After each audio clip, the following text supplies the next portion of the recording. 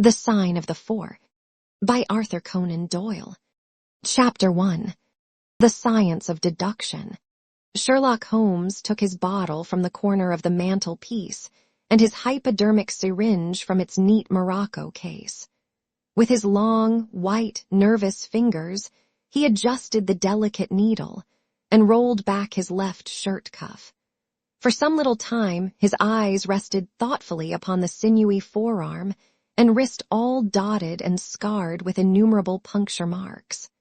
Finally, he thrust the sharp point home, pressed down the tiny piston, and sank back into the velvet-lined armchair with a long sigh of satisfaction. 3 times a day for many months I had witnessed this performance, but custom had not reconciled my mind to it. On the contrary, from day to day I had become more irritable at the sight, and my conscience swelled nightly within me at the thought that I had lacked the courage to protest. Again and again, I had registered a vow that I should deliver my soul upon the subject, but there was that in the cool, nonchalant air of my companion, which made him the last man with whom one would care to take anything approaching to a liberty. His great powers, his masterly manner, and the experience which I had had of his many extraordinary qualities, all made me diffident and backward in crossing him. Yet upon that afternoon, whether it was the bone which I had taken with my lunch, or the additional exasperation produced by the extreme deliberation of his manner, I suddenly felt that I could hold out no longer. "Which is it today?" I asked, "morphine or cocaine?" He raised his eyes languidly from the old black-letter volume which he had opened. "It is cocaine," he said. "A 7% solution. Would you care to try it?" "No, indeed," I answered brusquely. "My constitution has not got over the Afghan campaign yet. I cannot afford to throw any extra strain upon it." He smiled at my vehemence. "Perhaps you are right, Watson," he said. "I suppose that its influence is physically a bad one. I find it, however, so transcendently stimulating and clarifying to the mind that its secondary action is a matter of small moment. But consider," I said earnestly. "Count the cost. Your brain may, as you say, be roused and excited, but it is a pathological and morbid process, which involves increased tissue change and may at last leave a permanent weakness. You know, too, what a black reaction comes upon you. Surely the game is hardly worth the candle. Why should you, for a mere passing pleasure, risk the loss of those great powers with which you have been endowed? Remember that I speak not only as one comrade to another, but as a medical man to one for whose constitution he is to some extent answerable." He did not seem offended. On the contrary, he put his fingertips together and leaned his elbows on the arms of his chair, like one who has a relish for conversation. "My mind," he said, "rebels at stagnation. Give me problems, give me work, give me the most abstruse cryptogram or the most intricate analysis, and I am in my own proper atmosphere. I can dispense then with artificial stimulants, but I abhor the dull routine of existence. I crave for mental exaltation. That is why I have chosen my own particular profession, or rather created it, for I am the only one in the world. The only unofficial detective," I said, raising my eyebrows. "The only unofficial consulting detective," he answered. "I am the last and highest court of appeal in detection.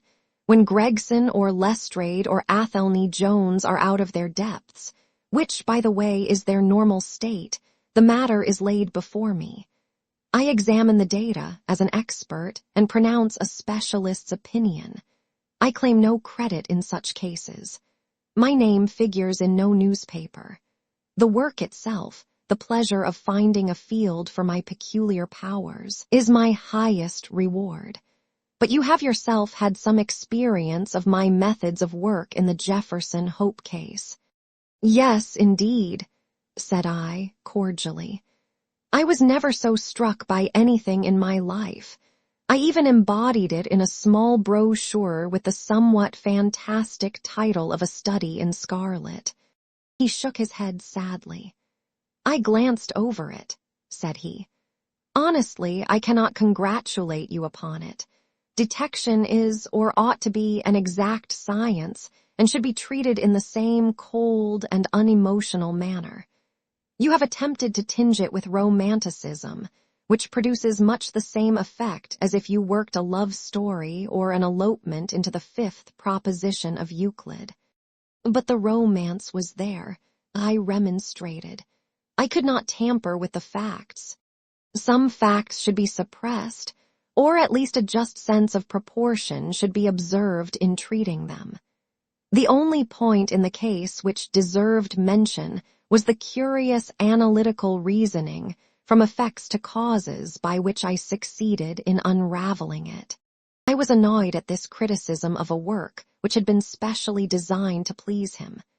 I confess, too, that I was irritated by the egotism which seemed to demand that every line of my pamphlet should be devoted to his own special doings. More than once during the years that I had lived with him in Baker Street, I had observed that a small vanity underlay my companion's quiet and didactic manner. I made no remark, however, but sat nursing my wounded leg. I had a Jezebel bullet through it some time before, and though it did not prevent me from walking, it ached wearily at every change of the weather. "My practice has extended recently to the continent," said Holmes, after a while, filling up his old briar-root pipe. "I was consulted last week by Francois Le Villard, who, as you probably know, has come rather to the front lately in the French detective service. He has all the Celtic power of quick intuition, but he is deficient in the wide range of exact knowledge which is essential to the higher developments of his art. The case was concerned with a will and possessed some features of interest. I was able to refer him to two parallel cases, the one at Riga in 1857 and the other at St. Louis in 1871, which have suggested to him the true solution. Here is the letter which I had this morning acknowledging my assistance." He tossed over, as he spoke, a crumpled sheet of foreign notepaper. I glanced my eyes down it, catching a profusion of notes of admiration, with stray magnifiques, coup de maîtres, and tours de force, all testifying to the ardent admiration of the Frenchman. "He speaks as a pupil to his master," said I. "Oh, he rates my assistance too highly," said Sherlock Holmes lightly. "He has considerable gifts himself. He possesses 2 out of the 3 qualities necessary for the ideal detective. He has the power of observation and that of deduction. He is only wanting in knowledge, and that may come in time. He is now translating my small works into French." "Your works? Oh, didn't you know?" he cried, laughing. "Yes, I have been guilty of several monographs. They are all upon technical subjects. Here, for example, is one upon the distinction between the ashes of the various tobaccos. In it I enumerate 140 forms of cigar, cigarette, and pipe tobacco, with colored plates illustrating the difference in the ash. It is a point which is continually turning up in criminal trials, and which is sometimes of supreme importance as a clue. If you can say definitely, for example, that some murder has been done by a man who was smoking an Indian lunka, it obviously narrows your field of search. To the trained eye, there is as much difference between the black ash of a trichinopoly and the white fluff of bird's eye as there is between a cabbage and a potato. You have an extraordinary genius for minutiae, I remarked. I appreciate their importance. Here is my monograph upon the tracing of footsteps, with some remarks upon the uses of plaster of Paris as a preserver of impresses. Here, too, is a curious little work upon the influence of a trade upon the form of the hand, with lithotypes of the hands of slaters, sailors, cork cutters, compositors, weavers, and diamond polishers. That is a matter of great practical interest to the scientific detective, especially in cases of unclaimed bodies or in discovering the antecedents of criminals. But I weary you with my hobby. Not at all, I answered earnestly. It is of the greatest interest to me, especially since I have had the opportunity of observing your practical application of it. But you spoke just now of observation and deduction. Surely the one to some extent implies the other. Why, hardly, he answered, leaning back luxuriously in his armchair and sending up thick blue wreaths from his pipe. For example, observation shows me that you have been to the Wigmore Street post office this morning, but deduction lets me know that when there you dispatched a telegram.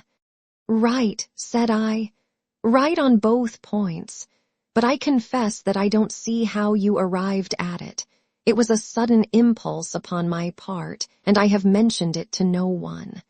It is simplicity itself, he remarked, chuckling at my surprise.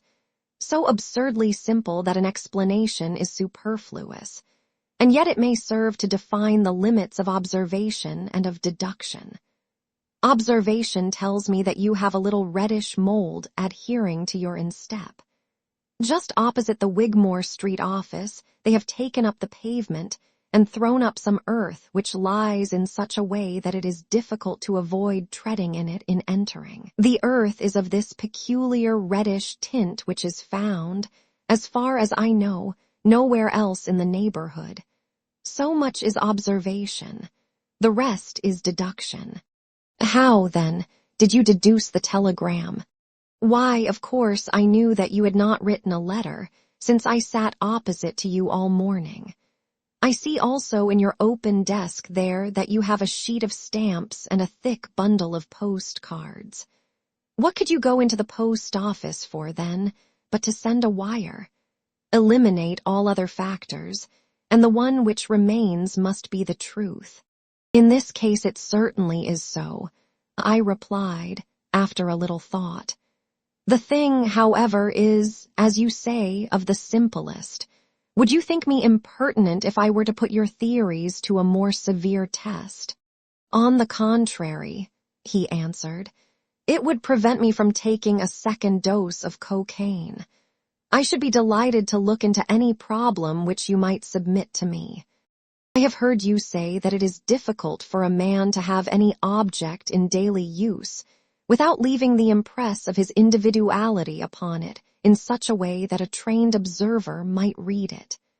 Now, I have here a watch which has recently come into my possession.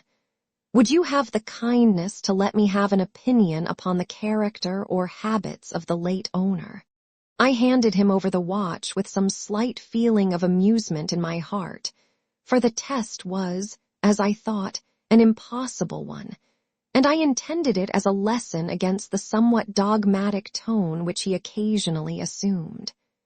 He balanced the watch in his hand, gazed hard at the dial, opened the back, and examined the works, first with his naked eyes and then with a powerful convex lens. I could hardly keep from smiling at his crestfallen face when he finally snapped the case to and handed it back. There are hardly any data, he remarked. The watch has been recently cleaned, which robs me of my most suggestive facts. You are right, I answered. It was cleaned before being sent to me.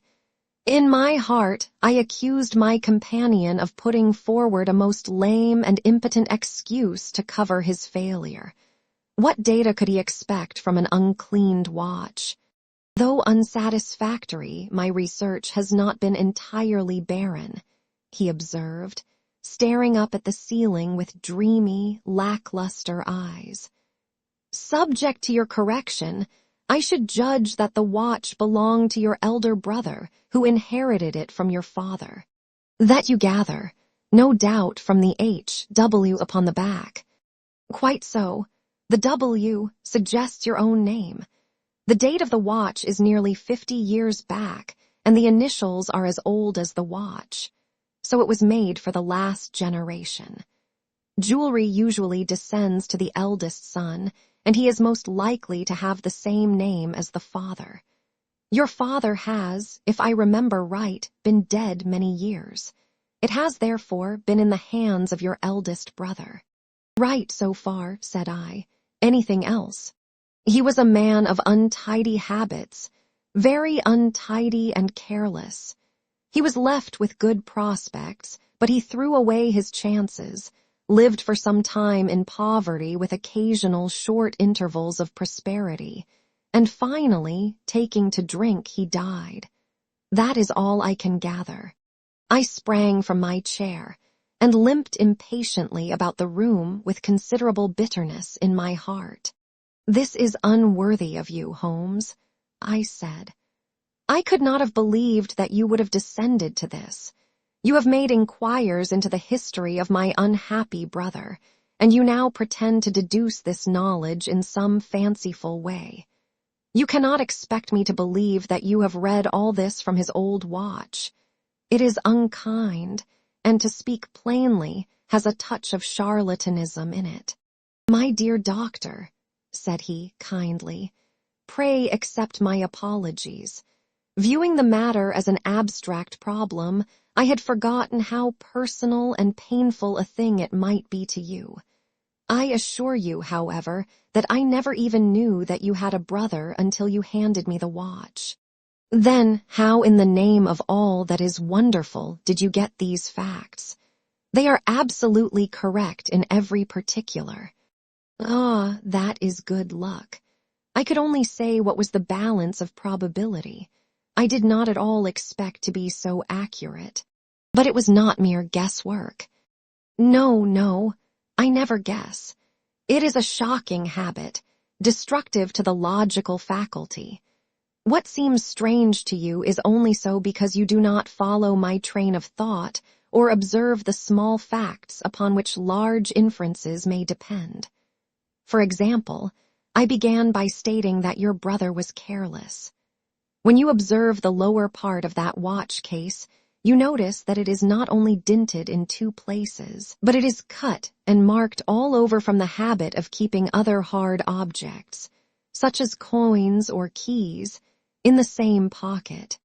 Surely it is no great feat to assume that a man who treats a 50-guinea watch so cavalierly must be a careless man.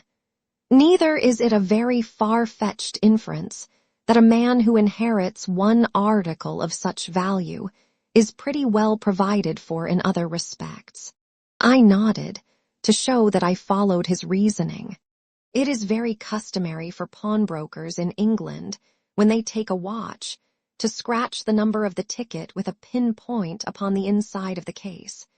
It is more handy than a label, as there is no risk of the number being lost or transposed. There are no less than 4 such numbers visible to my lens on the inside of this case. Inference, that your brother was often at low water. Secondary inference, that he had occasional bursts of prosperity, or he could not have redeemed the pledge. Finally, I ask you to look at the inner plate, which contains the keyhole. Look at the thousands of scratches all round the hole, marks where the key has slipped. What sober man's key could have scored those grooves? But you will never see a drunkard's watch without them. He winds it at night, and he leaves these traces of his unsteady hand. Where is the mystery in all this? It is as clear as daylight, I answered. I regret the injustice which I did you. I should have had more faith in your marvelous faculty. May I ask whether you have any professional inquiry on foot at present? None, hence the cocaine. I cannot live without brain work. What else is there to live for? Stand at the window here. Was ever such a dreary, dismal, unprofitable world? See how the yellow fog swirls down the street and drifts across the dung-colored houses. What could be more hopelessly prosaic and material? What is the use of having powers, doctor, when one has no field upon which to exert them? Crime is commonplace, existence is commonplace, and no qualities save those which are commonplace have any function upon earth. I had opened my mouth to reply to this tirade, when with a crisp knock our landlady entered, bearing a card upon the brass salver. "A young lady for you, sir," she said, addressing my companion. "Miss Mary Morstan," he read. I have no recollection of the name. Ask the young lady to step up, Mrs. Hudson. Don't go, doctor. I should prefer that you remain. Chapter 2. The Statement of the Case. Miss Morstan entered the room with a firm step and an outward composure of manner. She was a blonde young lady, small, dainty, well-gloved, and dressed in the most perfect taste. There was, however, a plainness and simplicity about her costume which bore with it a suggestion of limited means. The dress was a somber grayish beige, untrimmed and unbraided, and she wore a small turban of the same dull hue, relieved only by a suspicion of white feather in the side. Her face had neither regularity of feature nor beauty of complexion, but her expression was sweet and amiable, and her large blue eyes were singularly spiritual and sympathetic. In an experience of women which extends over many nations and 3 separate continents, I have never looked upon a face which gave a clearer promise of a refined and sensitive nature. I could not but observe that as she took the seat which Sherlock Holmes placed for her, her lip trembled, her hand quivered, and she showed every sign of intense inward agitation. "I have come to you, Mr. Holmes," she said, "because you once enabled my employer, Mrs. Cecil Forrester, to unravel a little domestic complication. She was much impressed by your kindness and skill." "Mrs. Cecil Forrester," he repeated thoughtfully. "I believe that I was of some slight service to her. The case, however, as I remember it, was a very simple one." "She did not think so, but at least you cannot say the same of mine. I can hardly imagine anything more strange, more utterly inexplicable, than the situation in which I find myself." Holmes rubbed his hands, and his eyes glistened. He leaned forward in his chair with an expression of extraordinary concentration upon his clear-cut, hawk-like features. "State your case," said he, in brisk business tones. I felt that my position was an embarrassing one. "You will, I am sure, excuse me," I said, rising from my chair. To my surprise, the young lady held up her gloved hand to detain me. "If your friend," she said, "would be good enough to stop, he might be of inestimable service to me." I relapsed into my chair. "Briefly," she continued, "the facts are these. My father was an officer in an Indian regiment who sent me home when I was quite a child. My mother was dead, and I had no relative in England. I was placed, however, in a comfortable boarding establishment at Edinburgh, and there I remained until I was 17 years of age. In the year 1878, my father, who was senior captain of his regiment, obtained 12 months' leave and came home. He telegraphed to me from London that he had arrived all safe, and directed me to come down at once, giving the Langham Hotel as his address. His message, as I remember, was full of kindness and love. On reaching London, I drove to the Langham, and was informed that Captain Morstan was staying there, but that he had gone out the night before and had not yet returned. I waited all day without news of him.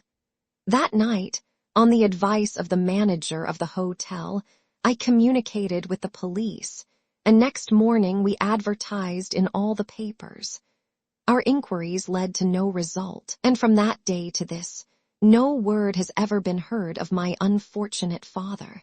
He came home with his heart full of hope, to find some peace, some comfort, and instead, She put her hand to her throat, and a choking sob cut short the sentence. "The date?" asked Holmes, opening his notebook.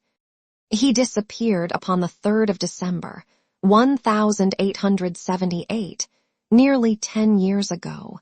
His luggage remained at the hotel. There was nothing in it to suggest a clue. Some clothes, some books, and a considerable number of curiosities from the Andaman Islands. He had been one of the officers in charge of the convict guard there. Had he any friends in town? Only one that we know of, Major Sholto, of his own regiment, the 34th Bombay Infantry. The major had retired some little time before and lived at Upper Norwood. We communicated with him, of course, but he did not even know that his brother officer was in England." "A singular case," remarked Holmes. "I have not yet described to you the most singular part.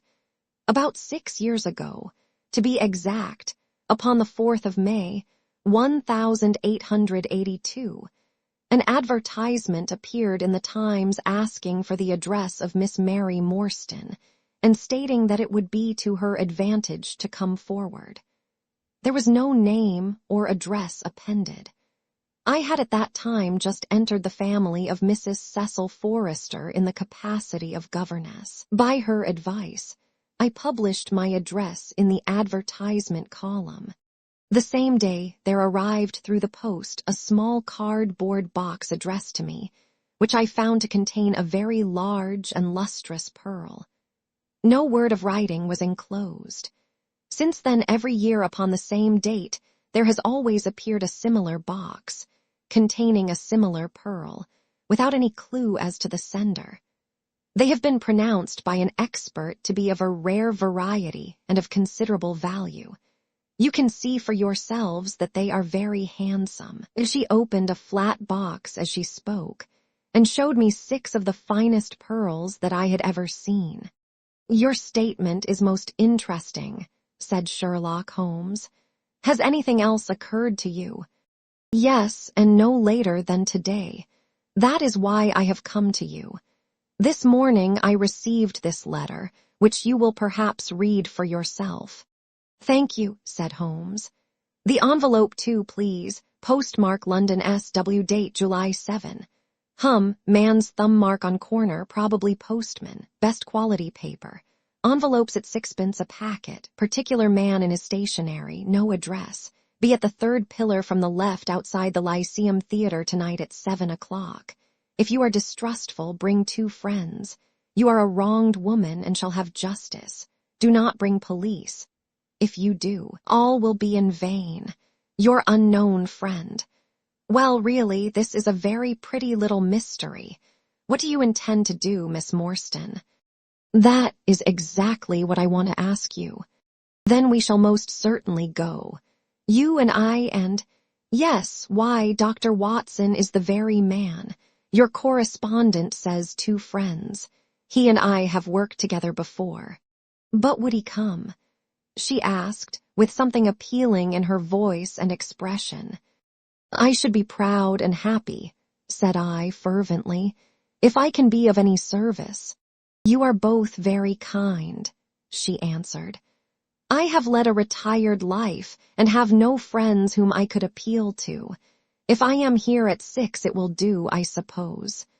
"You must not be later," said Holmes. "There is one other point, however. Is this handwriting the same as that upon the pearl box addresses?" "I have them here," she answered, producing half a dozen pieces of paper.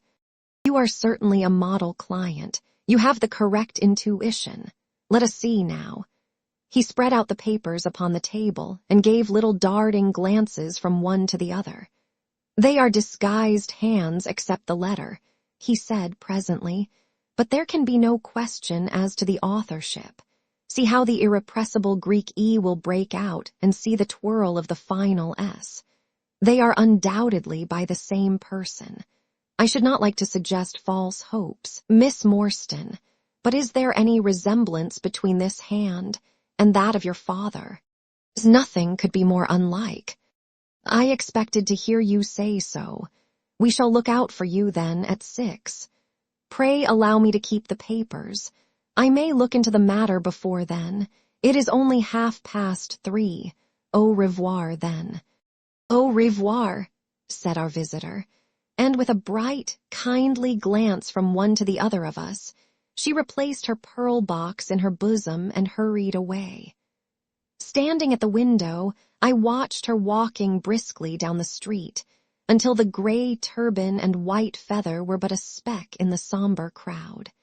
What a very attractive woman, I exclaimed, turning to my companion. He had lit his pipe again and was leaning back with drooping eyelids. Is she? He said languidly. I did not observe. You really are an automaton, a calculating machine, I cried. There is something positively inhuman in you at times. He smiled gently. It is of the first importance, he said, not to allow your judgment to be biased by personal qualities. A client is to me a mere unit, a factor in a problem. The emotional qualities are antagonistic to clear reasoning. I assure you that the most winning woman I ever knew was hanged for poisoning 3 little children for their insurance money, and the most repellent man of my acquaintance is a philanthropist who has spent nearly $250,000 upon the London poor. In this case, however, I never make exceptions. An exception disproves the rule. Have you ever had occasion to study character in handwriting? What do you make of this fellow's scribble? It is legible and regular, I answered. A man of business habits and some force of character. Holmes shook his head. Look at his long letters, he said. They hardly rise above the common herd. That D might be an A and that L an E. Men of character always differentiate their long letters, however illegibly they may write. There is vacillation in his K's and self-esteem in his capitals. I am going out now. I have some few references to make. Let me recommend this book, one of the most remarkable ever penned. It is Winwood Reade's Martyrdom of Man. I shall be back in an hour. I sat in the window with the volume in my hand, but my thoughts were far from the daring speculations of the writer. My mind ran upon our late visitor.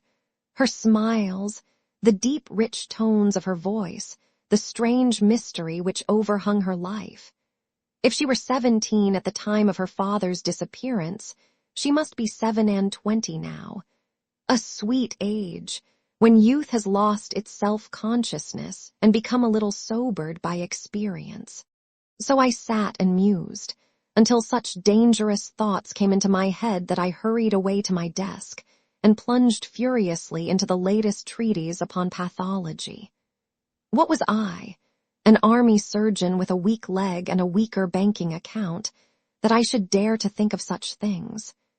She was a unit, a factor, nothing more. If my future were black, it was better surely to face it like a man than to attempt to brighten it by mere will-o'-the-wisps of the imagination. Chapter 3. In Quest of a Solution. It was 5:30 before Holmes returned. He was bright, eager, and in excellent spirits, a mood which in his case alternated with fits of the blackest depression. There is no great mystery in this matter, he said, taking the cup of tea which I had poured out for him. The facts appear to admit of only one explanation. What? You have solved it already? Well, that would be too much to say. I have discovered a suggestive fact, that is all. It is, however, very suggestive. The details are still to be added. I have just found, on consulting the back files of the Times, that Major Sholto of Upper Norwood, late of the 34th Bombay Infantry, died upon the 28th of April, 1882. I may be very obtuse, Holmes, but I fail to see what this suggests. No, you surprise me. Look at it in this way, then. Captain Morstan disappears. The only person in London whom he could have visited is Major Sholto. Major Sholto denies having heard that he was in London. 4 years later, Sholto dies. Within a week of his death, Captain Morstan's daughter receives a valuable present, which is repeated from year to year, and now culminates in a letter which describes her as a wronged woman. What wrong can it refer to except this deprivation of her father? And why should the presents begin immediately after Sholto's death? Unless it is that Sholto's heir knows something of the mystery and desires to make compensation. Have you any alternative theory which will meet the facts? But what a strange compensation, and how strangely made. Why, too, should he write a letter now rather than 6 years ago? Again, the letter speaks of giving her justice. What justice can she have? It is too much to suppose that her father is still alive. There is no other injustice in her case that you know of.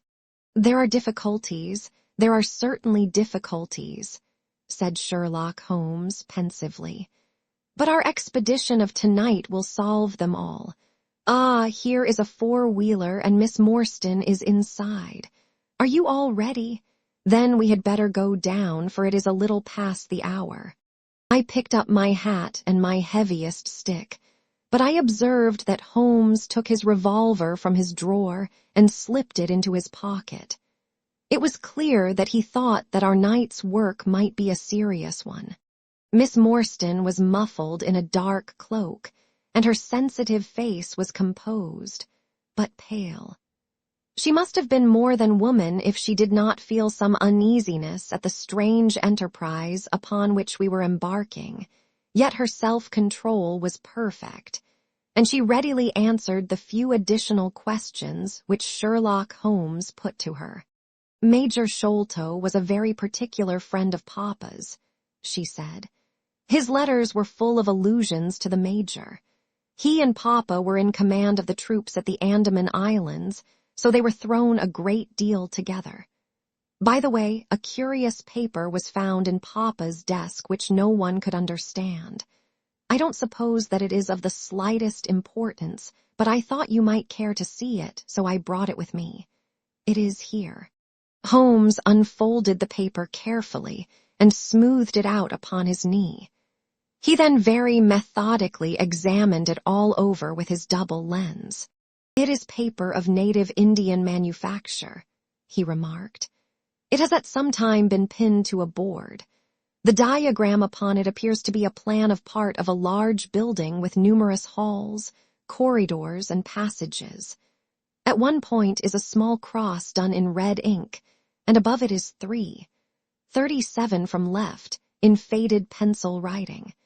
In the left-hand corner is a curious hieroglyphic like 4 crosses in a line with their arms touching.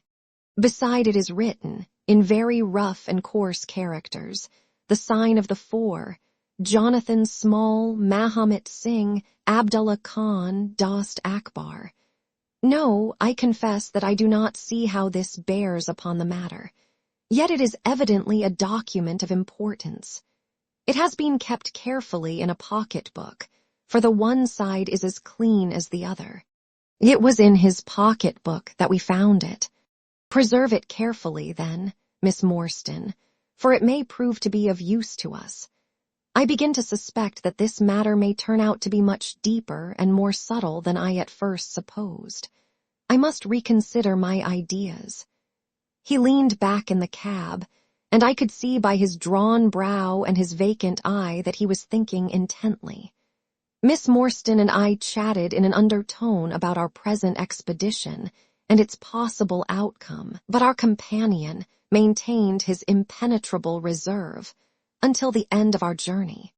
It was a September evening, and not yet 7 o'clock, but the day had been a dreary one, and a dense, drizzly fog lay low upon the great city. Mud-colored clouds drooped sadly over the muddy streets. Down the Strand the lamps were but misty splotches of diffused light, which threw a feeble circular glimmer upon the slimy pavement. The yellow glare from the shop windows streamed out into the steamy, vaporous air, and threw a murky, shifting radiance across the crowded thoroughfare. There was, to my mind, something eerie and ghost-like in the endless procession of faces which flitted across these narrow bars of light. Sad faces and glad, haggard and merry. Like all humankind, they flitted from the gloom into the light, and so back into the gloom once more. I am not subject to impressions, but the dull, heavy evening with the strange business upon which we were engaged combined to make me nervous and depressed. I could see from Miss Morstan's manner that she was suffering from the same feeling. Holmes alone could rise superior to petty influences. He held his open notebook upon his knee, and from time to time he jotted down figures and memoranda in the light of his pocket lantern. At the Lyceum Theatre, the crowds were already thick at the side entrances.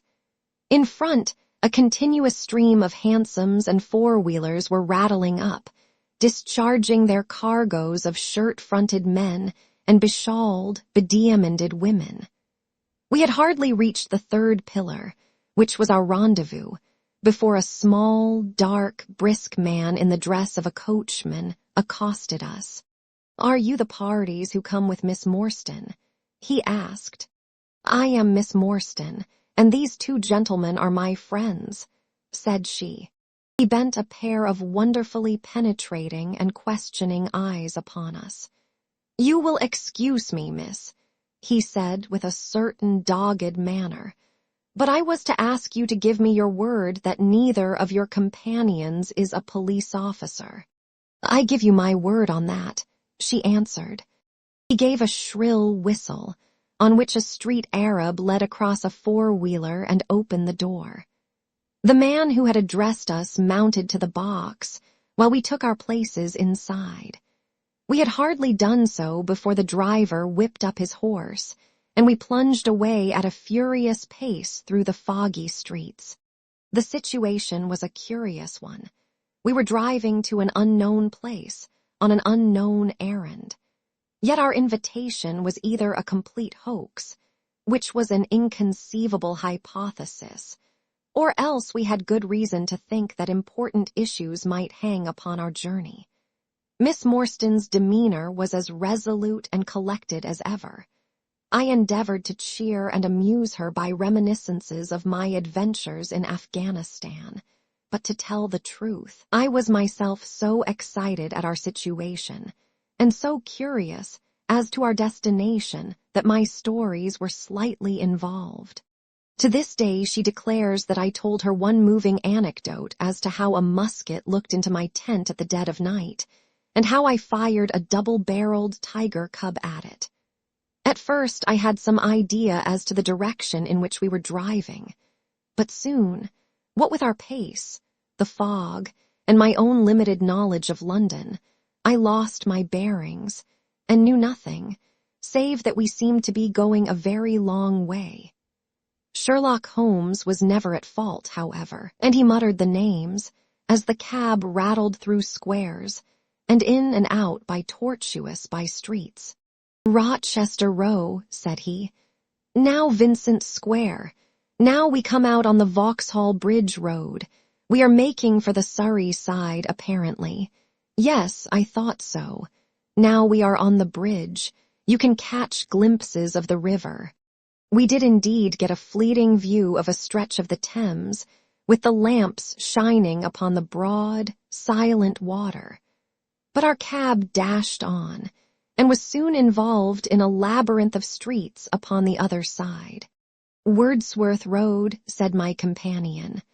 "Priory Road, Larkhall Lane, Stockwell Place, Robert Street, Cold Harbor Lane. Our quest does not appear to take us to very fashionable regions." We had, indeed, reached a questionable and forbidding neighborhood.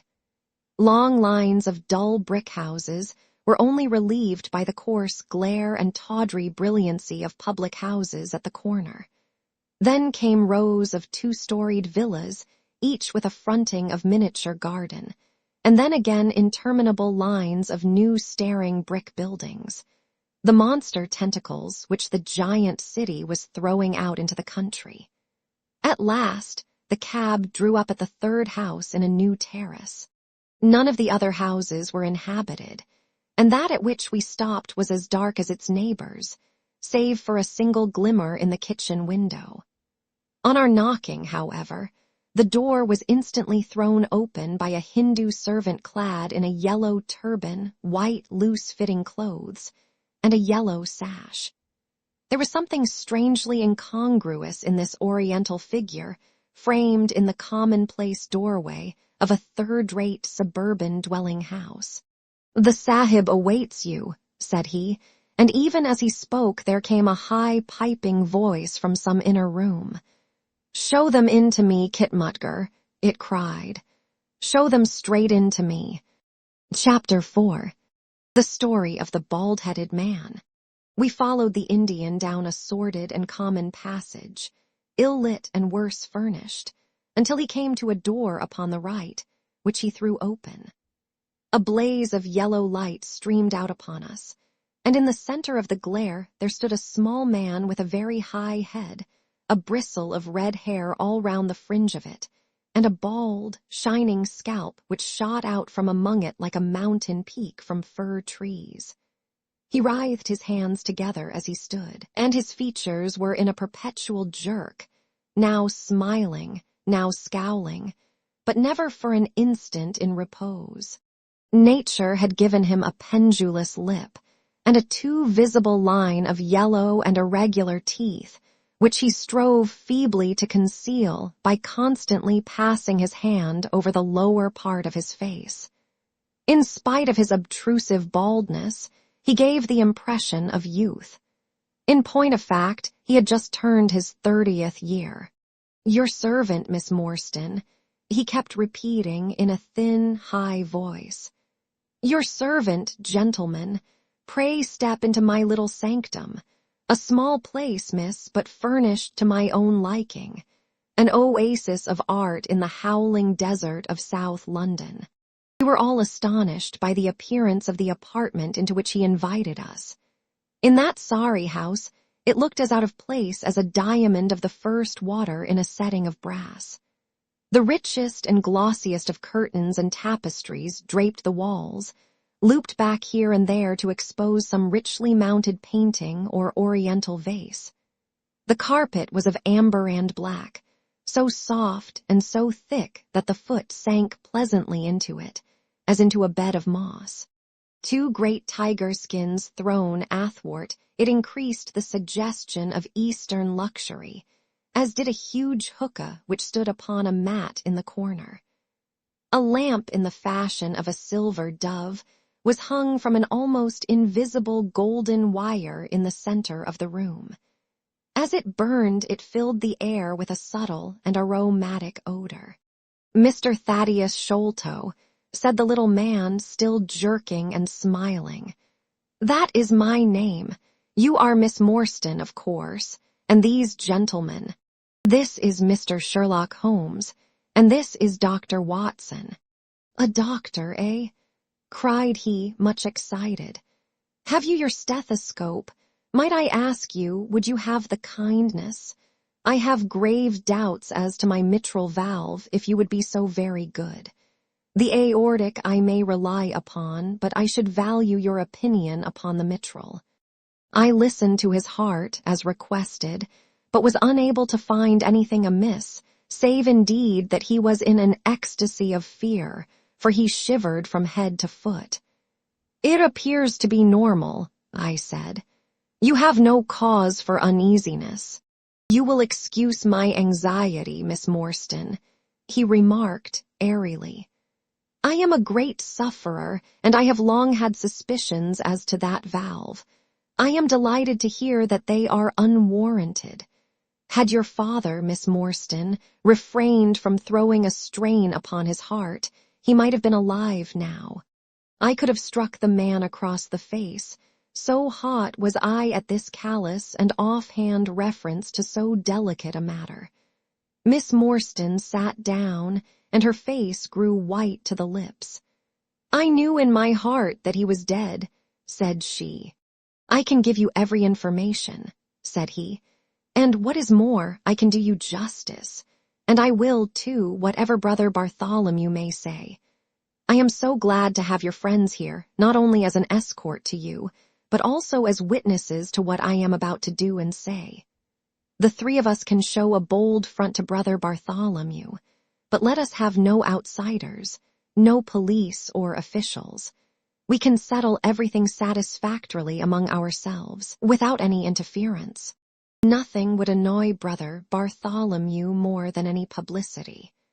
He sat down upon a low settee and blinked at us inquiringly with his weak, watery blue eyes. "For my part," said Holmes, "whatever you may choose to say will go no further." I nodded to show my agreement. That is well," said he. "May I offer you a glass of Chianti, Miss Morstan, or of Take? I keep no other wines. Shall I open a flask? No.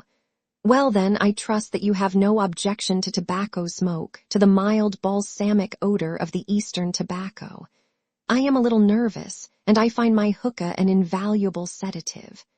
He applied a taper to the great bowl, and the smoke bubbled merrily through the rose water. We sat all three in a semicircle, with our heads advanced, and our chins upon our hands, while the strange, jerky little fellow with his high, shining head puffed uneasily in the center.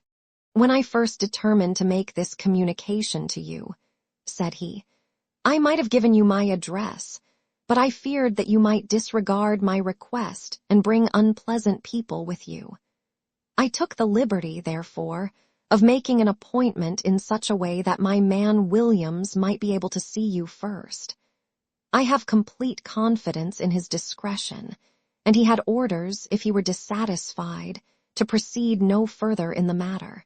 You will excuse these precautions, but I am a man of somewhat retiring, and I might even say refined, tastes, and there is nothing more unaesthetic than a policeman. I have a natural shrinking from all forms of rough materialism. I seldom come in contact with the rough crowd. I live, as you see, with some little atmosphere of elegance around me. I may call myself a patron of the arts. It is my weakness. The landscape is a genuine Corot, and, though a connoisseur might perhaps throw a doubt upon that Salvator Rosa, there cannot be the least question about the Bouguereau. I am partial to the modern French school. You will excuse me, Mr. Sholto, said Miss Morstan, but I am here at your request to learn something which you desire to tell me. It is very late, and I should desire the interview to be as short as possible. At the best it must take some time, he answered, for we shall certainly have to go to Norwood and see Brother Bartholomew. We shall all go and try if we can get the better of Brother Bartholomew. He is very angry with me for taking the course which has seemed right to me. I had quite high words with him last night. You cannot imagine what a terrible fellow he is when he is angry. If we are to go to Norwood, it would perhaps be as well to start at once, I ventured to remark. He laughed until his ears were quite red. That would hardly do, he cried. I don't know what he would say if I brought you in that sudden way. No, I must prepare you by showing you how we all stand to each other. In the first place, I must tell you that there are several points in the story of which I am myself ignorant. I can only lay the facts before you as far as I know them myself. My father was, as you may have guessed, Major John Sholto, once of the Indian Army. He retired some 11 years ago and came to live at Pondicherry Lodge in Upper Norwood. He had prospered in India and brought back with him a considerable sum of money, a large collection of valuable curiosities, and a staff of native servants. With these advantages, he bought himself a house and lived in great luxury. My twin brother Bartholomew and I were the only children. I very well remember the sensation which was caused by the disappearance of Captain Morstan. We read the details in the papers, and, knowing that he had been a friend of our father's, We discussed the case freely in his presence. He used to join in our speculations as to what could have happened. Never for an instant did we suspect that he had the whole secret hidden in his own breast. That of all men he alone knew the fate of Arthur Morstan. We did know, however, that some mystery, some positive danger, overhung our father. He was very fearful of going out alone, and he always employed 2 prize fighters to act as porters at Pondicherry Lodge. Williams, who drove you tonight, was one of them. He was once lightweight champion of England. Our father would never tell us what it was he feared, but he had a most marked aversion to men with wooden legs. On one occasion, he actually fired his revolver at a wooden-legged man, who proved to be a harmless tradesman canvassing for orders. We had to pay a large sum to hush the matter up. My brother and I used to think this a mere whim of my father's, but events have since led us to change our opinion. Early in 1882, my father received a letter from India which was a great shock to him. He nearly fainted at the breakfast table when he opened it, and from that day he sickened to his death. What was in the letter we could never discover, but I could see as he held it that it was short and written in a scrawling hand. He had suffered for years from an enlarged spleen, but he now became rapidly worse, and towards the end of April, we were informed that he was beyond all hope, and that he wished to make a last communication to us. When we entered his room, he was propped up with pillows and breathing heavily. He besought us to lock the door and to come upon either side of the bed. Then, grasping our hands, he made a remarkable statement to us, in a voice which was broken as much by emotion as by pain. I shall try and give it to you in his own very words.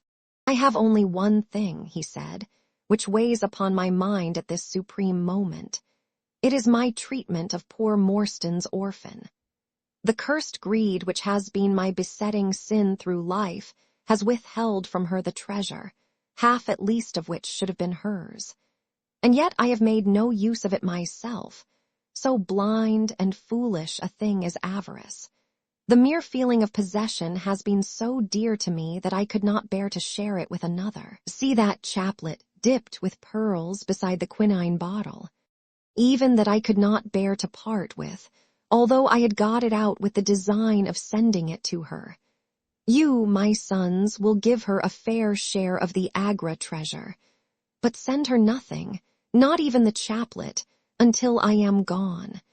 After all, men have been as bad as this and have recovered. I will tell you how Morstan died, he continued. He had suffered for years from a weak heart, but he concealed it from everyone. I alone knew it. When in India, he and I, through a remarkable chain of circumstances, came into possession of a considerable treasure. I brought it over to England, and on the night of Morstan's arrival he came straight over here to claim his share. He walked over from the station and was admitted by my faithful old Lal Chowdar, who is now dead. Morstan and I had a difference of opinion as to the division of the treasure, and we came to heated words. Morstan had sprung out of his chair in a paroxysm of anger when he suddenly pressed his hand to his side. His face turned a dusky hue, and he fell backwards, cutting his head against the corner of the treasure chest. When I stooped over him, I found, to my horror, that he was dead. For a long time I sat half distracted, wondering what I should do. My first impulse was, of course, to call for assistance, but I could not but recognize that there was every chance that I would be accused of his murder. His death at the moment of a quarrel, and the gash in his head, would be black against me. Again, an official inquiry could not be made without bringing out some facts about the treasure, which I was particularly anxious to keep secret. He had told me that no soul upon earth knew where he had gone. There seemed to be no necessity why any soul ever should know. I was still pondering over the matter when, looking up, I saw my servant Lal Chowdar in the doorway. he stole in and bolted the door behind him. "Do not fear, Sahib," he said. "No one need know that you have killed him. Let us hide him away, and who is the wiser?" "I did not kill him," said I. Lal Chowdar shook his head and smiled. "I heard it all, Sahib," said he. "I heard you quarrel and I heard the blow, but my lips are sealed. All are asleep in the house. Let us put him away together." That was enough to decide me. If my own servant could not believe my innocence, how could I hope to make it good before 12 foolish tradesmen in a jury box? Lal Chowdar and I disposed of the body that night, and within a few days the London papers were full of the mysterious disappearance of Captain Morstan. You will see from what I say that I can hardly be blamed in the matter. My fault lies in the fact that we concealed not only the body, but also the treasure, and that I have clung to Morstan's share as well as to my own. I wish you, therefore, to make restitution. Put your ears down to my mouth. The treasure is hidden in. At this instant, a horrible change came over his expression. His eyes stared wildly, his jaw dropped, and he yelled, in a voice which I can never forget, "Keep him out. For Christ's sake, keep him out." We both stared round at the window behind us upon which his gaze was fixed. A face was looking in at us out of the darkness. We could see the whitening of the nose where it was pressed against the glass. It was a bearded, hairy face, with wild, cruel eyes and an expression of concentrated malevolence. My brother and I rushed towards the window, but the man was gone. When we returned to my father, his head had dropped and his pulse had ceased to beat. We searched the garden that night, but found no sign of the intruder, save that just under the window, a single footmark was visible in the flower bed.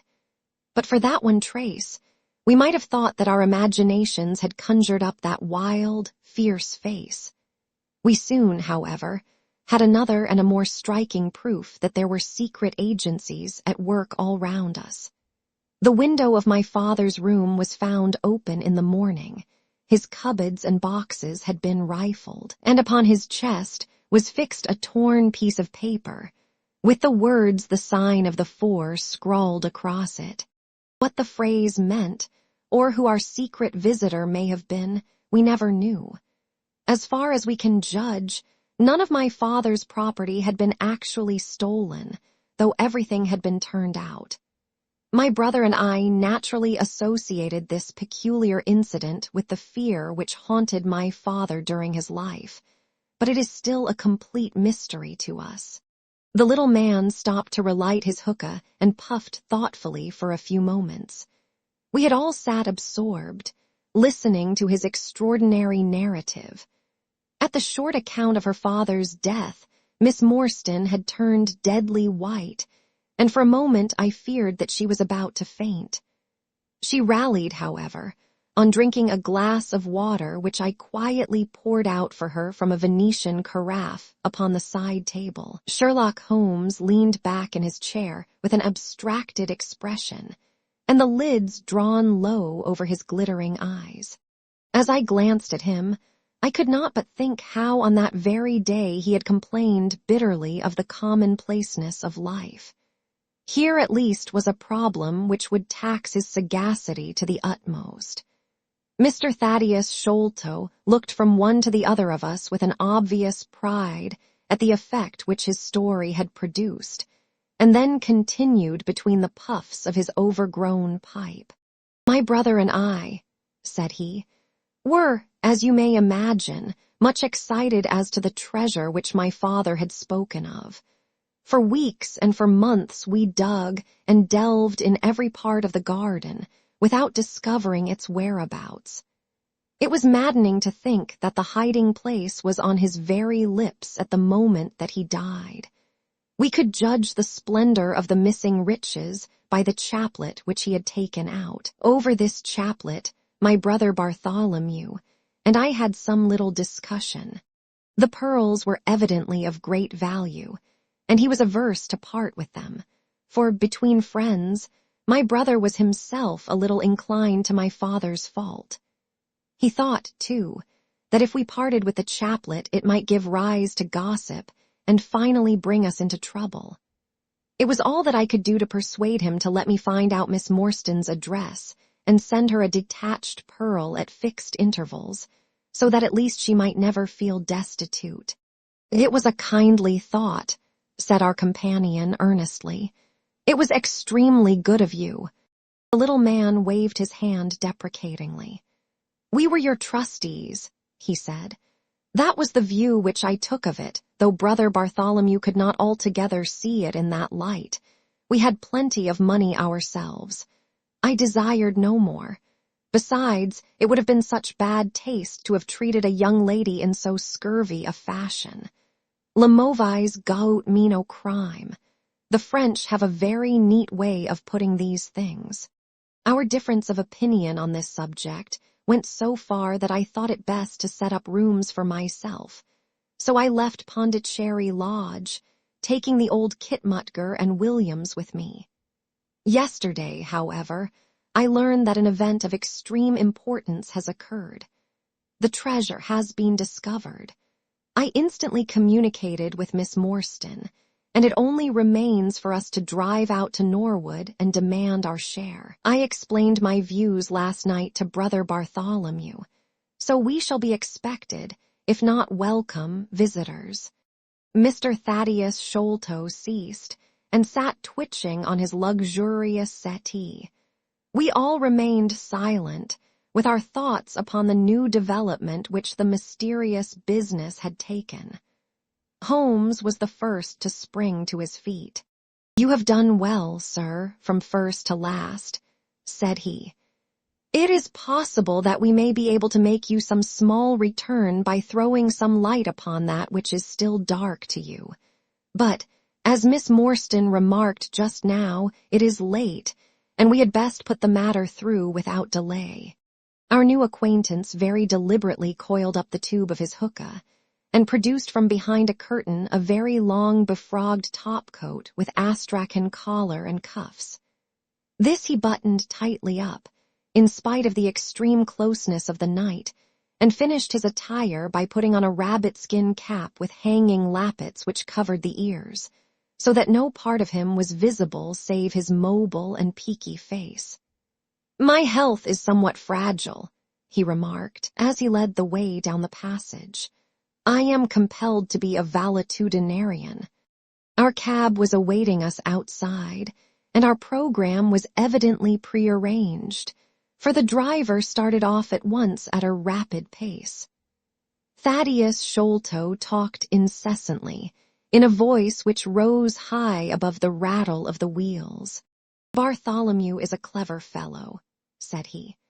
"How do you think he found out where the treasure was? He had come to the conclusion that it was somewhere indoors. So he worked out all the cubic space of the house and made measurements everywhere, so that not 1 inch should be unaccounted for. Among other things, he found that the height of the building was 74 feet, but on adding together the heights of all the separate rooms, and making every allowance for the space between, which he ascertained by borings, he could not bring the total to more than 70 feet. There were 4 feet unaccounted for. These could only be at the top of the building. He knocked a hole, therefore, in the lath and plaster ceiling of the highest room, and there, sure enough, he came upon another little garret above it, which had been sealed up and was known to no one. In the center stood the treasure chest, resting upon 2 rafters. He lowered it through the hole, and there it lies. He computes the value of the jewels at not less than 500,000 sterling. At the mention of this gigantic sum, we all stared at one another open-eyed. Miss Morstan, could we secure her rights, would change from a needy governess to the richest heiress in England. Surely it was the place of a loyal friend to rejoice at such news. Yet I am ashamed to say that selfishness took me by the soul, and that my heart turned as heavy as lead within me. I stammered out some few halting words of congratulation, and then sat downcast, with my head drooped, deaf to the babble of our new acquaintance. He was clearly a confirmed hypochondriac, and I was dreamily conscious that he was pouring forth interminable trains of symptoms and imploring information as to the composition and action of innumerable quack nostrums, some of which he bore about in a leather case in his pocket. I trust that he may not remember any of the answers which I gave him that night. Holmes declares that he overheard me caution him against the great danger of taking more than 2 drops of castor oil, while I recommended strychnine in large doses as a sedative. However that may be, I was certainly relieved when our cab pulled up with a jerk, and the coachman sprang down to open the door.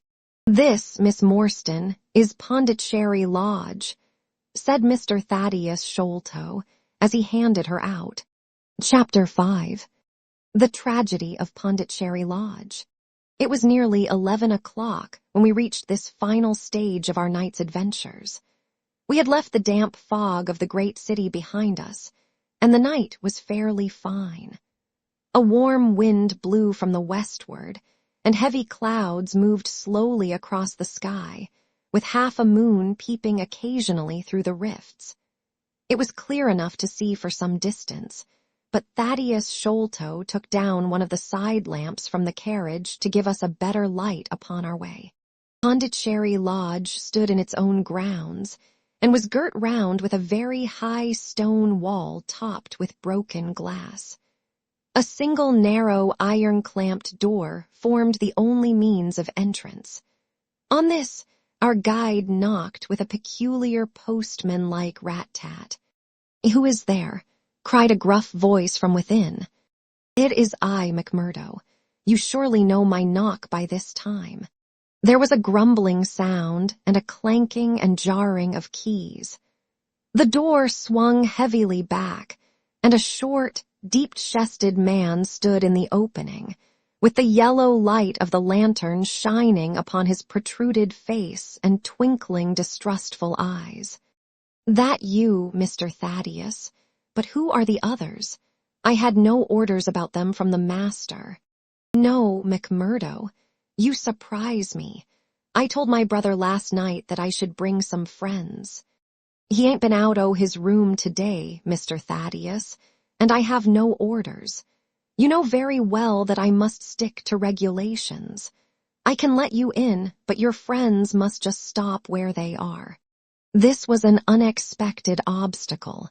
Thaddeus Sholto looked about him in a perplexed and helpless manner. "This is too bad of you, McMurdo," he said.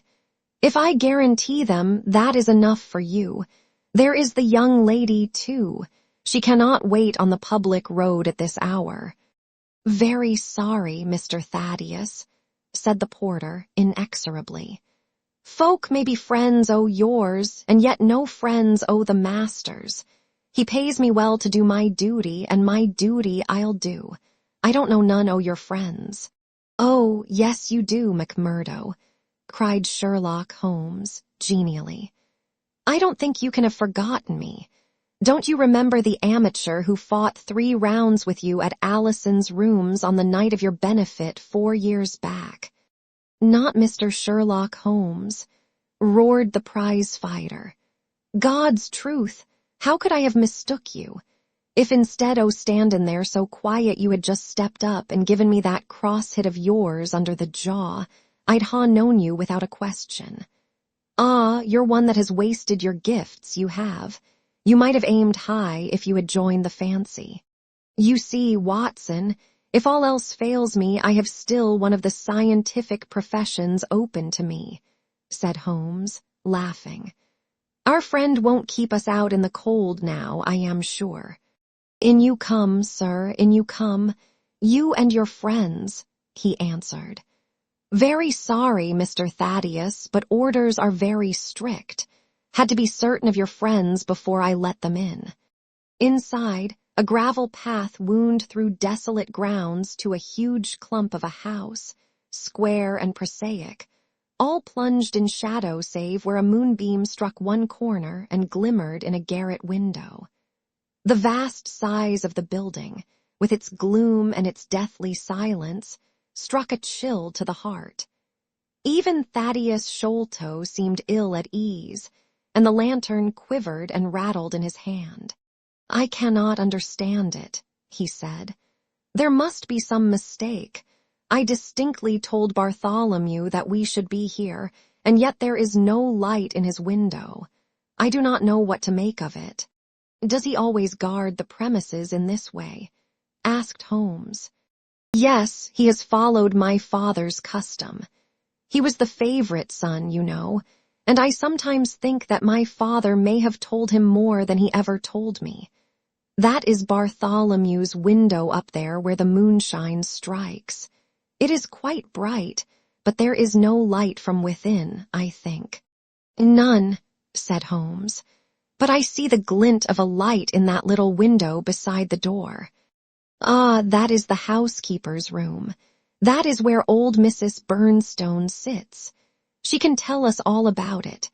But perhaps you would not mind waiting here for a minute or two, for if we all go in together and she has no word of our coming, she may be alarmed.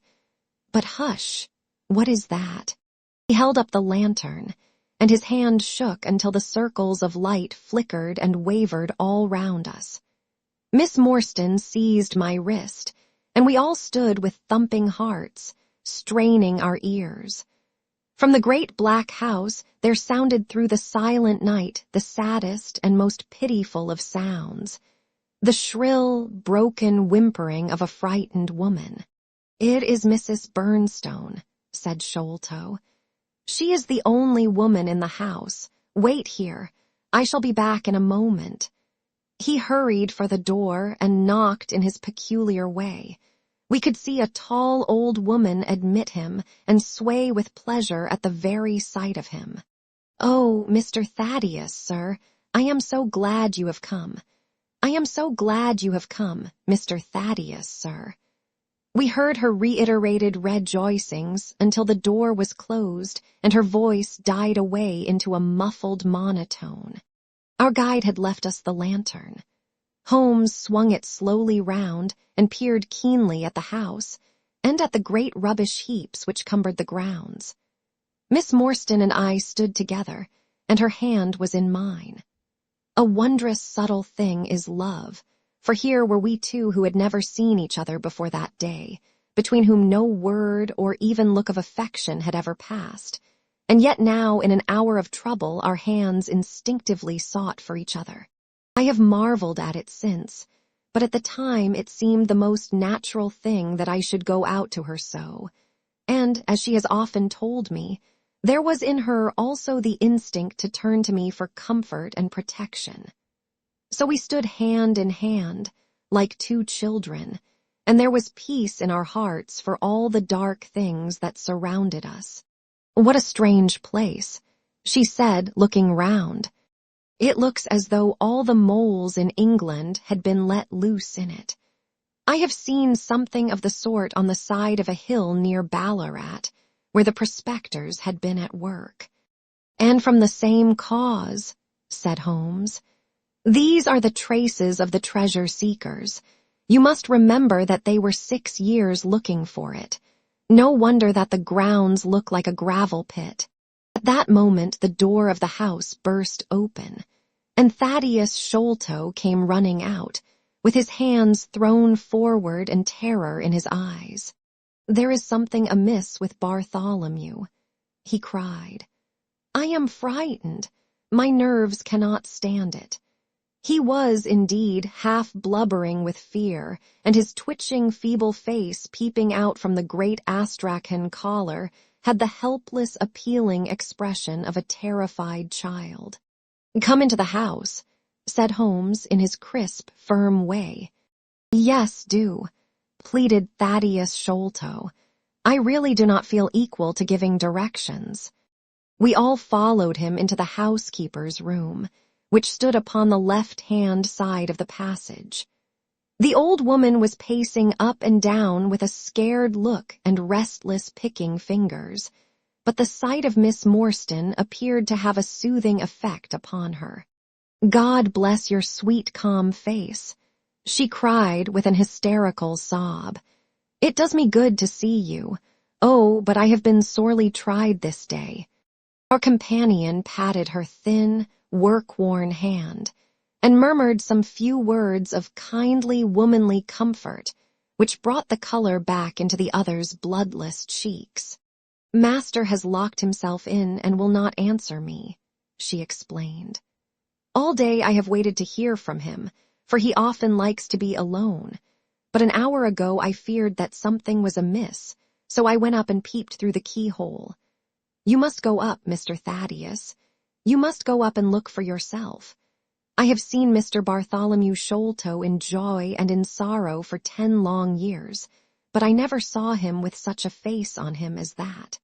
Sherlock Holmes took the lamp and led the way, for Thaddeus Sholto's teeth were chattering in his head. So shaken was he that I had to pass my hand under his arm as we went up the stairs, for his knees were trembling under him.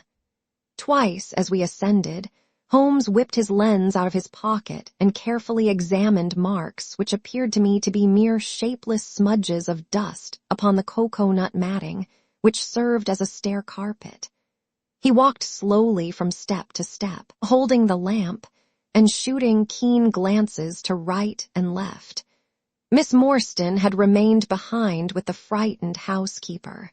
The third flight of stairs ended in a straight passage of some length, with a great picture in Indian tapestry upon the right of it and 3 doors upon the left. Holmes advanced along it in the same slow and methodical way, while we kept close at his heels, with our long black shadows streaming backwards down the corridor. The third door was that which we were seeking.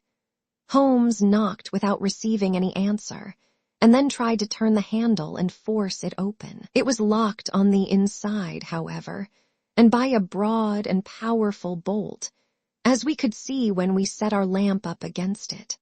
The key being turned, however, the hole was not entirely closed. Sherlock Holmes bent down to it, and instantly rose again with a sharp intaking of the breath.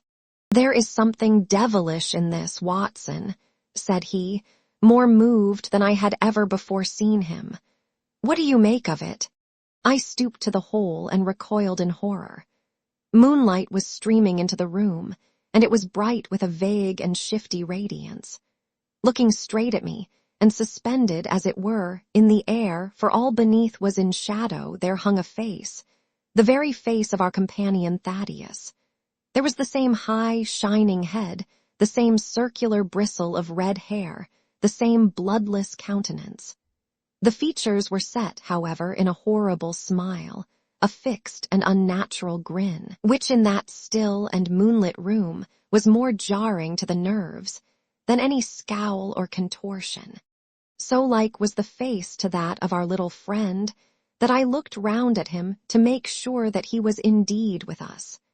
Then I recalled to mind that he had mentioned to us that his brother and he were twins. "This is terrible," I said to Holmes. "What is to be done?" "The door must come down," he answered, and springing against it, he put all his weight upon the lock. It creaked and groaned, but did not yield. Together we flung ourselves upon it once more, and this time it gave way with a sudden snap, and we found ourselves within Bartholomew Sholto's chamber. It appeared to have been fitted up as a chemical laboratory. A double line of glass-stoppered bottles was drawn up upon the wall opposite the door, and the table was littered over with Bunsen burners, test tubes, and retorts. In the corners stood carboys of acid in wicker baskets. One of these appeared to leak or to have been broken, for a stream of dark-colored liquid had trickled out from it, and the air was heavy with a peculiarly pungent, tar-like odor. A set of steps stood at one side of the room, in the midst of a litter of lath and plaster, and above them there was an opening in the ceiling large enough for a man to pass through. At the foot of the steps, a long coil of rope was thrown carelessly together. By the table, in a wooden armchair, the master of the house was seated all in a heap, with his head sunk upon his left shoulder, and that ghastly, inscrutable smile upon his face. He was stiff and cold, and had clearly been dead many hours. It seemed to me that not only his features, but all his limbs were twisted and turned in the most fantastic fashion. By his hand upon the table there lay a peculiar instrument, a brown, close-grained stick, with a stone head like a hammer, rudely lashed on with coarse twine. Beside it was a torn sheet of note paper with some words scrawled upon it. Holmes glanced at it and then handed it to me. "You see," he said, with a significant raising of the eyebrows. In the light of the lantern I read, with a thrill of horror, the sign of the 4. "In God's name, what does it all mean?" I asked. "It means murder," said he, stooping over the dead man. "Ah, I expected it. Look here." He pointed to what looked like a long, dark thorn stuck in the skin just above the ear. "It looks like a thorn," said I. "It is a thorn. You may pick it out, but be careful, for it is poisoned." I took it up between my finger and thumb. It came away from the skin so readily that hardly any mark was left behind. One tiny speck of blood showed where the puncture had been. "This is all an insoluble mystery to me," said I. "It grows darker instead of clearer." "On the contrary," he answered, "it clears every instant. I only require a few missing links to have an entirely connected case." We had almost forgotten our companion's presence since we entered the chamber. He was still standing in the doorway, the very picture of terror, wringing his hands and moaning to himself. Suddenly, however, he broke out into a sharp, querulous cry. "The treasure is gone," he said. "They have robbed him of the treasure. There is the hole through which we lowered it. I helped him to do it. I was the last person who saw him. I left him here last night, and I heard him lock the door as I came downstairs." "What time was that?" "It was 10 o'clock. And now he is dead, and the police will be called in, and I shall be suspected of having had a hand in it. Oh, yes, I am sure I shall. But you don't think so, gentlemen. Surely you don't think that it was I. Is it likely that I would have brought you here if it were I? Oh, dear, I know that I shall go mad." He jerked his arms and stamped his feet in a kind of convulsive frenzy. "You have no reason for fear, Mr. Sholto," said Holmes, kindly, putting his hand upon his shoulder. "Take my advice and drive down to the station to report this matter to the police. Offer to assist them in every way. We shall wait here until your return." The little man obeyed in a half-stupefied fashion, and we heard him stumbling down the stairs in the dark. Chapter 6. Sherlock Holmes gives a demonstration. "Now, Watson," said Holmes, rubbing his hands, "we have half an hour to ourselves. Let us make good use of it. My case is, as I have told you, almost complete, but we must not err on the side of overconfidence. Simple as the case seems now, there may be something deeper underlying it." "Simple," I ejaculated. "Surely," said he, with something of the air of a clinical professor expounding to his class. "Just sit in the corner there, that your footprints may not complicate matters. Now to work. In the first place, how did these folk come and how did they go? The door has not been opened since last night. How of the window?" He carried the lamp across to it, muttering his observations aloud the while, but addressing them to himself rather than to me. "Window is snibbed on the inner side. Framework is solid. No hinges at the side. Let us open it. No water pipe near. Roof quite out of reach. Yet a man has mounted by the window. It rained a little last night. Here is the print of a foot in mold upon the sill. And here is a circular muddy mark, and here again upon the floor, and here again by the table. See here, Watson. This is really a very pretty demonstration." I looked at the round, well-defined muddy discs. "This is not a footmark," said I. It is something much more valuable to us. It is the impression of a wooden stump. You see here on the sill is the boot mark, a heavy boot with the broad metal heel, and beside it is the mark of the timber toe. It is the wooden-legged man. Quite so, but there has been someone else, a very able and efficient ally. Could you scale that wall, Doctor? I looked out of the open window. The moon still shone brightly on that angle of the house. We were a good 60 feet from the ground, and look where I would, I could see no foothold, nor as much as a crevice in the brickwork. It is absolutely impossible, I answered. Without aid it is so. But suppose you had a friend up here who lowered you this good stout rope which I see in the corner, securing one end of it to this great hook in the wall. Then, I think, if you were an active man, you might swarm up, wooden leg and all. You would depart, of course, in the same fashion, and your ally would draw up the rope, untie it from the hook, shut the window, snib it on the inside, and get away in the way that he originally came. As a minor point it may be noted, he continued, fingering the rope, that our wooden-legged friend, though a fair climber, was not a professional sailor. His hands were far from horny. My lens discloses more than one blood mark, especially towards the end of the rope, from which I gather that he slipped down with such velocity that he took the skin off his hand. This is all very well, said I, but the thing becomes more unintelligible than ever. How about this mysterious ally? How came he into the room? Yes, the ally, repeated Holmes pensively. There are features of interest about this ally. He lifts the case from the regions of the commonplace. I fancy that this ally breaks fresh ground in the annals of crime in this country, though parallel cases suggest themselves from India and, if my memory serves me, from Senegambia. How came he then? I reiterated. The door is locked, the window is inaccessible. Was it through the chimney? The grate is much too small, he answered. I had already considered that possibility.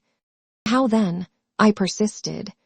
You will not apply my precept, he said, shaking his head. How often have I said to you that when you have eliminated the impossible, whatever remains, however improbable, must be the truth?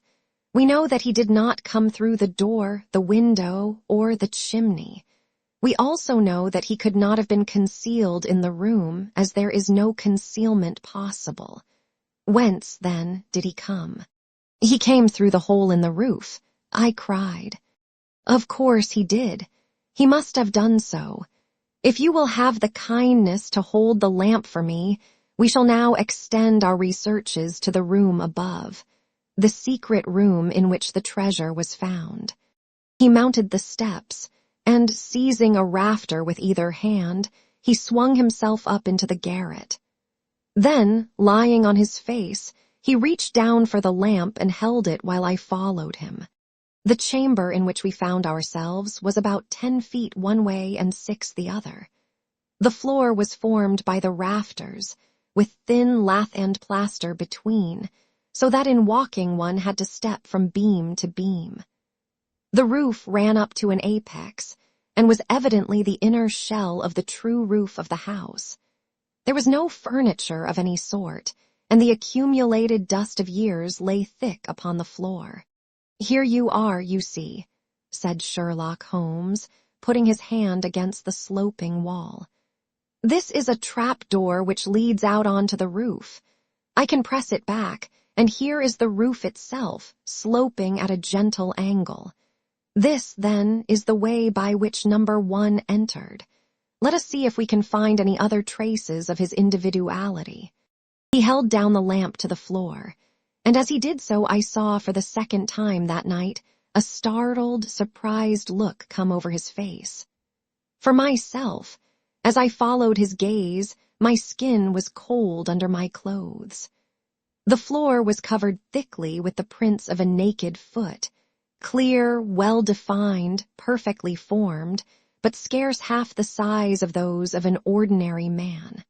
"Holmes," I said in a whisper, "a child has done the horrid thing." He had recovered his self-possession in an instant. "I was staggered for the moment," he said, "but the thing is quite natural. My memory failed me, or I should have been able to foretell it. There is nothing more to be learned here. Let us go down." "What is your theory, then, as to those footmarks?" I asked, eagerly, when we had regained the lower room once more. "My dear Watson, try a little analysis yourself," said he, with a touch of impatience. "You know my methods. Apply them, and it will be instructive to compare results." "I cannot conceive anything which will cover the facts," I answered. "It will be clear enough to you soon," he said, in an offhand way. "I think that there is nothing else of importance here, but I will look." He whipped out his lens and a tape measure, and hurried about the room on his knees, measuring, comparing, examining, with his long, thin nose only a few inches from the planks, and his beady eyes gleaming and deep-set like those of a bird. So swift, silent, and furtive were his movements, like those of a trained bloodhound picking out a scent, that I could not but think what a terrible criminal he would have made had he turned his energy and sagacity against the law, instead of exerting them in its defense. As he hunted about, he kept muttering to himself, and finally he broke out into a loud crow of delight. "We are certainly in luck," said he. "We ought to have very little trouble now. Number 1 has had the misfortune to tread in the creosote. You can see the outline of the edge of his small foot here at the side of this evil-smelling mess. The carboy has been cracked, you see, and the stuff has leaked out." "What then?" I asked. "Why, we have got him, that's all," said he. "I know a dog that would follow that scent to the world's end. If a pack can track a trailed herring across a shire, how far can a specially trained hound follow so pungent a smell as this? It sounds like a sum in the rule of 3. The answer should give us the, but halloa, here are the accredited representatives of the law." Heavy steps and the clamor of loud voices were audible from below, and the hall door shut with a loud crash.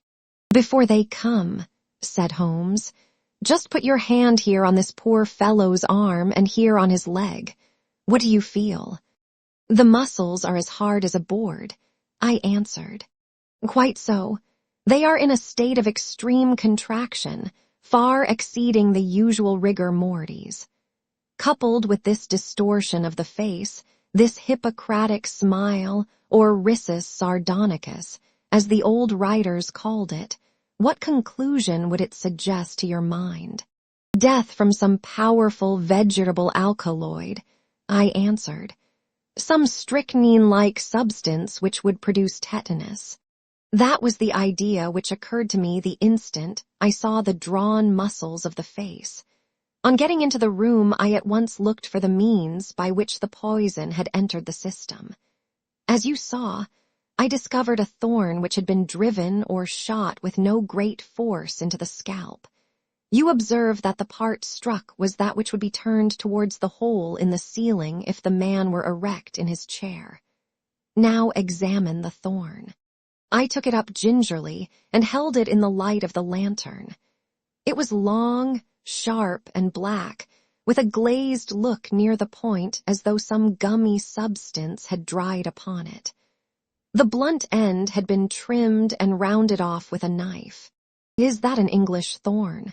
he asked. "No, it certainly is not. With all these data, you should be able to draw some just inference. But here are the regulars, so the auxiliary forces may beat a retreat."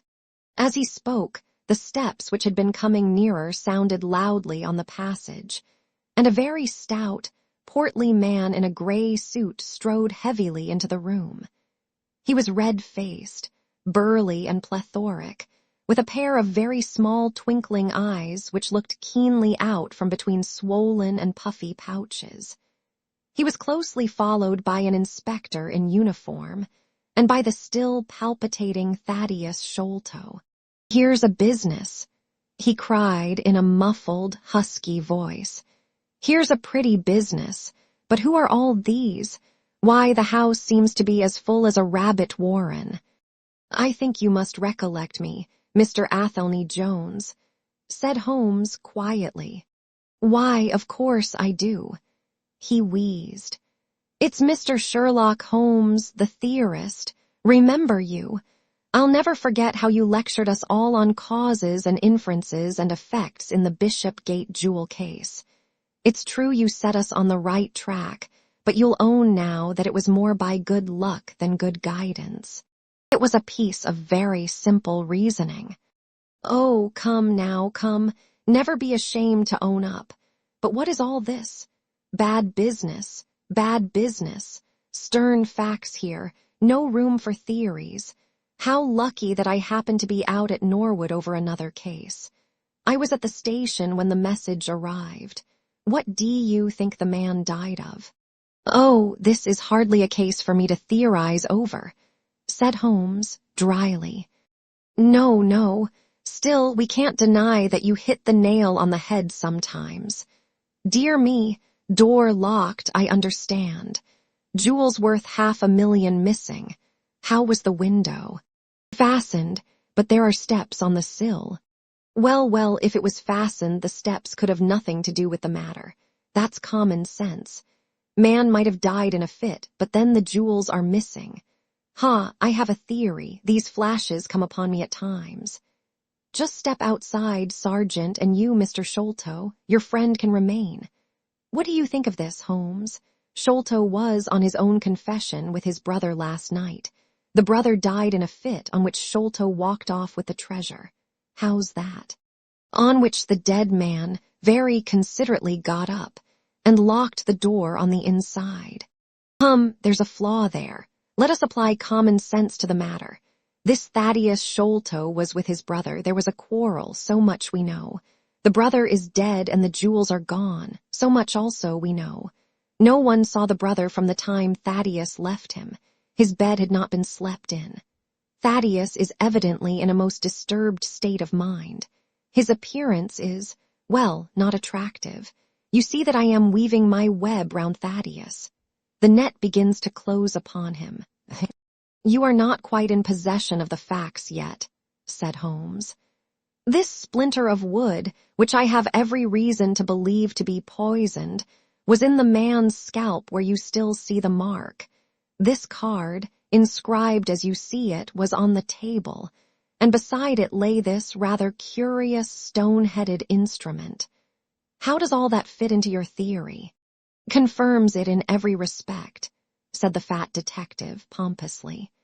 "House is full of Indian curiosities. Thaddeus brought this up, and if this splinter be poisonous, Thaddeus may as well have made murderous use of it as any other man. The card is some hocus-pocus, a blind as like as not. The only question is, how did he depart? Of course, here is a hole in the roof. With great activity, considering his bulk, he sprang up the steps and squeezed through into the garret, and immediately afterwards we heard his exulting voice proclaiming that he had found the trap door. He can find something," remarked Holmes, shrugging his shoulders. "He has occasional glimmerings of reason. Il ni a pas des sots seeing commodes quesu qui ont de l'esprit." "You see," said Athelney Jones, reappearing down the steps again.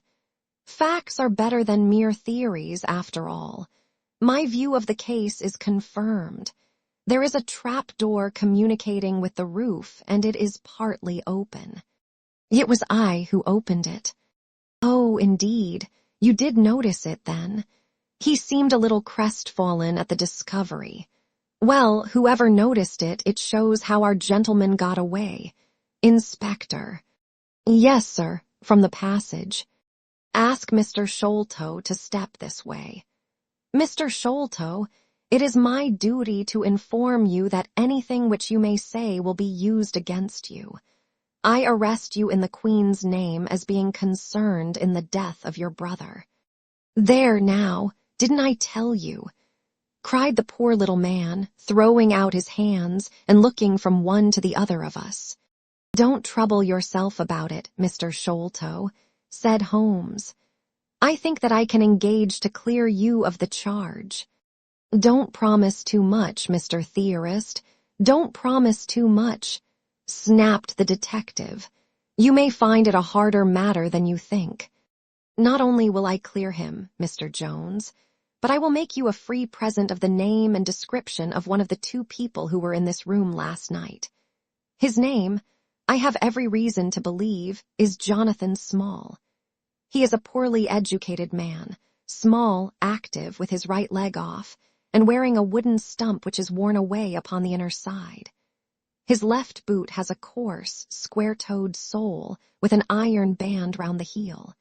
He is a middle-aged man, much sunburned, and has been a convict.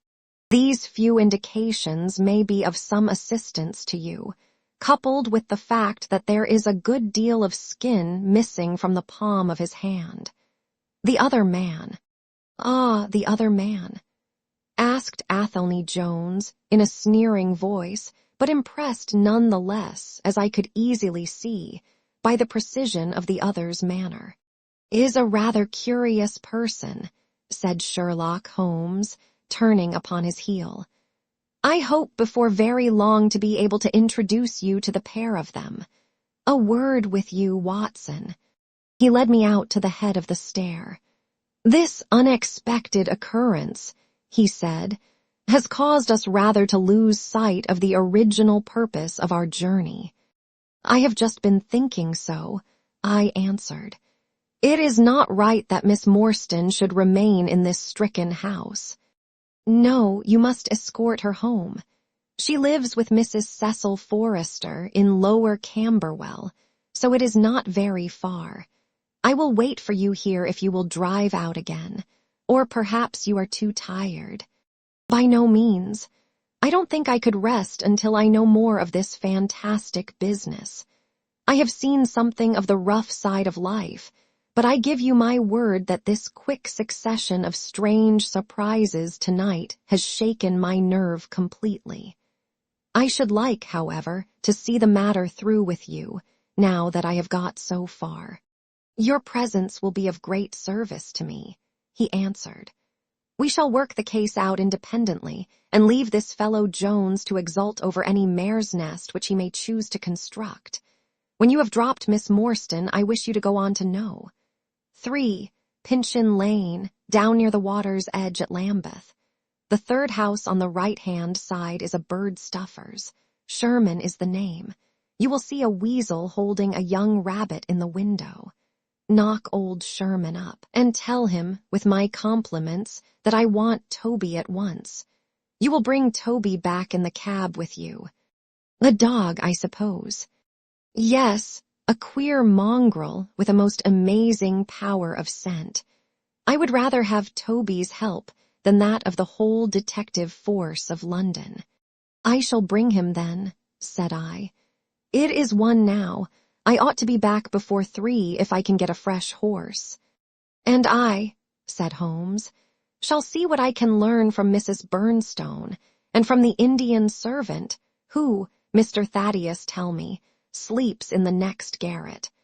Then I shall study the great Jones's methods, and listen to his not too delicate sarcasmus were sind won't das die Menschen verhöhnen was sei nicht verstehen. Goethe is always pithy. Chapter 7. The episode of the barrel. The police had brought a cab with them, and in this I escorted Miss Morstan back to her home. After the angelic fashion of women, she had borne trouble with a calm face as long as there was someone weaker than herself to support, and I had found her bright and placid by the side of the frightened housekeeper. In the cab, however, she first turned faint, and then burst into a passion of weeping. So sorely had she been tried by the adventures of the night. She has told me since that she thought me cold, and distant upon that journey. She little guessed the struggle within my breast, or the effort of self-restraint which held me back. My sympathies and my love went out to her, even as my hand had in the garden. I felt that years of the conventionalities of life could not teach me to know her sweet, brave nature as had this one day of strange experiences. Yet there were two thoughts which sealed the words of affection upon my lips.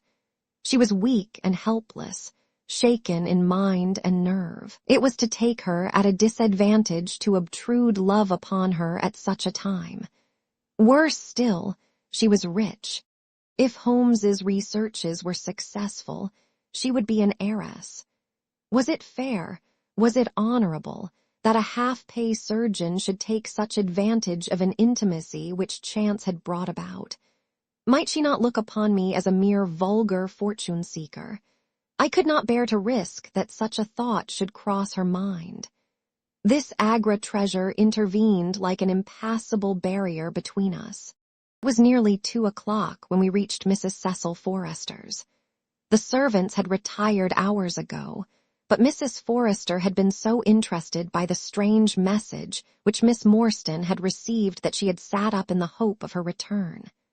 She opened the door herself, a middle-aged, graceful woman, and it gave me joy to see how tenderly her arm stole round the other's waist, and how motherly was the voice in which she greeted her. She was clearly no mere paid dependent, but an honored friend. I was introduced, and Mrs. Forrester earnestly begged me to step in and tell her our adventures. I explained, however, the importance of my errand, and promised faithfully to call and report any progress which we might make with the case. As we drove away, I stole a glance back, and I still seemed to see that little group on the step, the two graceful, clinging figures, the half-opened door, the hall light shining through stained glass, the barometer, and the bright stair rods. It was soothing to catch even that passing glimpse of a tranquil English home, in the midst of the wild, dark business which had absorbed us. And the more I thought of what had happened, the wilder and darker it grew. I reviewed the whole extraordinary sequence of events as I rattled on through the silent, gaslit streets. There was the original problem. That at least was pretty clear now. The death of Captain Morstan, the sending of the pearls, the advertisement, the letter. We had had light upon all those events. They had only led us, however, to a deeper and far more tragic mystery. The Indian treasure, the curious plan found among Morstan's baggage, the strange scene at Major Sholto's death, the rediscovery of the treasure immediately followed by the murder of the discoverer, the very singular accompaniments to the crime, the footsteps, the remarkable weapons, the words upon the card, corresponding with those upon Captain Morstan's chart. Here was indeed a labyrinth in which a man less singularly endowed than my fellow lodger might well despair of ever finding the clue. Pinchin Lane was a row of shabby 2-storied brick houses in the lower quarter of Lambeth. I had to knock for some time at No. 3 before I could make my impression. At last, however, there was the glint of a candle behind the blind, and a face looked out at the upper window. "Go on, you drunken vagabone," said the face. "If you kick up any more row, I'll open the kennels and let out 43 dogs upon you." "If you'll let one out, it's just what I have come for," said I. "Go on," yelled the voice. "So help me gracious, I have a wiper in the bag, and I'll drop it on your ead if you don't hook it." "But I want a dog," I cried. "I won't be argued with," shouted Mr. Sherman. "Now stand clear, for when I say 3, down goes the wiper." "Mr. Sherlock Holmes," I began, but the words had a most magical effect, for the window instantly slammed down, and within a minute the door was unbarred and open. Mr. Sherman was a lanky, lean old man, with stooping shoulders, a stringy neck, and blue-tinted glasses. "A friend of Mr. Sherlock is always welcome," said he. "Step in, sir. Keep clear of the badger, for he bites. Ah, naughty, naughty, would you take a nip at the gentleman?" This to a stoat which thrust its wicked head and red eyes between the bars of its cage. "Don't mind that, sir. It's only a slow worm. It hain't got no fangs, so I gives it the run o' the room, for it keeps the beetles down. You must not mind my bane just a little short while you at first, for I'm guyed at by the children, and there's many a one just comes down this lane to knock me up. What was it that Mr. Sherlock Holmes wanted, sir?" "He wanted a dog of yours." "Ah, that would be Toby." "Yes, Toby was the name. Toby lives at No. 7 on the left here." He moved slowly forward with his candle among the queer animal family which he had gathered round him. In the uncertain, shadowy light, I could see dimly that there were glancing, glimmering eyes peeping down at us from every cranny and corner. Even the rafters above our heads were lined by solemn fowls, who lazily shifted their weight from one leg to the other as our voices disturbed their slumbers. Toby proved to be an ugly, long-haired, lop-eared creature, half spaniel and half lurcher, brown and white in color, with a very clumsy, waddling gait. It accepted after some hesitation a lump of sugar which the old naturalist handed to me, and having thus sealed an alliance, it followed me to the cab, and made no difficulties about accompanying me. It had just struck 3 on the palace clock when I found myself back once more at Pondicherry Lodge. The ex-prize-fighter McMurdo had, I found, been arrested as an accessory, and both he and Mr. Sholto had been marched off to the station. 2 constables guarded the narrow gate, but they allowed me to pass with the dog on my mentioning the detective's name. Holmes was standing on the doorstep, with his hands in his pockets, smoking his pipe. "Ah, you have him there," said he. "Good dog, then. Athelney Jones has gone. We have had an immense display of energy since you left. He has arrested not only friend Thaddeus, but the gatekeeper, the housekeeper, and the Indian servant. We have the place to ourselves, but for a sergeant upstairs. Leave the dog here and come up." We tied Toby to the hall table and reascended the stairs. The room was as he had left it, save that a sheet had been draped over the central figure. A weary-looking police sergeant reclined in the corner.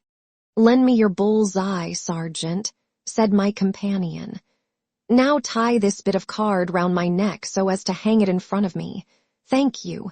Now I must kick off my boots and stockings. Just you carry them down with you, Watson. I am going to do a little climbing, and dip my handkerchief into the creosote. That will do. Now come up into the garret with me for a moment." We clambered up through the hole. Holmes turned his light once more upon the footsteps in the dust. "I wish you particularly to notice these footmarks," he said. "Do you observe anything noteworthy about them?" "They belong," I said, "to a child or a small woman. Apart from their size, though, is there nothing else? They appear to be much as other footmarks." "Not at all. Look here. This is the print of a right foot in the dust. Now I make one with my naked foot beside it. What is the chief difference? Your toes are all cramped together. The other print has each toe distinctly divided." "Quite so. That is the point. Bear that in mind. Now, would you kindly step over to that flap window and smell the edge of the woodwork? I shall stay here, as I have this handkerchief in my hand." I did as he directed, and was instantly conscious of a strong tarry smell. That is where he put his foot in getting out. If you can trace him, I should think that Toby will have no difficulty. Now run downstairs, loose the dog, and look out for Blondin. By the time that I got out into the grounds, Sherlock Holmes was on the roof, and I could see him like an enormous glowworm crawling very slowly along the ridge. I lost sight of him behind a stack of chimneys, but he presently reappeared, and then vanished once more upon the opposite side.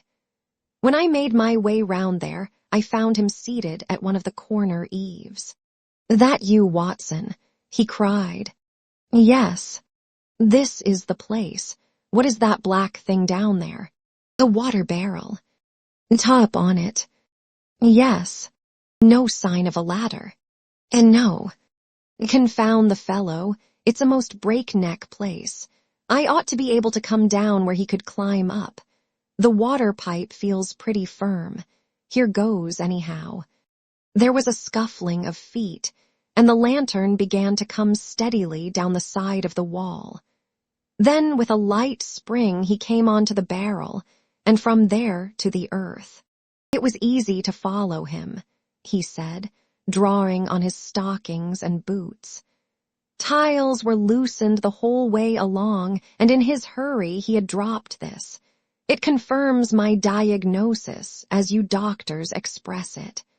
The object which he held up to me was a small pocket or pouch woven out of colored grasses, and with a few tawdry beads strung round it. In shape and size, it was not unlike a cigarette case. Inside were half a dozen spines of dark wood, sharp at one end and rounded at the other, like that which had struck Bartholomew Sholto. "They are hellish things," said he. "Look out that you don't prick yourself. I'm delighted to have them, for the chances are that they are all he has. There is the less fear of you or me finding one in our skin before long. I would sooner face a martini bullet myself. Are you game for a 6-mile trudge, Watson?" "Certainly," I answered.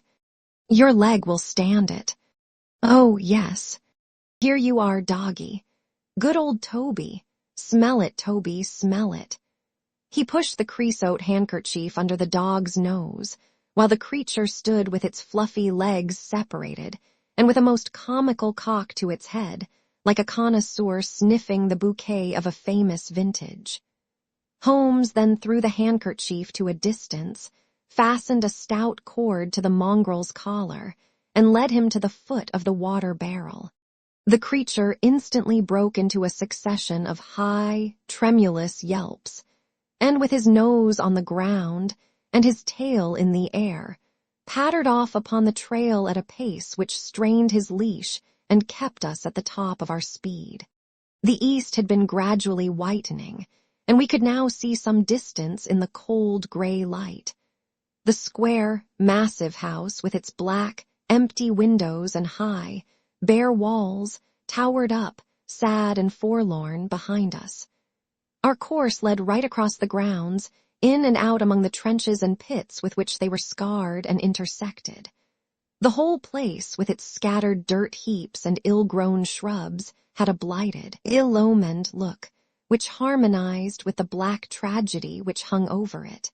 On reaching the boundary wall, Toby ran along, whining eagerly, underneath its shadow, and stopped finally in a corner screened by a young beech. Where the two walls joined, several bricks had been loosened, and the crevices left were worn down and rounded upon the lower side, as though they had frequently been used as a ladder. Holmes clambered up, and taking the dog from me, he dropped it over upon the other side. "There's the print of Wooden Leg's hand," he remarked, as I mounted up beside him. "You see the slight smudge of blood upon the white plaster. What a lucky thing it is that we have had no very heavy rain since yesterday. The scent will lie upon the road in spite of their 8 and 20 hours start. I confess that I had my doubts myself when I reflected upon the great traffic which had passed along the London road in the interval. My fears were soon appeased, however. Toby never hesitated or swerved, but waddled on in his peculiar rolling fashion. Clearly, the pungent smell of the creosote rose high above all other contending scents. "Do not imagine," said Holmes, "that I depend for my success in this case upon the mere chance of one of these fellows having put his foot in the chemical. I have knowledge now which would enable me to trace them in many different ways. This, however, is the readiest, and since fortune has put it into our hands, I should be culpable if I neglected it.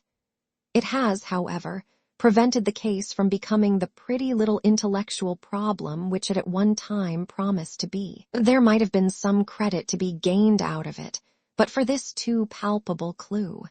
There is credit and to spare, said I. I assure you, Holmes, that I marvel at the means by which you obtain your results in this case, even more than I did in the Jefferson Hope murder. The thing seems to me to be deeper and more inexplicable. How, for example, could you describe with such confidence the wooden-legged man? Pshaw, my dear boy, it was simplicity itself. I don't wish to be theatrical. It is all patent and above board.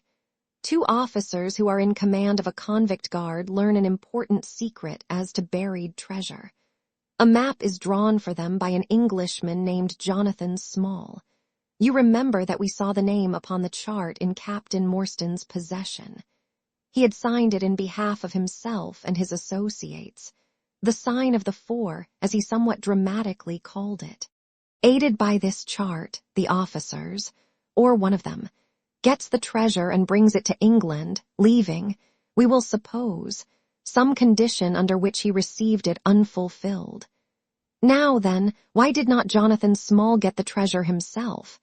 The answer is obvious. The chart is dated at a time when Morstan was brought into close association with convicts. Jonathan Small did not get the treasure because he and his associates were themselves convicts and could not get away. But that is mere speculation, said I. It is more than that. It is the only hypothesis which covers the facts. Let us see how it fits in with the sequel. Major Sholto remains at peace for some years, happy in the possession of his treasure. Then he receives a letter from India which gives him a great fright. What was that? A letter to say that the men, whom he had wronged, had been set free, or had escaped. That is much more likely, for he would have known what their term of imprisonment was. It would not have been a surprise to him. What does he do then? He guards himself against a wooden-legged man, a white man, mark you, for he mistakes a white tradesman for him and actually fires a pistol at him.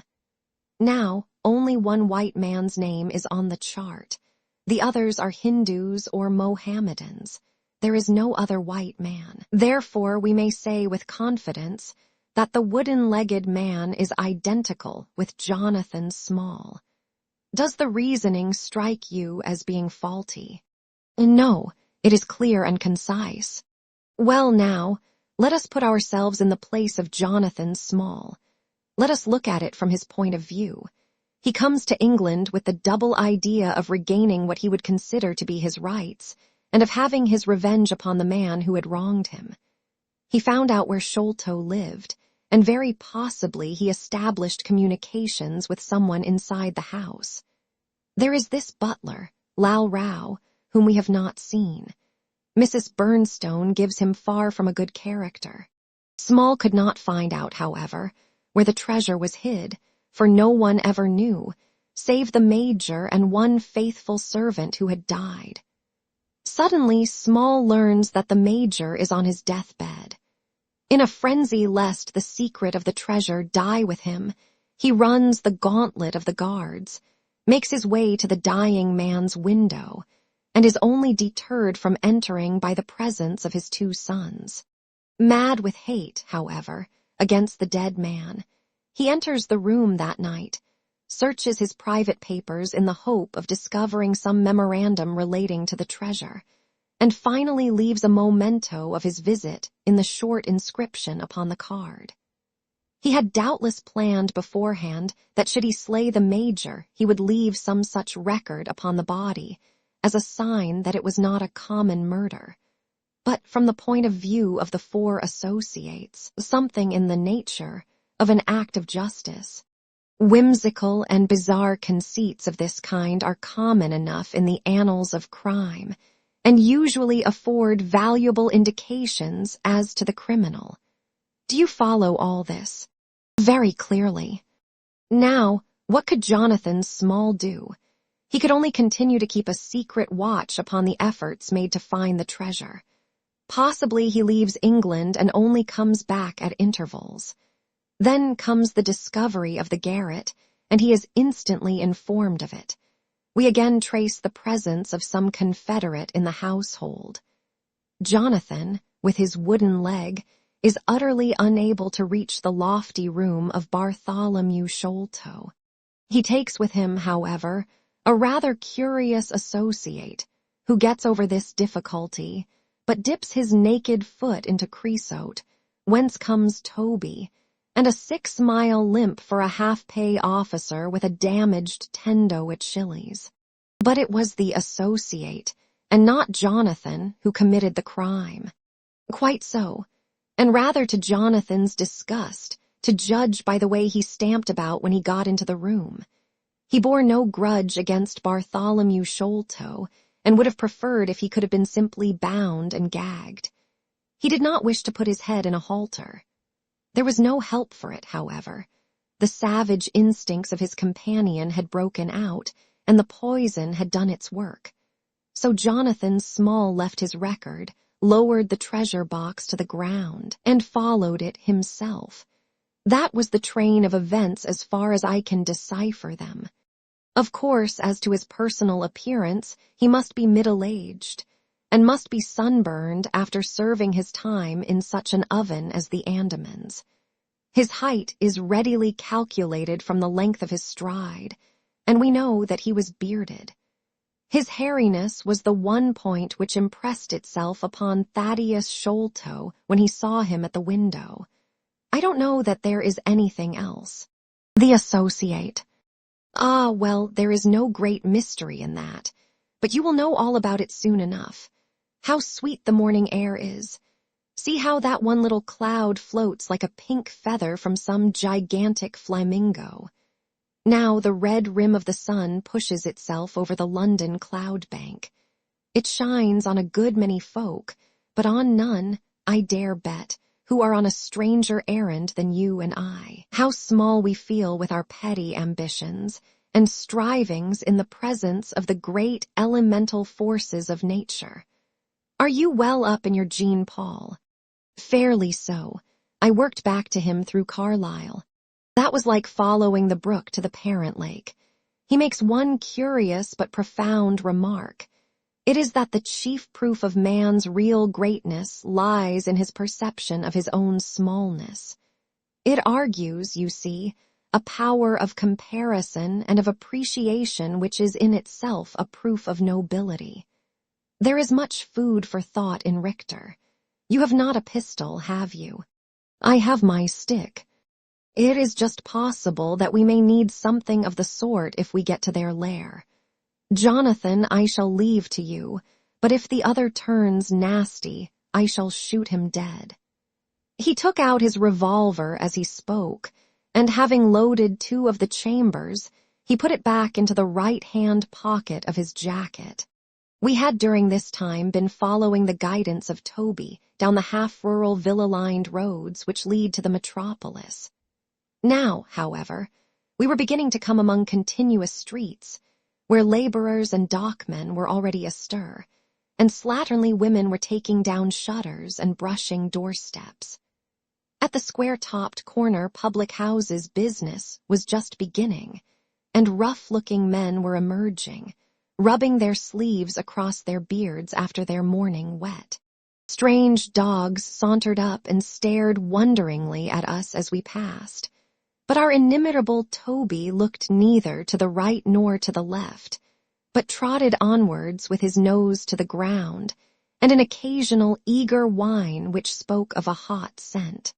We had traversed Streatham, Brixton, Camberwell, and now found ourselves in Kennington Lane, having borne away through the side streets to the east of the Oval. The men whom we pursued seemed to have taken a curiously zigzag road, with the idea probably of escaping observation. They had never kept to the main road if a parallel side street would serve their turn. At the foot of Kennington Lane, they had edged away to the left through Bond Street and Miles Street. Where the latter street turns into Knight's Place, Toby ceased to advance, but began to run backwards and forwards with one ear cocked and the other drooping, the very picture of canine indecision. Then he waddled round in circles, looking up to us from time to time, as if to ask for sympathy in his embarrassment. "What the deuce is the matter with the dog?" growled Holmes. "They surely would not take a cab or go off in a balloon." "Perhaps they stood here for some time," I suggested. "Ah, it's all right. He's off again," said my companion in a tone of relief. He was indeed off, for after sniffing round again, he suddenly made up his mind, and darted away with an energy and determination such as he had not yet shown. The scent appeared to be much hotter than before, for he had not even to put his nose on the ground, but tugged at his leash and tried to break into a run. I could see by the gleam in Holmes's eyes that he thought we were nearing the end of our journey. Our course now ran down 9 Elms until we came to Broderick and Nelson's large timber yard, just past the White Eagle Tavern. Here the dog, frantic with excitement, turned down through the side gate into the enclosure, where the sawyers were already at work. On the dog raced through sawdust and shavings, down an alley, round a passage between 2 wood piles, and finally, with a triumphant yelp, sprang upon a large barrel which still stood upon the hand trolley on which it had been brought. With lolling tongue and blinking eyes, Toby stood upon the cask, looking from one to the other of us for some sign of appreciation. The staves of the barrel and the wheels of the trolley were smeared with a dark liquid, and the whole air was heavy with the smell of creosote. Sherlock Holmes and I looked blankly at each other, and then burst simultaneously into an uncontrollable fit of laughter. Chapter 8. The Baker Street Irregulars. "What now?" I asked. "Toby has lost his character for infallibility." "He acted according to his lights," said Holmes, lifting him down from the barrel and walking him out of the timber yard. "If you consider how much creosote is carted about London in one day, it is no great wonder that our trail should have been crossed. It is much used now, especially for the seasoning of wood. Poor Toby is not to blame. We must get on the main scent again, I suppose." "Yes, and fortunately we have no distance to go." Evidently what puzzled the dog at the corner of Knight's Place was that there were 2 different trails running in opposite directions. We took the wrong one. It only remains to follow the other. There was no difficulty about this. On leading Toby to the place where he had committed his fault, he cast about in a wide circle and finally dashed off in a fresh direction. "We must take care that he does not now bring us to the place where the creosote barrel came from," I observed. "I had thought of that, but you notice that he keeps on the pavement, whereas the barrel passed down the roadway. No, we are on the true scent now." It tended down towards the riverside, running through Belmont Place and Prince's Street. At the end of Broad Street, it ran right down to the water's edge, where there was a small wooden wharf. Toby led us to the very edge of this, and there stood whining, looking out on the dark current beyond. "We are out of luck," said Holmes. "They have taken to a boat here." Several small punts and skiffs were lying about in the water and on the edge of the wharf. We took Toby round to each in turn, but though he sniffed earnestly, he made no sign. Close to the rude landing stage was a small brick house, with a wooden placard slung out through the second window. Mordecai Smith was printed across it in large letters, and underneath, "Boats to hire by the hour or day." A second inscription above the door informed us that a steam launch was kept, a statement which was confirmed by a great pile of coke upon the jetty. Sherlock Holmes looked slowly round, and his face assumed an ominous expression. "This looks bad," said he. "These fellows are sharper than I expected. They seem to have covered their tracks. There has, I fear, been preconcerted management here." He was approaching the door of the house when it opened, and a little curly-headed lad of 6 came running out, followed by a stoutish, red-faced woman with a large sponge in her hand. "You come back and be washed, Jack," she shouted. "Come back, you young imp, for if your father comes home and finds you like that, he'll let us hear of it." "Dear little chap," said Holmes strategically. "What a rosy-cheeked young rascal. Now, Jack, is there anything you would like?" The youth pondered for a moment. "I'd like a shillin'," said he. "Nothing you would like better." "I'd like 2 shillin' better," the prodigy answered after some thought. "Here you are then, catch. A fine child, Mrs. Smith. Lor bless you, sir, he is that, and forward. He gets a'most too much for me to manage, specially when my man is away days at a time." "Away, is he?" said Holmes in a disappointed voice. "I am sorry for that, for I wanted to speak to Mr. Smith. He's been away since yesterday mornin', sir, and, truth to tell, I am beginnin' to feel frightened about him. But if it was about a boat, sir, maybe I could serve as well. I wanted to hire his steam launch." "Why, bless you, sir, it is in the steam launch that he has gone. That's what puzzles me, for I know there ain't more coals in her than would take her to about Woolwich and back. If he'd been away in the barge, I'd ha' thought nothin', for many a time a job has taken him as far as Gravesend, and then if there was much doin' there he might ha' stayed over. But what good is a steam launch without coals? He might have bought some at a wharf down the river." "He might, sir, but it weren't his way. Many a time I've heard him call out at the prices they charge for a few odd bags. Besides, I don't like that wooden-legged man. Why, his ugly face and outlandish talk. What did he want always knockin' about here for?" "A wooden-legged man," said Holmes with bland surprise. "Yes, sir, a brown, monkey-faced chap that's called Morn once for my old man. It was him that roused him up yesternight, and what's more, my man knew he was common, for he had steam up in the launch. I tell you straight, sir, I don't feel easy in my mind about it." "But, my dear Mrs. Smith," said Holmes, shrugging his shoulders, "you are frightening yourself about nothing. How could you possibly tell that it was the wooden-legged man who came in the night?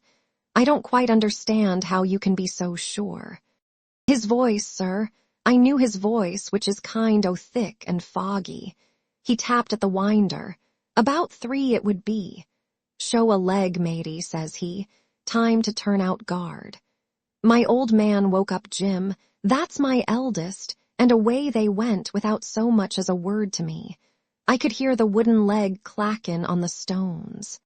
"And was this wooden-legged man alone?" "Couldn't say, I am sure, sir. I didn't hear no one else." "I am sorry, Mrs. Smith, for I wanted a steam launch, and I have heard good reports of the, let me see, what is her name?" "The Aurora, sir." "Ah, she's not that old green launch with a yellow line, very broad in the beam." "No, indeed. She's as trim a little thing as any on the river. She's been fresh painted, black with 2 red streaks." "Thanks. I hope that you will hear soon from Mr. Smith. I am going down the river, and if I should see anything of the Aurora, I shall let him know that you are uneasy. A black funnel, you say?" "No, sir, black with a white band." "Ah, of course. It was the sides which were black. Good morning, Mrs. Smith. There is a boatman here with a wherry, Watson. We shall take it and cross the river. The main thing with people of that sort," said Holmes, as we sat in the sheets of the wherry, is never to let them think that their information can be of the slightest importance to you. If you do, they will instantly shut up like an oyster. If you listen to them under protest, as it were, you are very likely to get what you want. Our course now seems pretty clear, said I. What would you do then? I would engage a launch and go down the river on the track of the Aurora. My dear fellow, it would be a colossal task. She may have touched at any wharf on either side of the stream between here and Greenwich. Below the bridge, there is a perfect labyrinth of landing places for miles. It would take you days and days to exhaust them if you set about it alone. Employ the police, then. No, I shall probably call Athelney Jones in at the last moment. He is not a bad fellow, and I should not like to do anything which would injure him professionally. But I have a fancy for working it out myself, now that we have gone so far. Could we advertise, then, asking for information from wharfingers? Worse and worse. Our men would know that the chase was hot at their heels, and they would be off out of the country. As it is, they are likely enough to leave, but as long as they think they are perfectly safe, they will be in no hurry. Jones's energy will be of use to us there, for his view of the case is sure to push itself into the daily press, and the runaways will think that everyone is off on the wrong scent. What are we to do, then?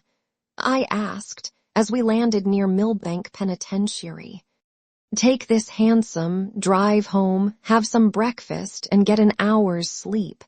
It is quite on the cards that we may be afoot tonight again. Stop at a telegraph office, cabby. We will keep Toby, for he may be of use to us yet. We pulled up at the Great Peter Street post office, and Holmes dispatched his wire. Whom do you think that is to? He asked, as we resumed our journey. I am sure I don't know. You remember the Baker Street Division of the Detective Police Force, whom I employed in the Jefferson Hope case. Well, said I, laughing, this is just the case where they might be invaluable. If they fail, I have other resources, but I shall try them first. That wire was to my dirty little lieutenant, Wiggins, and I expect that he and his gang will be with us before we have finished our breakfast. It was between 8 and 9 o'clock now, and I was conscious of a strong reaction after the successive excitements of the night. I was limp and weary, befogged in mind and fatigued in body. I had not the professional enthusiasm which carried my companion on, nor could I look at the matter as a mere abstract intellectual problem. As far as the death of Bartholomew Sholto went, I had heard little good of him, and could feel no intense antipathy to his murderers. The treasure, however, was a different matter. That, or part of it, belonged rightfully to Miss Morstan. While there was a chance of recovering it, I was ready to devote my life to the one object. True, if I found it, it would probably put her forever beyond my reach.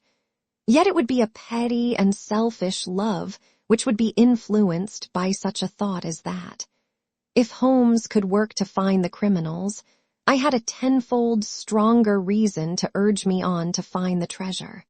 A bath at Baker Street and a complete change freshened me up wonderfully. When I came down to our room, I found the breakfast laid and Holmes pouring out the coffee. Here it is, said he, laughing and pointing to an open newspaper. The energetic Jones and the ubiquitous reporter have fixed it up between them, but you have had enough of the case. Better have your ham and eggs first.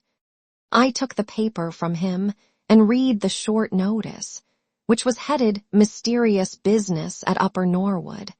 About 12 o'clock last night, said the Standard. Mr. Bartholomew Sholto, of Pondicherry Lodge, Upper Norwood, was found dead in his room under circumstances which point to foul play.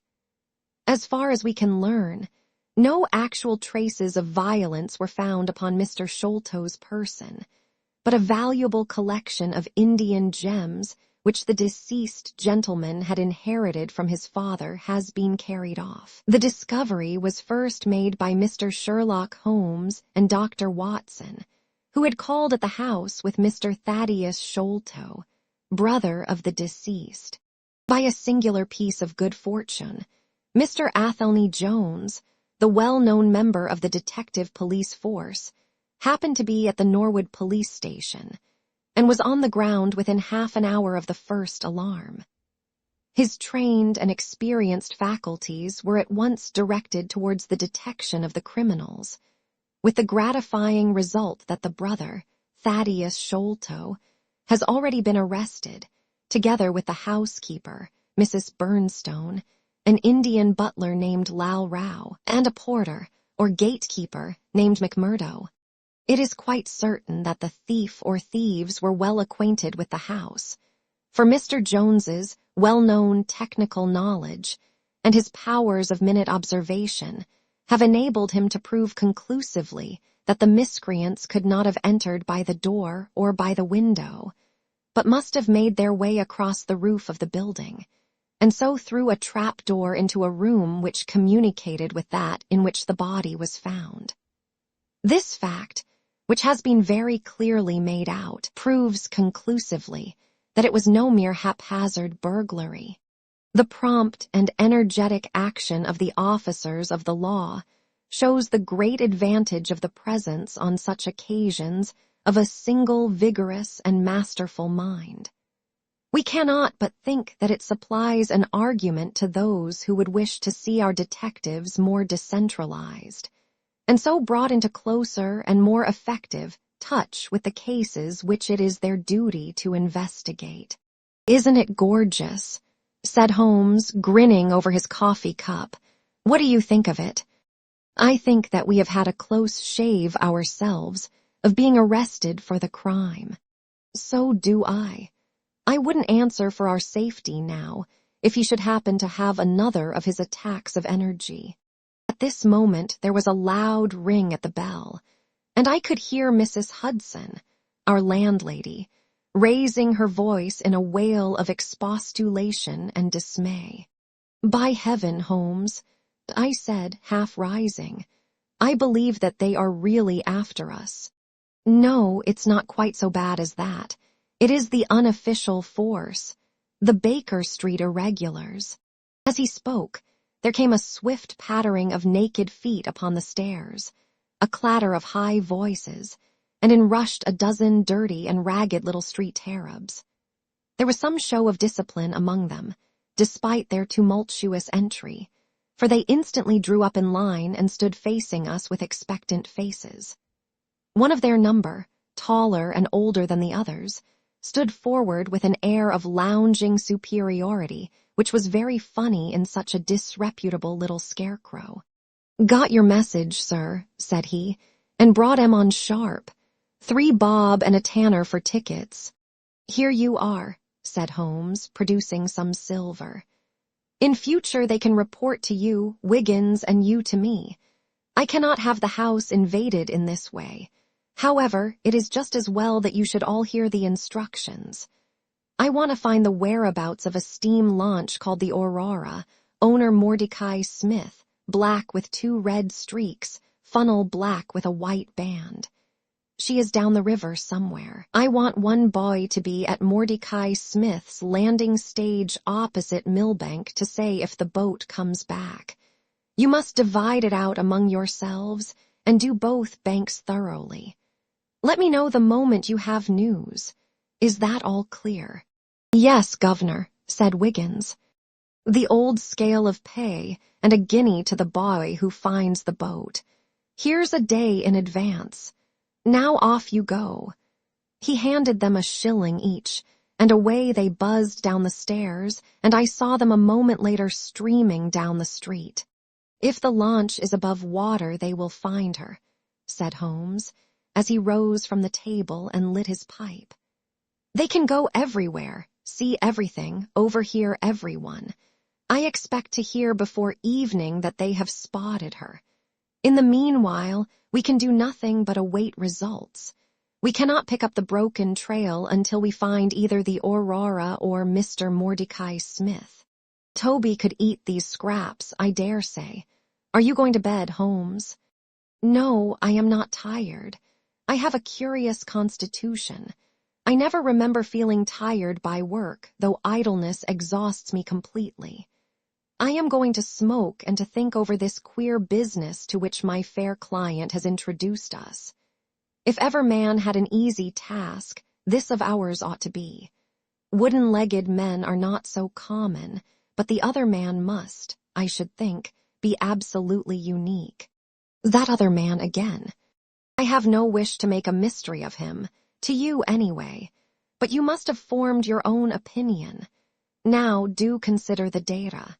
Diminutive footmarks, toes never fettered by boots, naked feet, stone-headed wooden mace, great agility, small poisoned darts. What do you make of all this? A savage, I exclaimed.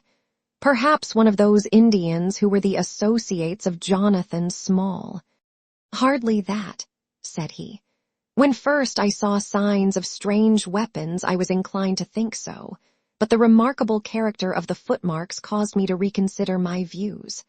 Some of the inhabitants of the Indian peninsula are small men, but none could have left such marks as that. The Hindu proper has long and thin feet. The sandal-wearing Mohammedan has the great toe well separated from the others, because the thong is commonly passed between. These little darts, too, could only be shot in one way. They are from a blowpipe. Now then, where are we to find our savage? South American, I hazarded. He stretched his hand up and took down a bulky volume from the shelf. This is the first volume of a gazetteer which is now being published. It may be looked upon as the very latest authority. What have we here? Andaman Islands, situated 340 miles to the north of Sumatra in the Bay of Bengal. What's all this? Moist climate, coral reefs, sharks, Port Blair, convict barracks, Rutland Island, cottonwoods. Ah, here we are. The aborigines of the Andaman Islands may perhaps claim the distinction of being the smallest race upon this earth, though some anthropologists prefer the Bushmen of Africa, the Digger Indians of America, and the Terra del Fuegians. The average height is rather below 4 feet, although many full-grown adults may be found who are very much smaller than this. They are a fierce, morose, and intractable people, though capable of forming most devoted friendships when their confidence has once been gained. Mark that, Watson. Now then, listen to this. They are naturally hideous, having large, misshapen heads, small, fierce eyes, and distorted features. Their feet and hands, however, are remarkably small. So intractable and fierce are they that all the efforts of the British official have failed to win them over in any degree. They have always been a terror to shipwrecked crews, braining the survivors with their stone-headed clubs, or shooting them with their poisoned arrows. These massacres are invariably concluded by a cannibal feast. Nice, amiable people, Watson. If this fellow had been left to his own unaided devices, this affair might have taken an even more ghastly turn. I fancy that, even as it is, Jonathan Small would give a good deal not to have employed him. But how came he to have so singular a companion? Ah, that is more than I can tell. Since, however, we had already determined that Small had come from the Andamans, it is not so very wonderful that this islander should be with him. No doubt we shall know all about it in time. Look here, Watson, you look regularly done. Lie down there on the sofa and see if I can put you to sleep. He took up his violin from the corner, and as I stretched myself out, he began to play some low, dreamy, melodious air. His own, no doubt, for he had a remarkable gift for improvisation. I have a vague remembrance of his gaunt limbs, his earnest face, and the rise and fall of his bow. Then I seemed to be floated peacefully away upon a soft sea of sound, until I found myself in dreamland, with the sweet face of Mary Morstan looking down upon me. Chapter 9. A break in the chain. It was late in the afternoon before I woke, strengthened and refreshed. Sherlock Holmes still sat exactly as I had left him, save that he had laid aside his violin and was deep in a book. He looked across at me as I stirred, and I noticed that his face was dark and troubled. "You have slept soundly," he said. "I feared that our talk would wake you." "I heard nothing," I answered. "Have you had fresh news then?" "Unfortunately, no. I confess that I am surprised and disappointed. I expected something definite by this time. Wiggins has just been up to report. He says that no trace can be found of the launch. It is a provoking check, for every hour is of importance. Can I do anything? I am perfectly fresh now and quite ready for another night's outing." "No, we can do nothing. We can only wait. If we go ourselves, the message might come in our absence and delay be caused. You can do what you will, but I must remain on guard. Then I shall run over to Camberwell and call upon Mrs. Cecil Forrester. She asked me to, yesterday." "On Mrs. Cecil Forrester?" asked Holmes, with the twinkle of a smile in his eyes. "Well, of course, Miss Morstan, too. They were anxious to hear what happened." "I would not tell them too much," said Holmes. "Women are never to be entirely trusted, not the best of them." I did not pause to argue over this atrocious sentiment. "I shall be back in an hour or two," I remarked. "All right, good luck. But I say, if you are crossing the river you may as well return Toby, for I don't think it is at all likely that we shall have any use for him now." I took our mongrel accordingly, and left him, together with a half-sovereign, at the old naturalist's in Pinchin Lane. At Camberwell I found Miss Morstan a little weary after her night's adventures, but very eager to hear the news. Mrs. Forrester, too, was full of curiosity. I told them all that we had done, suppressing, however, the more dreadful parts of the tragedy.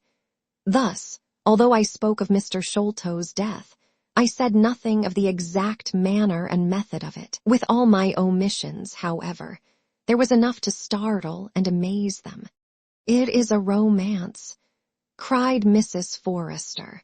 "An injured lady, 500,000 in treasure, a black cannibal, and a wooden-legged ruffian.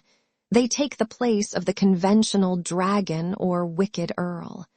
And 2 knight-errants to the rescue," added Miss Morstan, with a bright glance at me. "Why, Mary, your fortune depends upon the issue of this search. I don't think that you are nearly excited enough. Just imagine what it must be to be so rich, and to have the world at your feet." It sent a little thrill of joy to my heart to notice that she showed no sign of elation at the prospect. On the contrary, she gave a toss of her proud head, as though the matter were one in which she took small interest. "It is for Mr. Thaddeus Sholto that I am anxious," she said. "Nothing else is of any consequence, but I think that he has behaved most kindly and honorably throughout. It is our duty to clear him of this dreadful and unfounded charge."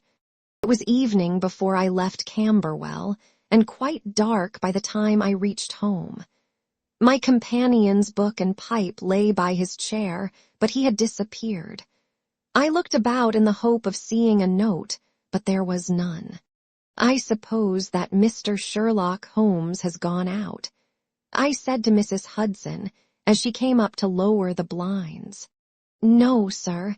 He has gone to his room, sir. Do you know, sir," sinking her voice into an impressive whisper, "I am afraid for his health." "Why so, Mrs. Hudson?" "Well, he's that strange, sir. After you was gone he walked and he walked, up and down, until I was weary of the sound of his footstep. Then I heard him talking to himself and muttering, and every time the bell rang out he came on the stairhead, with "What is that, Mrs. Hudson?" And now he has slammed off to his room, but I can hear him walking away the same as ever. "I hope he's not going to be ill, sir." I ventured to say something to him about cooling medicine, but he turned on me, sir, with such a look that I don't know how ever I got out of the room. "I don't think that you have any cause to be uneasy, Mrs. Hudson," I answered. "I have seen him like this before. He has some small matter upon his mind which makes him restless." I tried to speak lightly to our worthy landlady, but I was myself somewhat uneasy when through the long night I still from time to time heard the dull sound of his tread, and knew how his keen spirit was chafing against this involuntary inaction. At breakfast time, he looked worn and haggard, with a little fleck of feverish color upon either cheek. "You are knocking yourself up, old man," I remarked. "I heard you marching about in the night." "No, I could not sleep," he answered. "This infernal problem is consuming me. It is too much to be balked by so petty an obstacle when all else had been overcome. I know the men, the launch, everything, and yet I can get no news. I have set other agencies at work and used every means at my disposal. The whole river has been searched on either side, but there is no news, nor has Mrs. Smith heard of her husband. I shall come to the conclusion soon that they have scuttled the craft, but there are objections to that, or that Mrs. Smith has put us on a wrong scent. No, I think that may be dismissed. I had inquiries made, and there is a launch of that description. Could it have gone up the river? I have considered that possibility too, and there is a search party who will work up as far as Richmond. If no news comes today, I shall start off myself tomorrow, and go for the men rather than the boat. But surely, we shall hear something. We did not, however. Not a word came to us either from Wiggins or from the other agencies. There were articles in most of the papers upon the Norwood tragedy. They all appeared to be rather hostile to the unfortunate Thaddeus Sholto. No fresh details were to be found, however, in any of them, save that an inquest was to be held upon the following day. I walked over to Camberwell in the evening to report our ill success to the ladies, and on my return I found Holmes dejected and somewhat morose. He would hardly reply to my questions, and busied himself all evening in an abstruse chemical analysis, which involved much heating of retorts and distilling of vapors, ending at last in a smell which fairly drove me out of the apartment. Up to the small hours of the morning, I could hear the clinking of his test tubes, which told me that he was still engaged in his malodorous experiment. In the early dawn, I woke with a start, and was surprised to find him standing by my bedside, clad in a rude sailor dress with a pea jacket and a coarse red scarf round his neck. "I am off down the river, Watson," said he. "I have been turning it over in my mind, and I can see only one way out of it. It is worth trying, at all events." "Surely I can come with you then," said I. "No, you can be much more useful if you will remain here as my representative. I am loath to go, for it is quite on the cards that some message may come during the day, though Wiggins was despondent about it last night. I want you to open all notes and telegrams, and to act on your own judgment if any news should come. Can I rely upon you?" "Most certainly. I am afraid that you will not be able to wire to me, for I can hardly tell yet where I may find myself. If I am in luck, however, I may not be gone so very long. I shall have news of some sort or other before I get back." I had heard nothing of him by breakfast time. On opening the Standard, however, I found that there was a fresh allusion to the business. With reference to the Upper Norwood tragedy, it remarked, "We have reason to believe that the matter promises to be even more complex and mysterious than was originally supposed. Fresh evidence has shown that it is quite impossible that Mr. Thaddeus Sholto could have been in any way concerned in the matter. He and the housekeeper, Mrs. Burnstone, were both released yesterday evening. It is believed, however, that the police have a clue as to the real culprits, and that it is being prosecuted by Mr. Athelney Jones of Scotland Yard, with all his well-known energy and sagacity. Further arrests may be expected at any moment. That is satisfactory so far as it goes, thought I. Friend Sholto is safe, at any rate.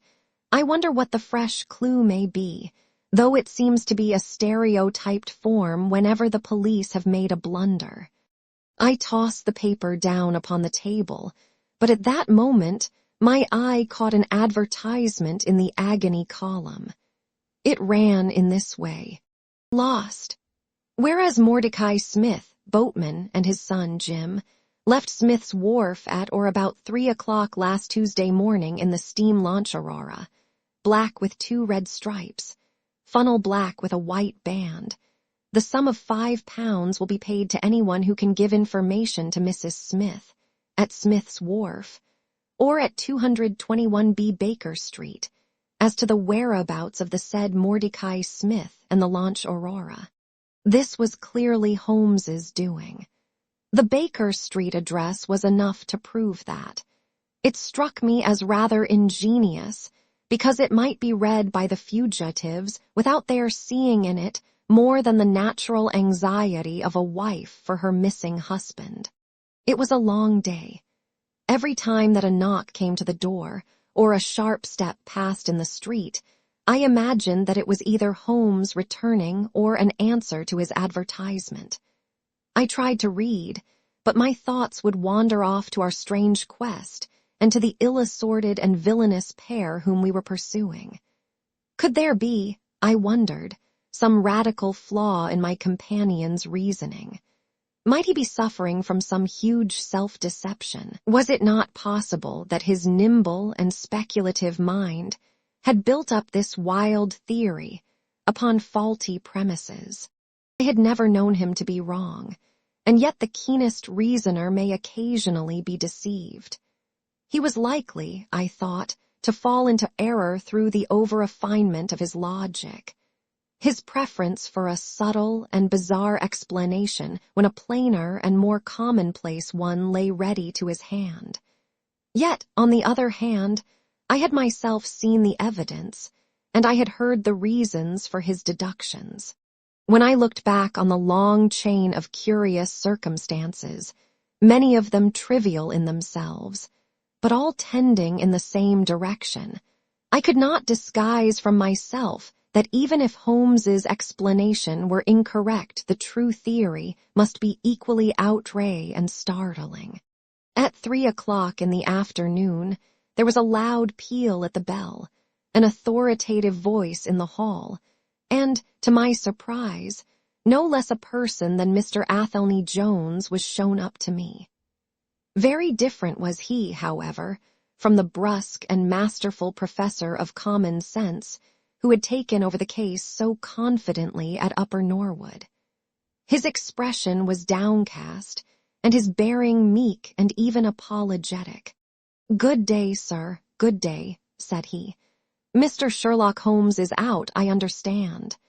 "Yes, and I cannot be sure when he will be back, but perhaps you would care to wait. Take that chair and try one of these cigars." "Thank you, I don't mind if I do," said he, mopping his face with a red bandana handkerchief. "And a whiskey and soda." "Well, half a glass. It is very hot for the time of year, and I have had a good deal to worry and try me. You know my theory about this Norwood case. I remember that you expressed one. Well, I have been obliged to reconsider it. I had my net drawn tightly round Mr. Sholto, sir, when he went through a hole in the middle of it. He was able to prove an alibi which could not be shaken. From the time that he left his brother's room, he was never out of sight of someone or other. So it could not be he who climbed over roofs and through trapdoors. It's a very dark case, and my professional credit is at stake.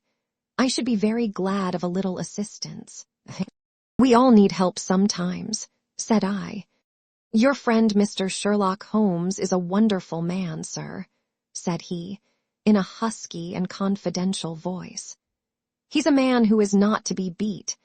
I have known that young man go into a good many cases, but I never saw the case yet that he could not throw a light upon. He is irregular in his methods, and a little quick perhaps in jumping at theories, but on the whole, I think he would have made a most promising officer, and I don't care who knows it. I have had a wire from him this morning, by which I understand that he has got some clue to this Sholto business. Here is the message." He took the telegram out of his pocket and handed it to me. It was dated from Poplar at 12 o'clock. "Go to Baker Street at once," it said. "If I have not returned, wait for me. I am close on the track of the Sholto gang. You can come with us tonight if you want to be in at the finish." "This sounds well. He has evidently picked up the scent again," said I. "Ah, then he has been at fault too," exclaimed Jones with evident satisfaction. "Even the best of us are thrown off sometimes. Of course, this may prove to be a false alarm, but it is my duty as an officer of the law to allow no chance to slip. But there is someone at the door. Perhaps this is he." A heavy step was heard ascending the stair, with a great wheezing and rattling as from a man who was sorely put to it for breath. Once or twice he stopped, as though the climb were too much for him, but at last he made his way to our door and entered. His appearance corresponded to the sounds which we had heard. He was an aged man, clad in seafaring garb, with an old pea jacket buttoned up to his throat. His back was bowed, his knees were shaky, and his breathing was painfully asthmatic. As he leaned upon a thick oaken cudgel, his shoulders heaved in the effort to draw the air into his lungs. He had a colored scarf round his chin, and I could see little of his face save a pair of keen dark eyes, overhung by bushy white brows and long gray side whiskers. Altogether, he gave me the impression of a respectable master mariner who had fallen into years and poverty. "What is it, my man?" I asked. He looked about him, in the slow, methodical fashion of old age. "Is Mr. Sherlock Holmes here?" said he. "No, but I am acting for him. You can tell me any message you have for him." "It was to him himself I was to tell it," said he. "But I tell you that I am acting for him. Was it about Mordecai Smith's boat?" "Yes, I knows well where it is, and I knows where the men he is after are, and I knows where the treasure is. I knows all about it." "Then tell me, and I shall let him know." It was to him I was to tell it.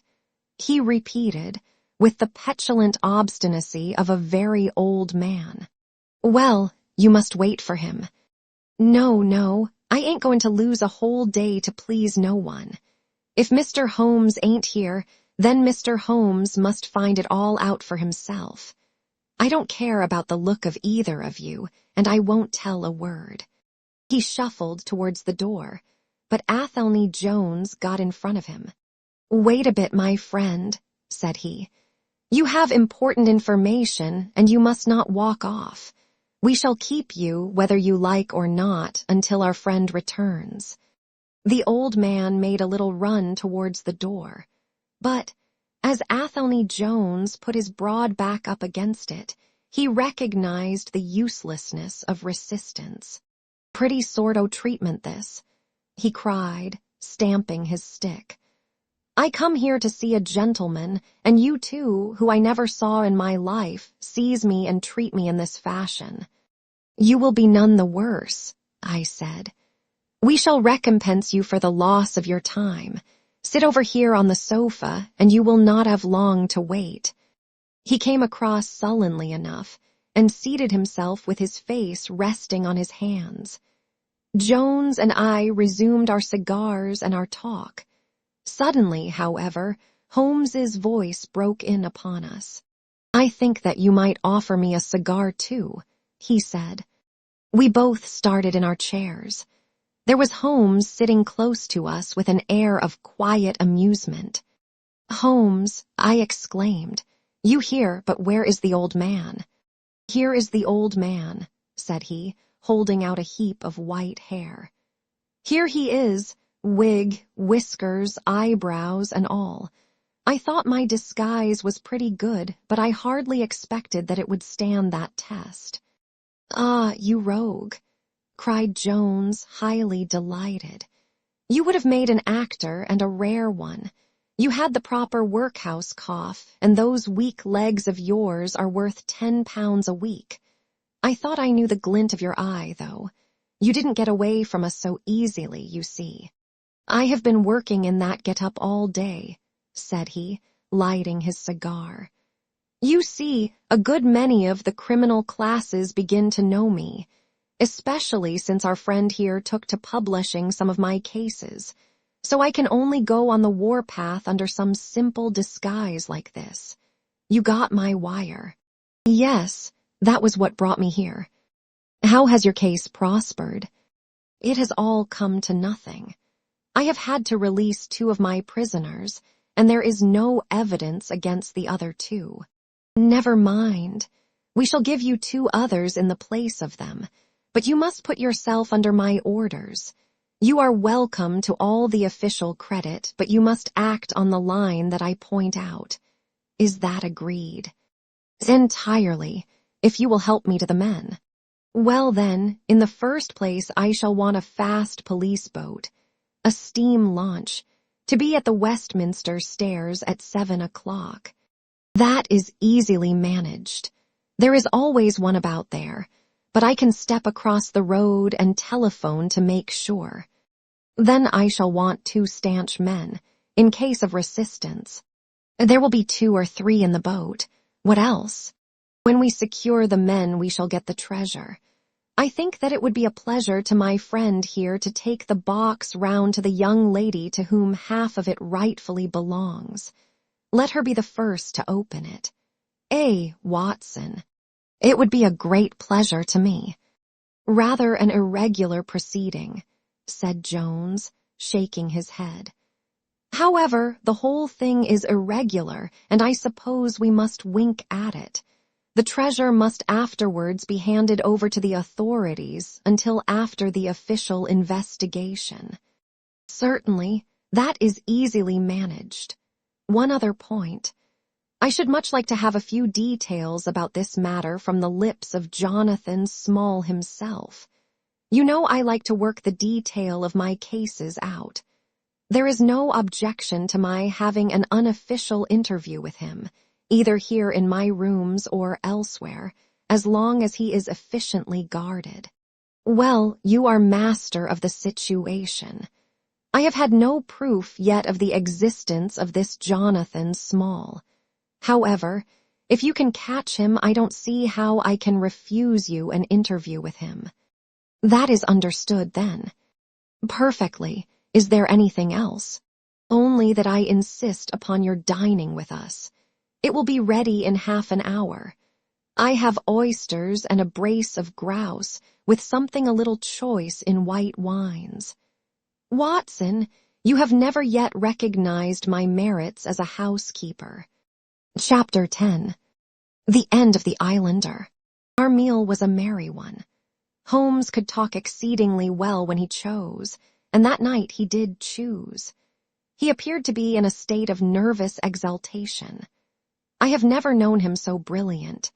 He spoke on a quick succession of subjects, on miracle plays, on medieval pottery, on Stradivarius violins, on the Buddhism of Ceylon, and on the warships of the future, handling each as though he had made a special study of it. His bright humor marked the reaction from his black depression of the preceding days. Athelney Jones proved to be a sociable soul in his hours of relaxation, and faced his dinner with the air of a bon vivant. For myself, I felt elated at the thought that we were nearing the end of our task, and I caught something of Holmes's gaiety. None of us alluded during dinner to the cause which had brought us together. When the cloth was cleared, Holmes glanced at his watch and filled up 3 glasses with port. "One bumper," said he, "to the success of our little expedition, and now it is high time we were off. Have you a pistol, Watson? I have my old service revolver in my desk." "You had best take it, then. It is well to be prepared. I see that the cab is at the door. I ordered it for 6:30. It was a little past 7 before we reached the Westminster Wharf and found our launch awaiting us." Holmes eyed it critically. "Is there anything to mark it as a police boat?" "Yes, that green lamp at the side." "Then take it off." The small change was made, we stepped on board, and the ropes were cast off. Jones, Holmes, and I sat in the stern.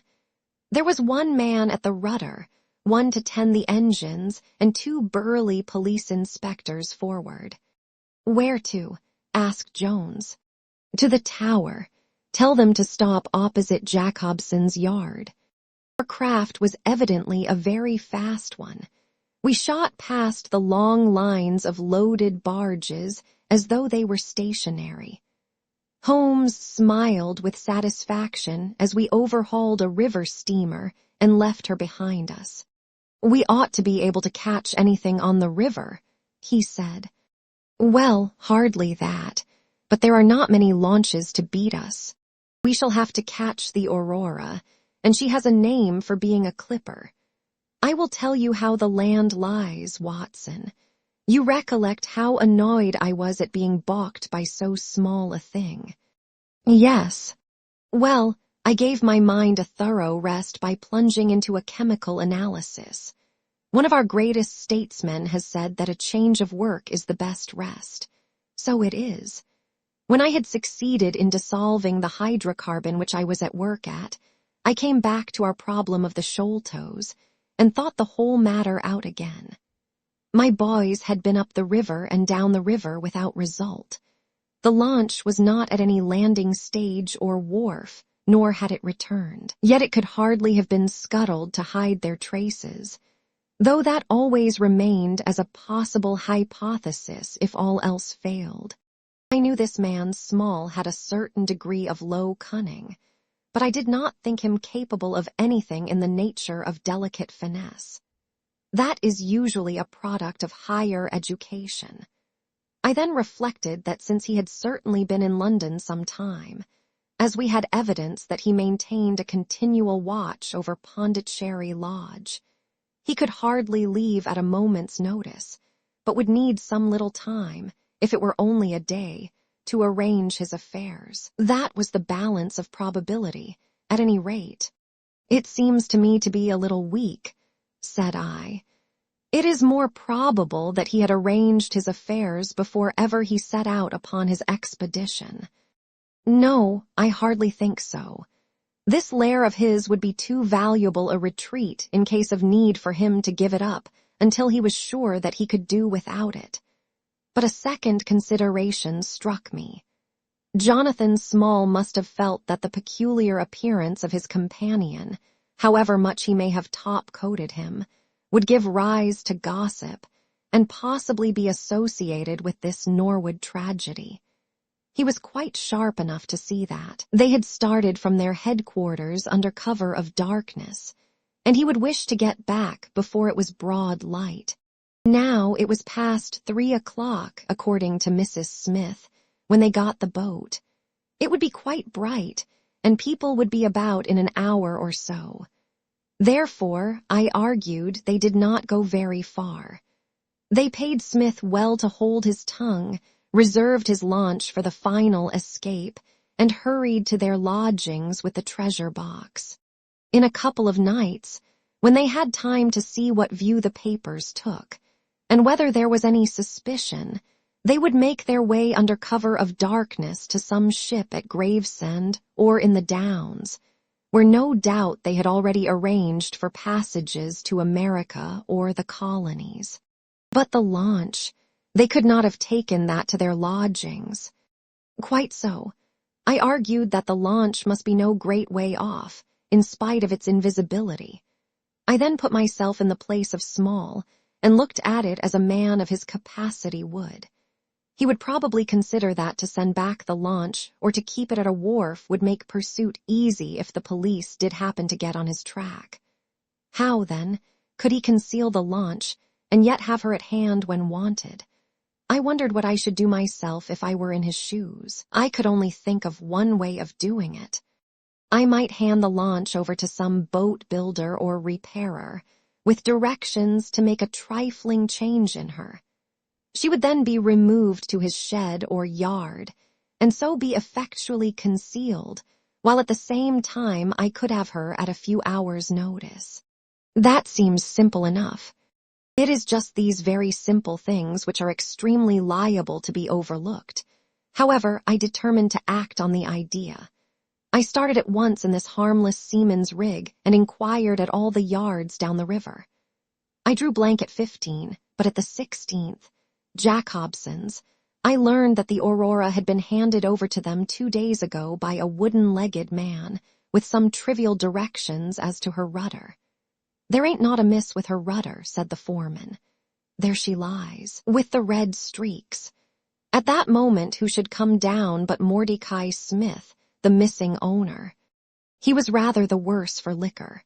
I should not, of course, have known him, but he bellowed out his name and the name of his launch. "I want her tonight at 8 o'clock, said he. 8 o'clock sharp, mind, for I have 2 gentlemen who won't be kept waiting. They had evidently paid him well, for he was very flush of money, chucking shillings about to the men. I followed him some distance, but he subsided into an ale-house, so I went back to the yard, and, happening to pick up one of my boys on the way, I stationed him as a sentry over the launch. He is to stand at water's edge and wave his handkerchief to us when they start. We shall be lying off in the stream, and it will be a strange thing if we do not take men, treasure, and all. You have planned it all very neatly, whether they are the right men or not," said Jones. "But if the affair were in my hands, I should have had a body of police in Jack Hobson's yard, and arrested them when they came down. Which would have been never. This man Small is a pretty shrewd fellow. He would send a scout on ahead, and if anything made him suspicious, lie snug for another week. But you might have stuck to Mordecai Smith, and so been led to their hiding place," said I. "In that case I should have wasted my day. I think that it is 100 to 1 against Smith knowing where they live. As long as he has liquor and good pay, why should he ask questions? They send him messages what to do. No, I thought over every possible course, and this is the best." While this conversation had been proceeding, we had been shooting the long series of bridges which span the Thames. As we passed the city, the last rays of the sun were gilding the cross upon the summit of St. Paul's. It was twilight before we reached the tower. "That is Jack Hobson's yard," said Holmes, pointing to a bristle of masts and rigging on the Surrey side. "Cruise gently up and down here under cover of this string of lighters." He took a pair of night glasses from his pocket and gazed some time at the shore.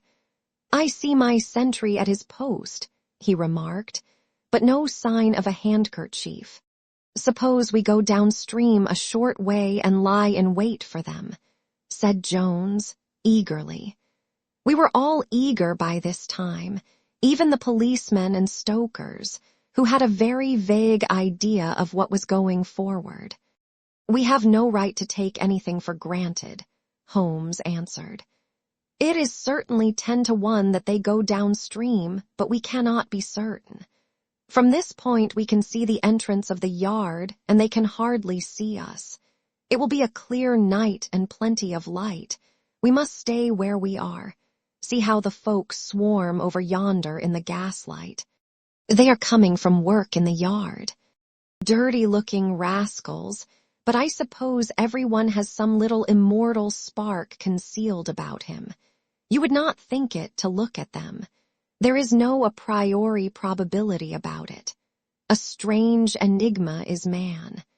Someone calls him a soul concealed in an animal. I suggested. Winwood Reade is good upon the subject, said Holmes. He remarks that, while the individual man is an insoluble puzzle, in the aggregate he becomes a mathematical certainty. You can, for example, never foretell what any one man will do, but you can say with precision what an average number will be up to. Individuals vary, but percentages remain constant. So says the statistician. But do I see a handkerchief? Surely there is a white flutter over yonder.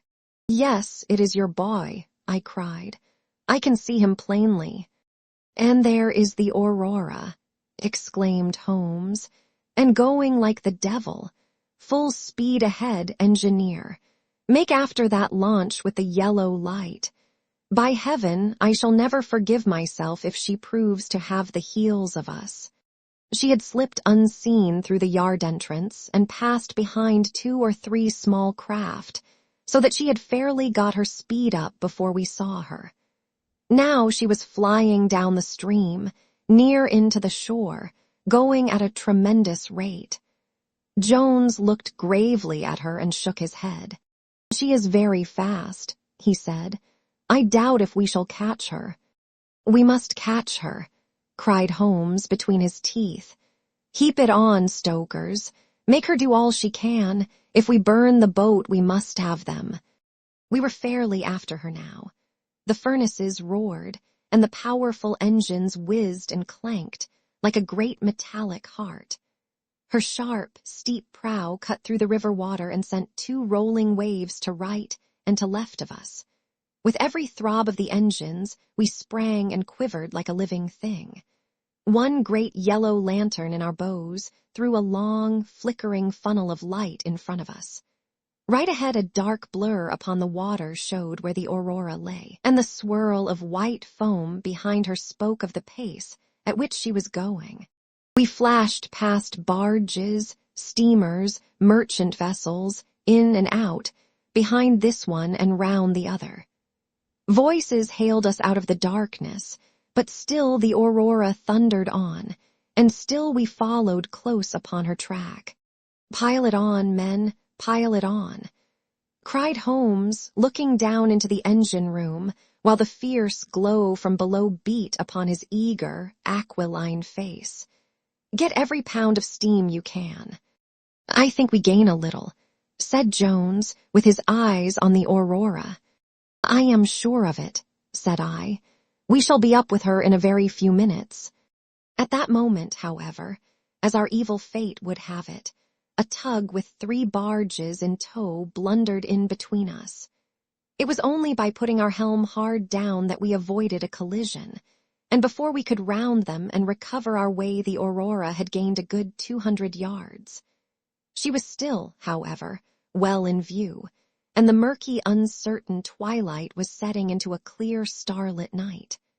Our boilers were strained to their utmost, and the frail shell vibrated and creaked with the fierce energy which was driving us along. We had shot through the pool, past the West India docks, down the long-dipped Ford Reach, and up again after rounding the Isle of Dogs. The dull blur in front of us resolved itself now clearly enough into the dainty aurora.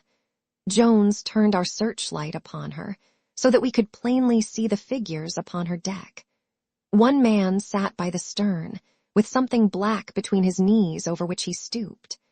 Beside him lay a dark mass which looked like a Newfoundland dog. The boy held the tiller, while against the red glare of the furnace I could see old Smith, stripped to the waist, and shoveling coals for dear life. They may have had some doubt at first as to whether we were really pursuing them, but now as we followed every winding and turning which they took there could no longer be any question about it. At Greenwich, we were about 300 paces behind them. At Blackwall, we could not have been more than 250. I have coursed many creatures in many countries during my checkered career, but never did sport give me such a wild thrill as this mad, flying manhunt down the Thames. Steadily we drew in upon them, yard by yard.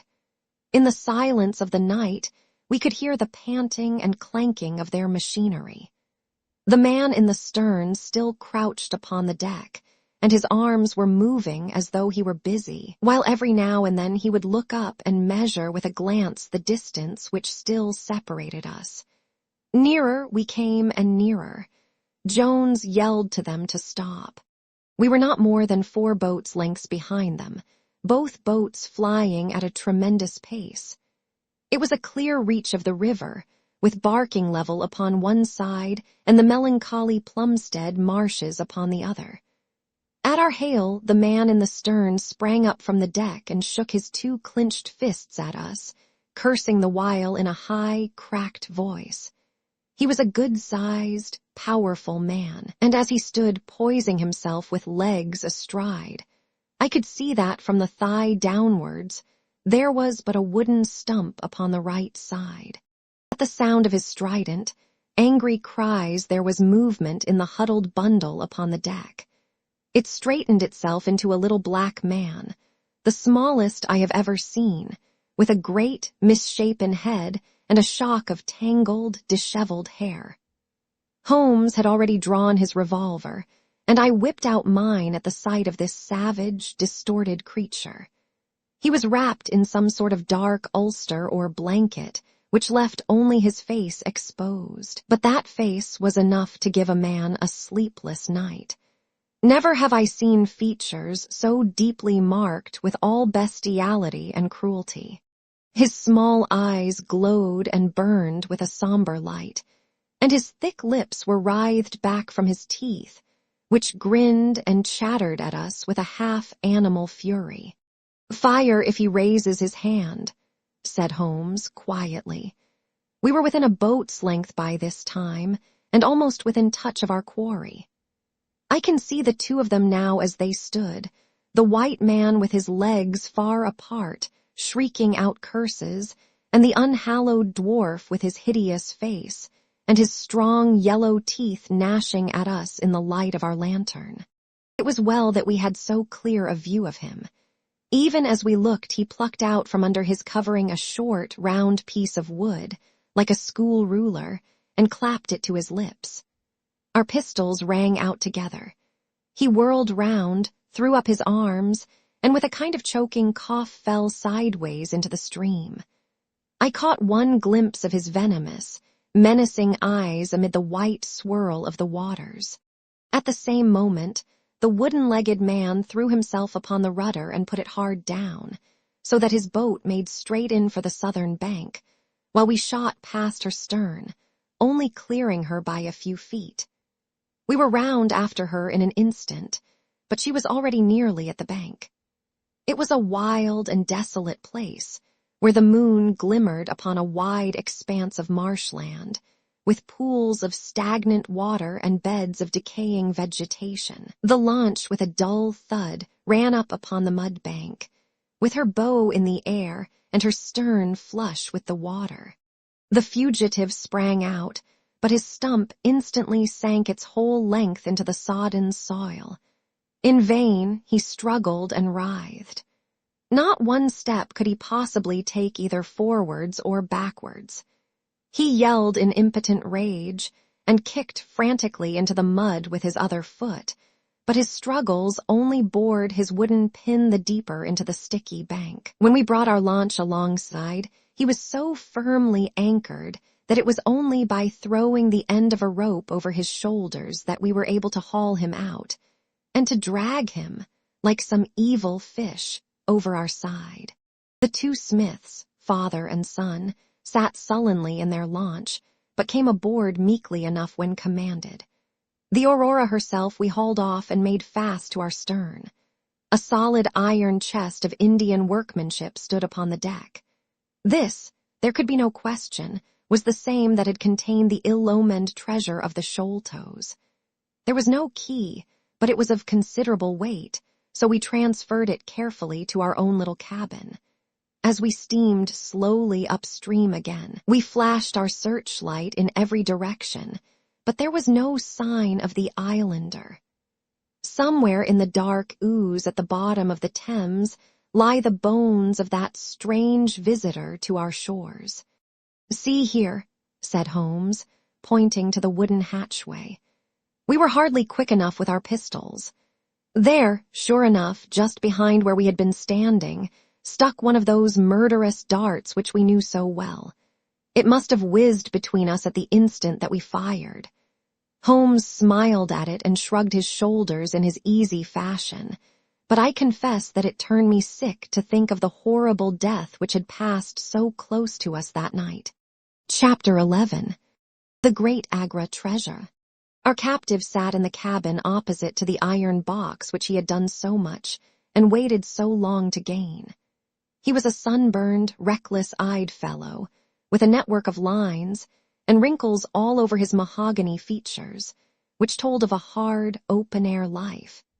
There was a singular prominence about his bearded chin, which marked a man who was not to be easily turned from his purpose. His age may have been 50 or thereabouts, for his black, curly hair was thickly shot with gray. His face in repose was not an unpleasing one, though his heavy brows and aggressive chin gave him, as I had lately seen, a terrible expression when moved to anger. He sat now with his handcuffed hands upon his lap, and his head sunk upon his breast, while he looked with his keen, twinkling eyes at the box which had been the cause of his ill-doings. It seemed to me that there was more sorrow than anger in his rigid and contained countenance. Once he looked up at me, with a gleam of something like humor in his eyes. "Well, Jonathan Small," said Holmes, lighting a cigar, "I am sorry that it has come to this."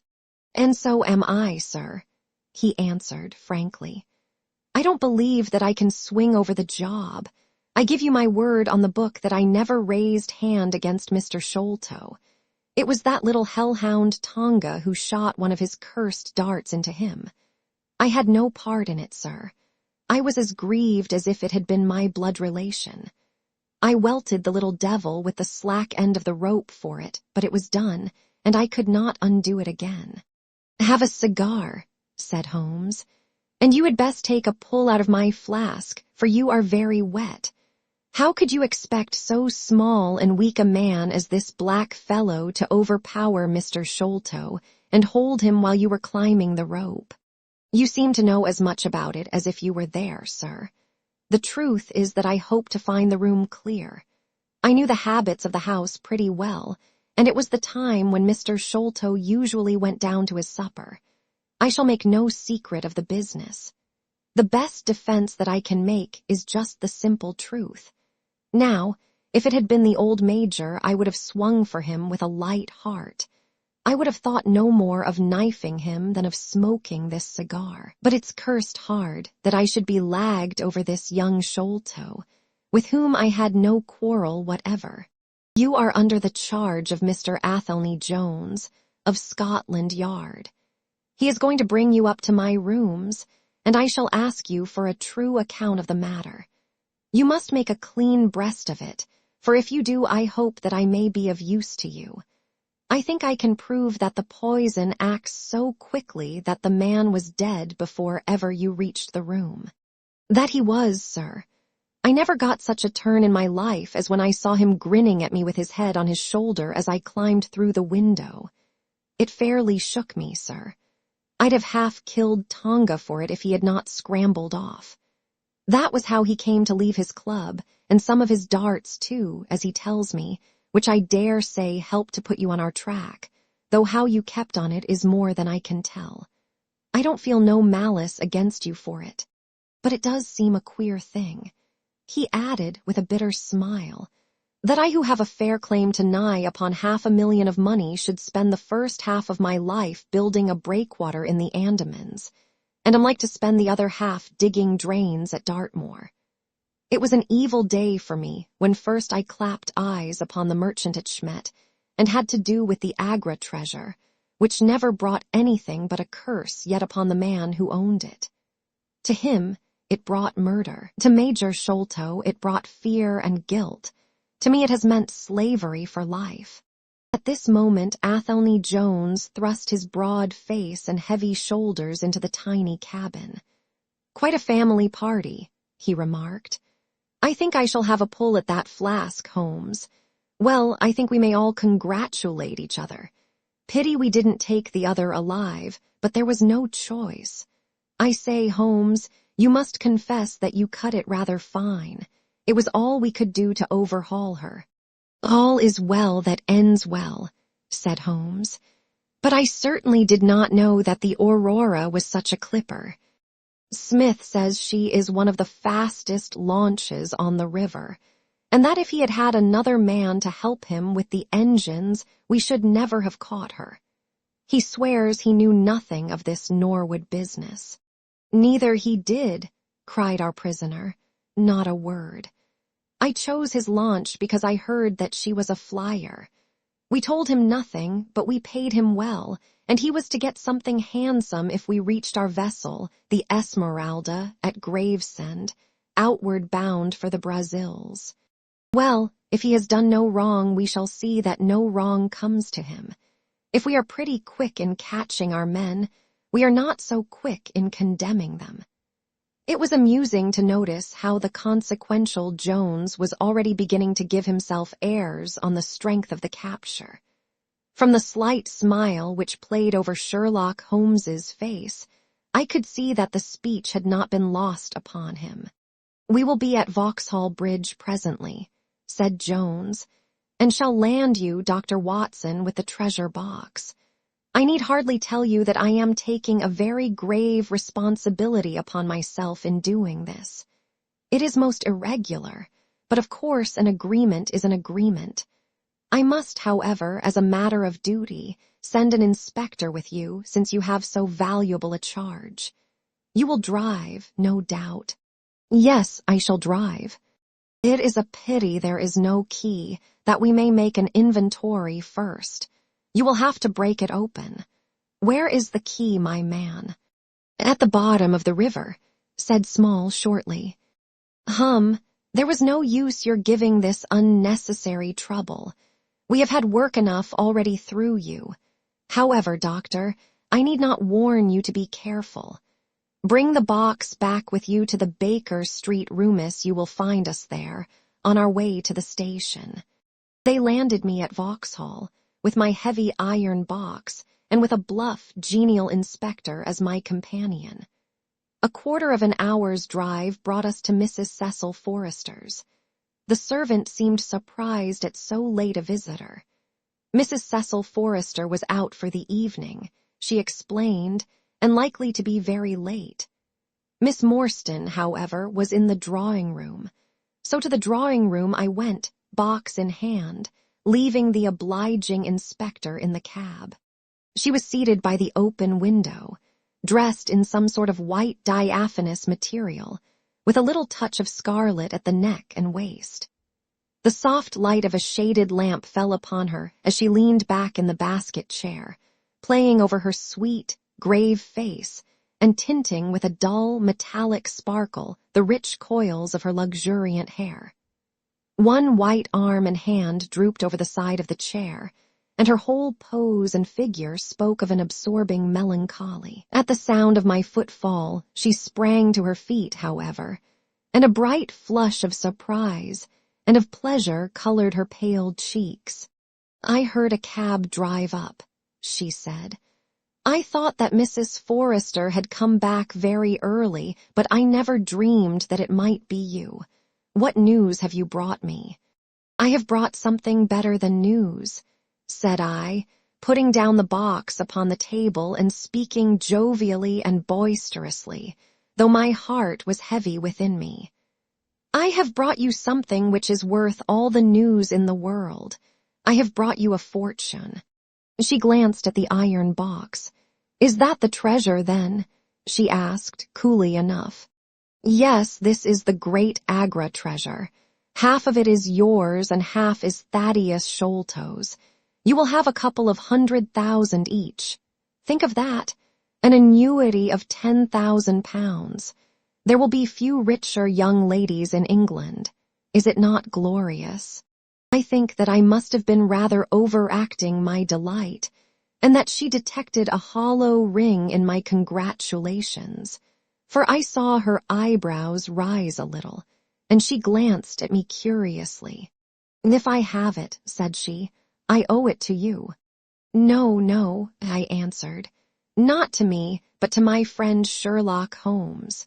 With all the will in the world, I could never have followed up a clue which has taxed even his analytical genius. As it was, we very nearly lost it at the last moment." "Pray sit down and tell me all about it, Dr. Watson," said she. I narrated briefly what had occurred since I had seen her last. Holmes's new method of search, the discovery of the Aurora, the appearance of Athelney Jones, our expedition in the evening, and the wild chase down the Thames. She listened with parted lips and shining eyes to my recital of our adventures. When I spoke of the dart which had so narrowly missed us, she turned so white that I feared that she was about to faint. "It is nothing," she said, as I hastened to pour her out some water. "I am all right again. It was a shock to me to hear that I had placed my friends in such horrible peril." "That is all over," I answered. "It was nothing. I will tell you no more gloomy details. Let us turn to something brighter. There is the treasure. What could be brighter than that? I got leave to bring it with me, thinking that it would interest you to be the first to see it." "It would be of the greatest interest to me," she said. There was no eagerness in her voice, however. It had struck her, doubtless, that it might seem ungracious upon her part to be indifferent to a prize which had cost so much to win. "What a pretty box," she said, stooping over it. "This is Indian work, I suppose." "Yes, it is Benayer's metal work." "And so heavy," she exclaimed, trying to raise it. "The box alone must be of some value. Where is the key?" "Small threw it into the Thames," I answered. "I must borrow Mrs. Forrester's poker." There was in the front a thick and broad hasp, wrought in the image of a sitting Buddha. Under this I thrust the end of the poker and twisted it outward as a lever. The hasp sprang open with a loud snap. With trembling fingers I flung back the lid. We both stood gazing in astonishment. The box was empty. No wonder that it was heavy. The ironwork was 2/3 of an inch thick all round.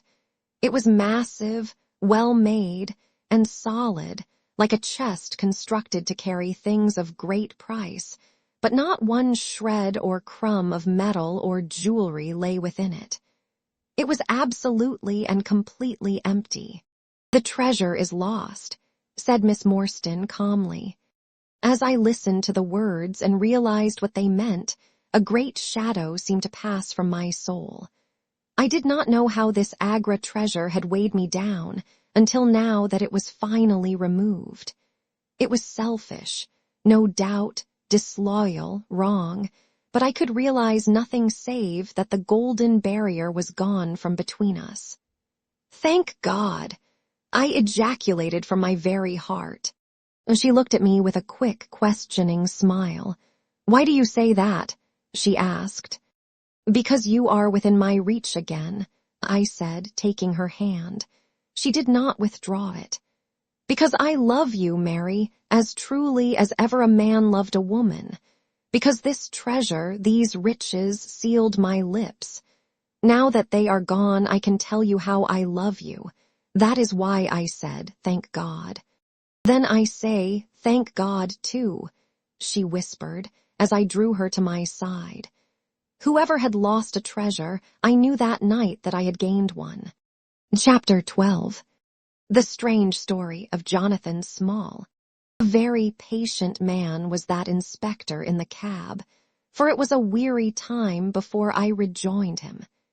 His face clouded over when I showed him the empty box. "There goes the reward," said he, gloomily. "Where there is no money there is no pay. This night's work would have been worth a tenner each to Sam Brown and me if the treasure had been there." "Mr. Thaddeus Sholto is a rich man," I said. "He will see that you are rewarded, treasure or no." The inspector shook his head despondently, however. "It's a bad job," he repeated, "and so Mr. Athelney Jones will think." His forecast proved to be correct, for the detective looked blank enough when I got to Baker Street and showed him the empty box. They had only just arrived, Holmes, the prisoner, and he, for they had changed their plans so far as to report themselves at a station upon the way. My companion lounged in his armchair with his usual listless expression, while Small sat stolidly opposite to him with his wooden leg cocked over his sound one. As I exhibited the empty box, he leaned back in his chair and laughed aloud. "This is your doing, Small," said Athelney Jones angrily. "Yes, I have put it away where you shall never lay hand upon it," he cried exultantly. "It is my treasure, and if I can't have the loot, I'll take darned good care that no one else does. I tell you that no living man has any right to it, unless it is 3 men who are in the Andaman convict barracks and myself. I know now that I cannot have the use of it, and I know that they cannot. I have acted all through for them as much as for myself. It's been the sign of 4 with us always. Well, I know that they would have had me do just what I have done, and throw the treasure into the Thames rather than let it go to kith or kin of Sholto or of Morstan. It was not to make them rich that we did for it, Schmet. You'll find the treasure where the key is, and where little Tonga is. When I saw that your launch must catch us, I put the loot away in a safe place. There are no rupees for you this journey." "You are deceiving us, Small," said Athelney Jones, sternly. "If you had wished to throw the treasure into the Thames, it would have been easier for you to have thrown box and all." "Easier for me to throw, and easier for you to recover," he answered, with a shrewd, sidelong look. "The man that was clever enough to hunt me down is clever enough to pick an iron box from the bottom of a river. Now that they are scattered over 5 miles or so, it may be a harder job. It went to my heart to do it, though. I was half mad when you came up with us. However, there's no good grieving over it. I've had ups in my life, and I've had downs, but I've learned not to cry over spilled milk." "This is a very serious matter, Small," said the detective. "If you had helped justice, instead of thwarting it in this way, you would have had a better chance at your trial." "Justice?" snarled the ex-convict. "A pretty justice. Whose loot is this if it is not ours? Where is the justice that I should give it up to those who have never earned it? Look how I have earned it. 20 long years in that fever-ridden swamp, all day at work under the mangrove tree, all night chained up in the filthy convict huts, bitten by mosquitoes, racked with ague, bullied by every cursed black-faced policeman who loved to take it out of a white man. That was how I earned the Agra treasure. And you talk to me of justice because I cannot bear to feel that I have paid this price only that another may enjoy it.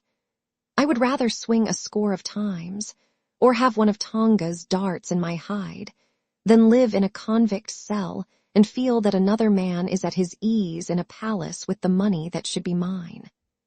Small had dropped his mask of stoicism, and all this came out in a wild whirl of words, while his eyes blazed and the handcuffs clanked together with the impassioned movement of his hands.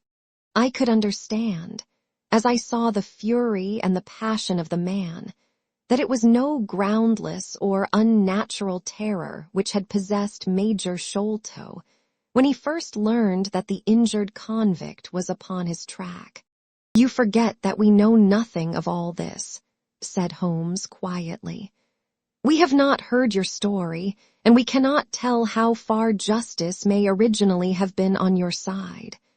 Well, sir, you have been very fair-spoken to me, though I can see that I have you to thank that I have these bracelets upon my wrists. Still, I bear no grudge for that. It is all fair and above board. If you want to hear my story, I have no wish to hold it back. What I say to you is God's truth, every word of it. Thank you. You can put the glass beside me here, and I'll put my lips to it if I am dry. I am a Worcestershire man myself, born near Pershore. I dare say you would find a heap of Smalls living there now if you were to look. I have often thought of taking a look round there, but the truth is that I was never much of a credit to the family, and I doubt if they would be so very glad to see me. They were all steady, chapel-going folk, small farmers, well-known and respected over the countryside, while I was always a bit of a rover. At last, however, when I was about 18, I gave them no more trouble, for I got into a mess over a girl, and could only get out of it again by taking the Queen's shilling and joining the 3rd Buffs, which was just starting for India. I wasn't destined to do much soldiering, however. I had just got past the goose step and learned to handle my musket when I was fool enough to go swimming in the Ganges. Luckily for me, my company sergeant, John Holder, was in the water at the same time, and he was one of the finest swimmers in the service. A crocodile took me, just as I was halfway across, and nipped off my right leg as clean as a surgeon could have done it, just above the knee. What with the shock and the loss of blood, I fainted, and should have drowned if Holder had not caught hold of me and paddled for the bank. I was 5 months in hospital over it, and when at last I was able to limp out of it with this timber toe strapped to my stump, I found myself invalided out of the army and unfitted for any active occupation. I was, as you can imagine, pretty down on my luck at this time, for I was a useless cripple though not yet in my 20th year. However, my misfortune soon proved to be a blessing in disguise. A man named Abel White, who had come out there as an indigo planter, wanted an overseer to look after his coolies and keep them up to their work. He happened to be a friend of our colonel's, who had taken an interest in me since the accident.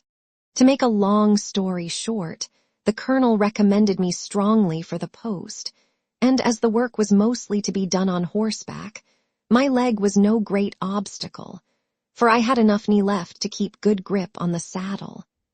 What I had to do was to ride over the plantation, to keep an eye on the men as they worked, and to report the idlers. The pay was fair, I had comfortable quarters, and altogether I was content to spend the remainder of my life in indigo planting.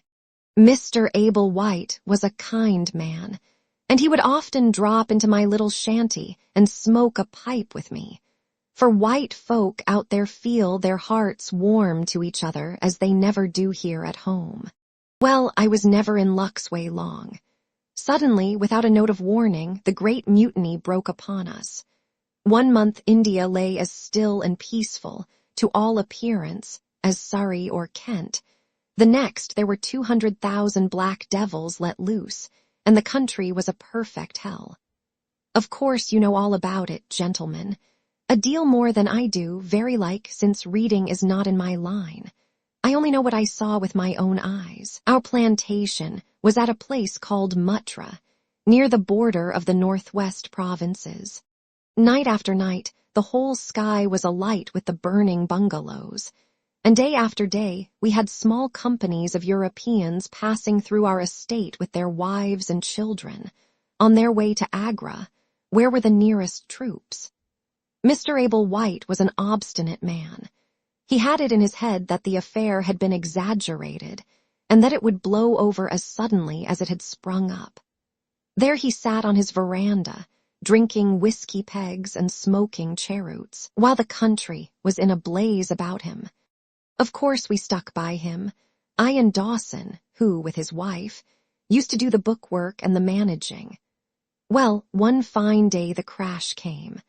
I had been away on a distant plantation, and was riding slowly home in the evening, when my eye fell upon something all huddled together at the bottom of a steep nullah.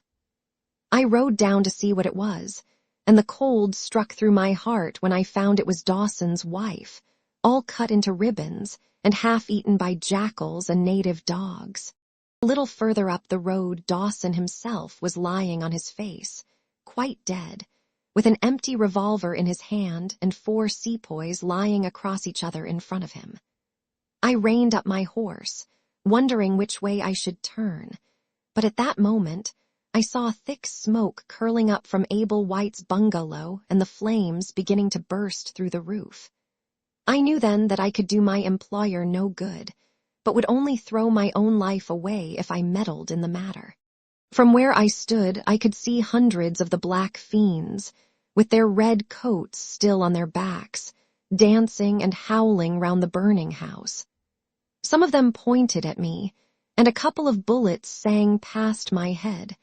So I broke away across the paddy fields and found myself late at night safe within the walls at Agra. As it proved, however, there was no great safety there either. The whole country was up like a swarm of bees. Wherever the English could collect in little bands, they held just the ground that their guns commanded. Everywhere else they were helpless fugitives. It was a fight of the millions against the hundreds, and the cruelest part of it was that these men that we fought against, foot, horse, and gunners, were our own picked troops, whom we had taught and trained, handling our own weapons, and blowing our own bugle calls. At Agra there were the 3rd Bengal Fusiliers, some Sikhs, 2 troops of horse, and a battery of artillery. A volunteer corps of clerks and merchants had been formed, and this I joined, wooden leg and all. We went out to meet the rebels at Shahgunj early in July, and we beat them back for a time, but our powder gave out, and we had to fall back upon the city. Nothing but the worst news came to us from every side, which is not to be wondered at, for if you look at the map you will see that we were right in the heart of it. Lucknow is rather better than 100 miles to the east, and Cawnpur about as far to the south. From every point on the compass there was nothing but torture and murder and outrage. The city of Agra is a great place, swarming with fanatics and fierce devil worshippers of all sorts. Our handful of men were lost among the narrow, winding streets. Our leader moved across the river, therefore, and took up his position in the old fort at Agra. I don't know if any of you gentlemen have ever read or heard anything of that old fort. It is a very queer place, the queerest that ever I was in, and I have been in some rum corners too. First of all, it is enormous in size. I should think that the enclosure must be acres and acres. There is a modern part, which took all our garrison, women, children, stores, and everything else, with plenty of room over. But the modern part is nothing like the size of the old quarter, where nobody goes, and which is given over to the scorpions and the centipedes. It is all full of great deserted halls, and winding passages, and long corridors twisting in and out, so that it is easy enough for folk to get lost in it. For this reason it was seldom that anyone went into it, though now and again a party with torches might go exploring. The river washes along the front of the old fort, and so protects it, but on the sides and behind there are many doors, and these had to be guarded, of course, in the old quarter as well as in that which was actually held by our troops. We were short-handed, with hardly men enough to man the angles of the building and to serve the guns. It was impossible for us, therefore, to station a strong guard at every one of the innumerable gates.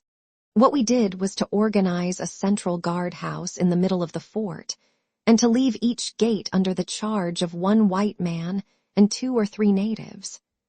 I was selected to take charge during certain hours of the night of a small isolated door upon the southwest side of the building.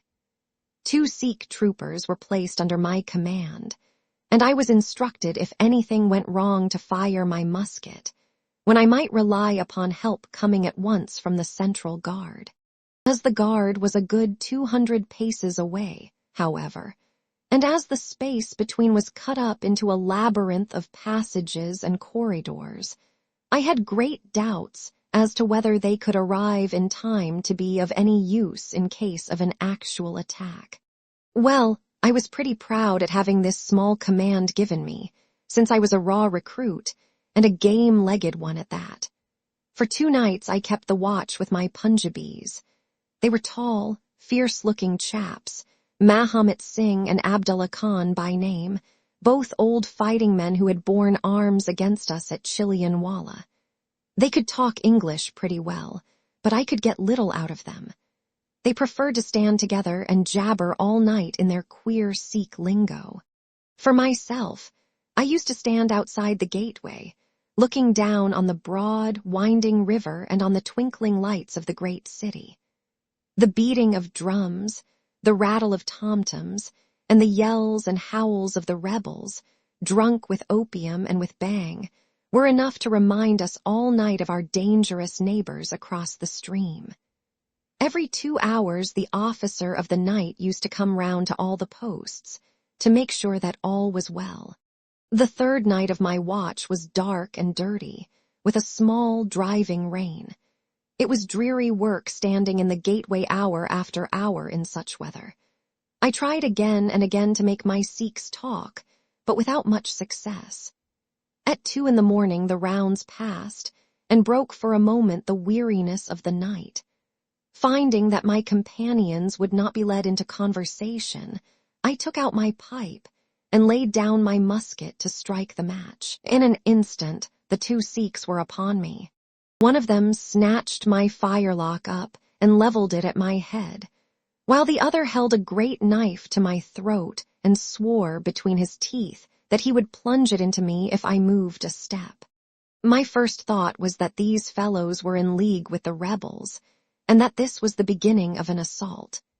If our door were in the hands of the sepoys, the place must fall, and the women and children be treated as they were in Cawnpore.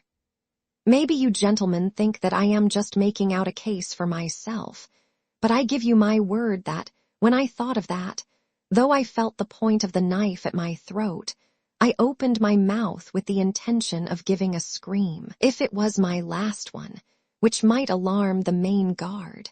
The man who held me seemed to know my thoughts, for even as I braced myself to it, he whispered, "Don't make a noise. The fort is safe enough. There are no rebel dogs on this side of the river." There was the ring of truth in what he said, and I knew that if I raised my voice I was a dead man.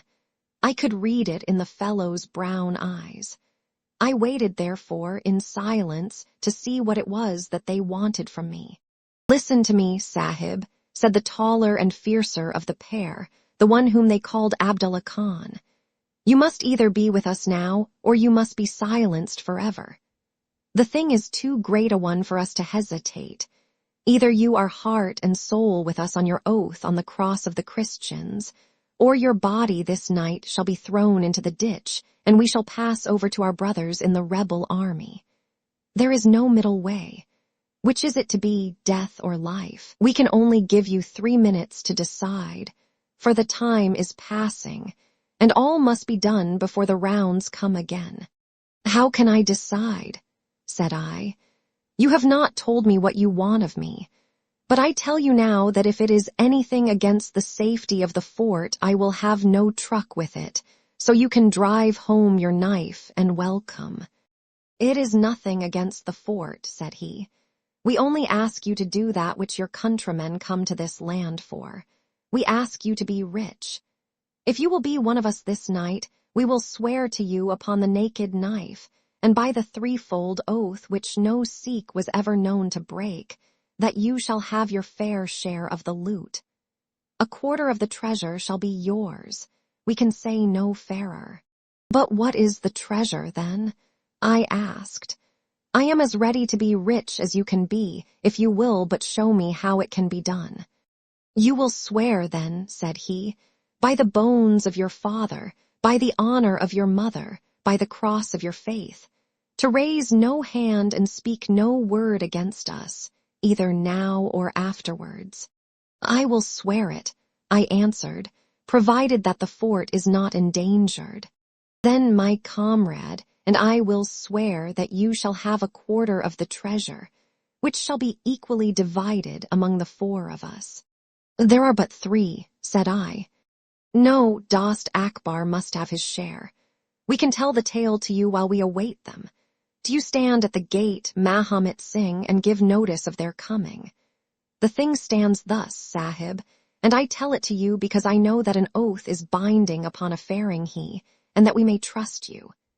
Had you been a lying Hindu, though you had sworn by all the gods and their false temples, your blood would have been upon the knife, and your body in the water. But the Sikh knows the Englishman, and the Englishman knows the Sikh. Hearken, then, to what I have to say. There is a Raja in the northern provinces who has much wealth, though his lands are small. Much has come to him from his father, and more still he has set by himself, for he is of a low nature and hoards his gold rather than spend it. When the troubles broke out, he would be friends both with the lion and the tiger, with the sepoy and with the company's Raj. Soon, however, it seemed to him that the white men's day was come, for through all the land he could hear of nothing, but of their death and their overthrow. Yet being a careful man, he made such plans that, come what might, half at least of his treasure should be left to him.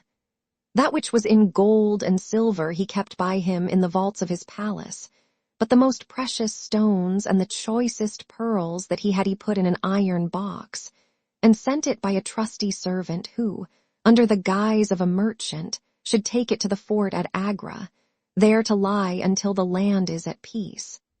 Thus, if the rebels won, he would have his money, but if the company conquered, his jewels would be saved to him. Having thus divided his hoard, he threw himself into the cause of the sepoys, since they were strong upon his borders. By doing this, mark you, Sahib, his property becomes the due of those who have been true to their salt. This pretended merchant, who travels under the name of Achmet, is now in the city of Agra, and desires to gain his way into the fort.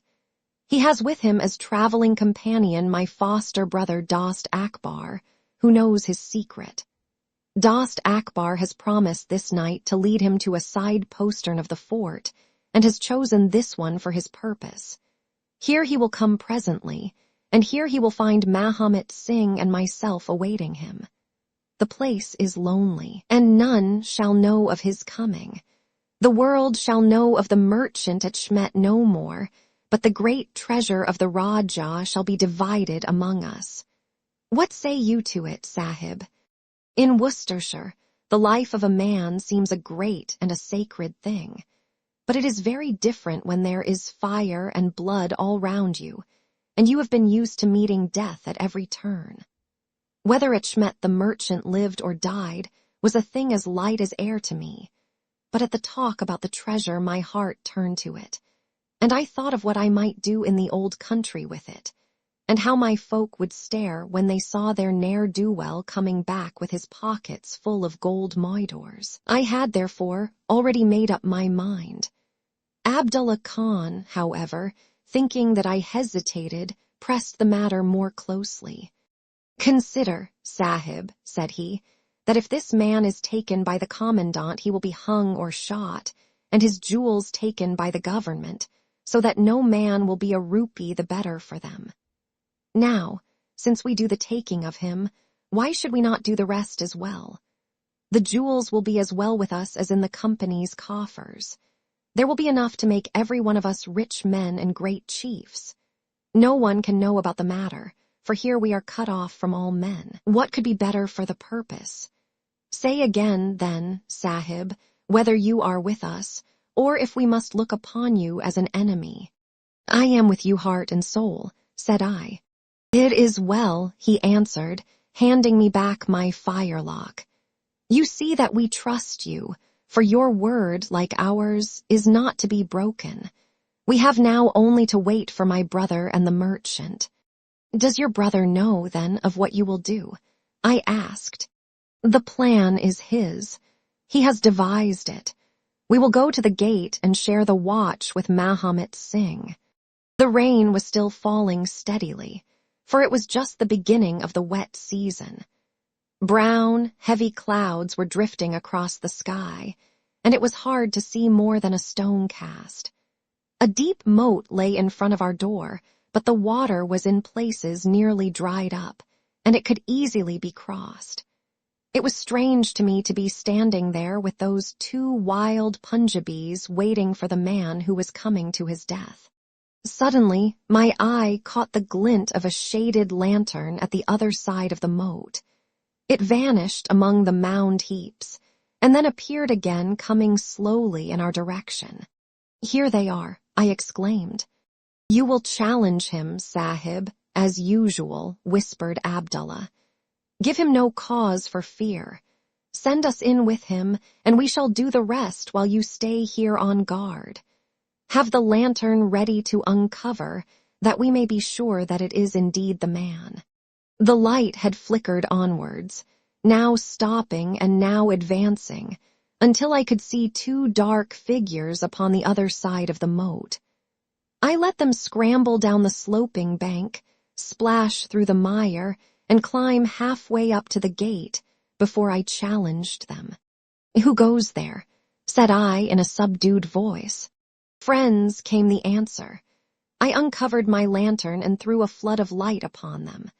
The first was an enormous Sikh with a black beard which swept nearly down to his cummerbund. Outside of a show, I have never seen so tall a man.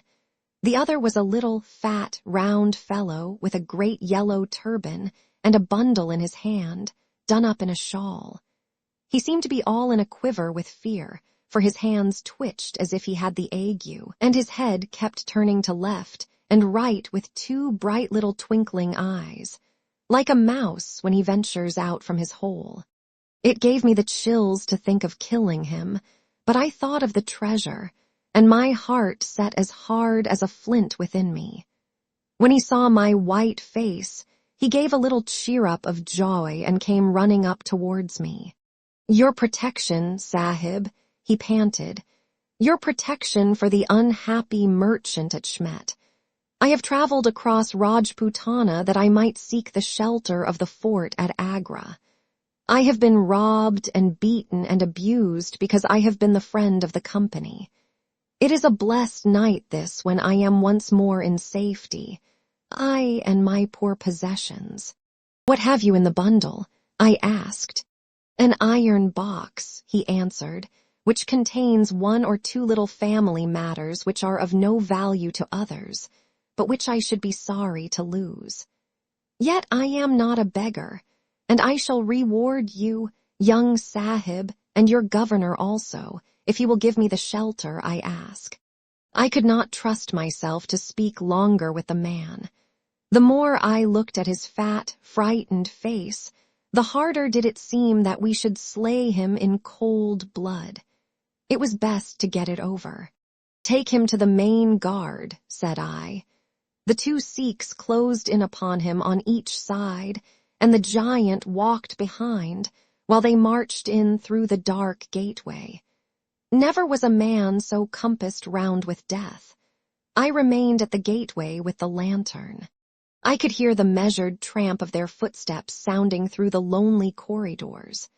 Suddenly it ceased, and I heard voices, and a scuffle with the sound of blows. A moment later there came, to my horror, a rush of footsteps coming in my direction, with the loud breathing of a running man. I turned my lantern down the long, straight passage, and there was the fat man, running like the wind, with a smear of blood across his face, and close at his heels, bounding like a tiger, the great black-bearded Sikh, with a knife flashing in his hand. I have never seen a man run so fast as that little merchant. He was gaining on the Sikh, and I could see that if he once passed me and got to the open air, he would save himself yet. My heart softened to him, but again the thought of his treasure turned me hard and bitter.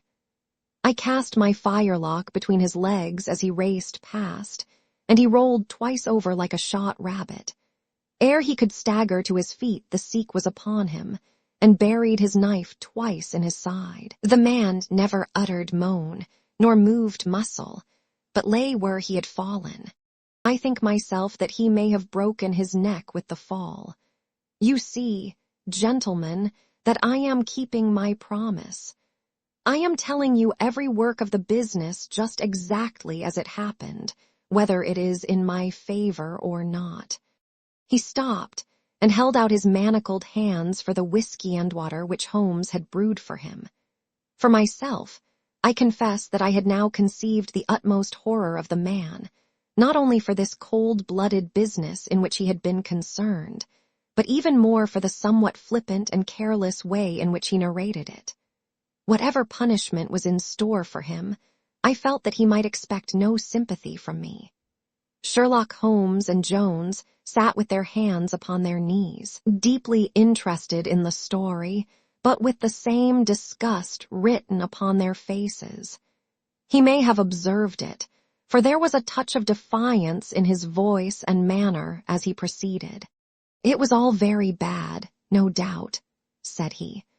"I should like to know how many fellows in my shoes would have refused a share of this loot when they knew that they would have their throats cut for their pains. Besides, it was my life or his when once he was in the fort.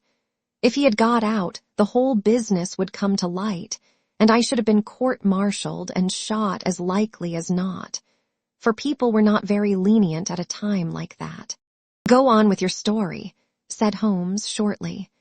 "Well, we carried him in, Abdullah, Akbar, and I. A fine weight he was, too, for all that he was so short. Mahomet Singh was left to guard the door. We took him to a place which the Sikhs had already prepared. It was some distance off, where a winding passage leads to a great empty hall, the brick walls of which were all crumbling to pieces. The earth floor had sunk in at one place, making a natural grave, so we left Schmet the merchant there, having first covered him over with loose bricks. This done, we all went back to the treasure. It lay where he had dropped it when he was first attacked. The box was the same which now lies open upon your table. A key was hung by a silken cord to that carved handle upon the top. We opened it, and the light of the lantern gleamed upon a collection of gems such as I have read of and thought about when I was a little lad at Pershore. It was blinding to look upon them. When we had feasted our eyes, we took them all out and made a list of them. There were 143 diamonds of the first water, including one which has been called, I believe, the Great Mogul, and is said to be the second largest stone in existence. Then there were 97 very fine emeralds and 170 rubies, some of which, however, were small. There were 40 carbuncles, 210 sapphires, 61 agates, and a great quantity of beryls, onyxes, cat's eyes, turquoises, and other stones, the very names of which I did not know at the time, though I have become more familiar with them since. Besides this, there were nearly 300 very fine pearls, 12 of which were set in a gold coronet.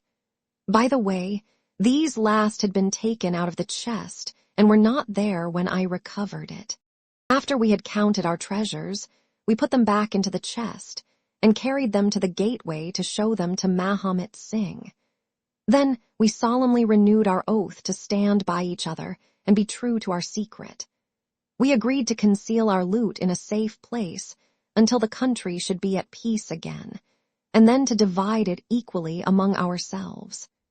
There was no use dividing it at present, for if gems of such value were found upon us it would cause suspicion, and there was no privacy in the fort, nor any place where we could keep them.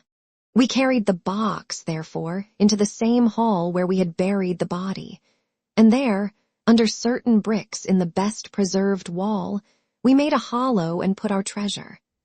We made careful note of the place, and next day I drew 4 plans, one for each of us, and put the sign of the 4 of us at the bottom, for we had sworn that we should each always act for all, so that none might take advantage. That is an oath that I can put my hand to my heart, and swear that I have never broken. Well, there's no use my telling you gentlemen what came of the Indian mutiny. After Wilson took Delhi and Sir Colin relieved Lucknow, the back of the business was broken. Fresh troops came pouring in, and Nana Sahib made himself scarce over the frontier. A flying column under Colonel Graithed came round to Agra and cleared the pandies away from it. Peace seemed to be settling upon the country, and we four were beginning to hope that the time was at hand when we might safely go off with our shares of the plunder. In a moment, however, our hopes were shattered by our being arrested as the murderers of Achmet. It came about in this way. When the Rajah put his jewels into the hands of Achmet, he did it because he knew that he was a trusty man. They are suspicious folk in the East, however. So what does this Rajah do but take a second, even more trusty servant and set him to play the spy upon the first? This second man was ordered never to let Achmet out of his sight, and he followed him like his shadow. He went after him that night and saw him pass through the doorway. Of course, he thought he had taken refuge in the fort and applied for admission there himself next day, but could find no trace of Achmet. This seemed to him so strange that he spoke about it to a sergeant of guides, who brought it to the ears of the commandant. A thorough search was quickly made, and the body was discovered. Thus, at the very moment that we thought that all was safe, we were all four seized and brought to trial on a charge of murder. 3 of us because we had held the gate that night, and the 4th because he was known to have been in the company of the murdered man. Not a word about the jewels came out at the trial, for the Rajah had been deposed and driven out of India, so no one had any particular interest in them. The murder, however, was clearly made out, and it was certain that we must all have been concerned in it. The 3 Sikhs got penal servitude for life, and I was condemned to death, though my sentence was afterwards commuted into the same as the others. It was rather a queer position that we found ourselves in then. There we were all 4 tied by the leg, and with precious little chance of ever getting out again, while we each held a secret which might have put each of us in a palace if we could only have made use of it. It was enough to make a man eat his heart out to have to stand the kick and the cuff of every petty jack in office, to have rice to eat and water to drink, when that gorgeous fortune was ready for him outside, just waiting to be picked up. It might have driven me mad, but I was always a pretty stubborn one, so I just held on and bided my time. At last it seemed to me to have come. I was changed from Agra to Madras, and from there to Blair Island in the Andamans. There are very few white convicts at this settlement, and as I had behaved well from the first, I soon found myself a sort of privileged person. I was given a hut in Hope Town, which is a small place on the slopes of Mount Harriet, and I was left pretty much to myself. It is a dreary, fever-stricken place, and all beyond our little clearings was infested with wild cannibal natives, who were ready enough to blow a poisoned dart at us if they saw a chance. There was digging, and ditching, and yam planting, and a dozen other things to be done, so we were busy enough all day, though in the evening we had a little time to ourselves. Among other things, I learned to dispense drugs for the surgeon and picked up a smattering of his knowledge. All the time I was on the lookout for a chance of escape, but it is hundreds of miles from any other land, and there is little or no wind in those seas, so it was a terribly difficult job to get away. The surgeon, Dr. Summerton, was a fast, sporting young chap, and the other young officers would meet in his rooms of an evening and play cards. The surgery, where I used to make up my drugs, was next to his sitting room with a small window between us. Often, if I felt lonesome, I used to turn out the lamp in the surgery, and then, standing there, I could hear their talk and watch their play. I am fond of a hand at cards myself, and it was almost as good as having one to watch the others. There was Major Sholto, Captain Morstan, and Lieutenant Bromley Brown, who were in command of the native troops, and there was the surgeon himself and 2 or 3 prison officials, crafty old hands who played a nice, sly, safe game. A very snug little party they used to make. Well, there was one thing which very soon struck me, and that was that the soldiers used always to lose and the civilians to win. Mind, I don't say that there was anything unfair, but so it was. These prison chaps had done little else than play cards ever since they had been at the Andamans, and they knew each other's game to a point, while the others just played to pass the time and threw their cards down anyhow. Night after night, the soldiers got up poorer men, and the poorer they got, the more keen they were to play. Major Sholto was the hardest hit. He used to pay in notes and gold at first, but soon it came to notes of hand, and for big sumas he sometimes would win for a few deals, just to give him heart, and then the luck would set in against him worse than ever. All day he would wander about as black as thunder, and he took to drinking a deal more than was good for him. One night he lost even more heavily than usual. I was sitting in my hut when he and Captain Morstan came stumbling along on the way to their quarters.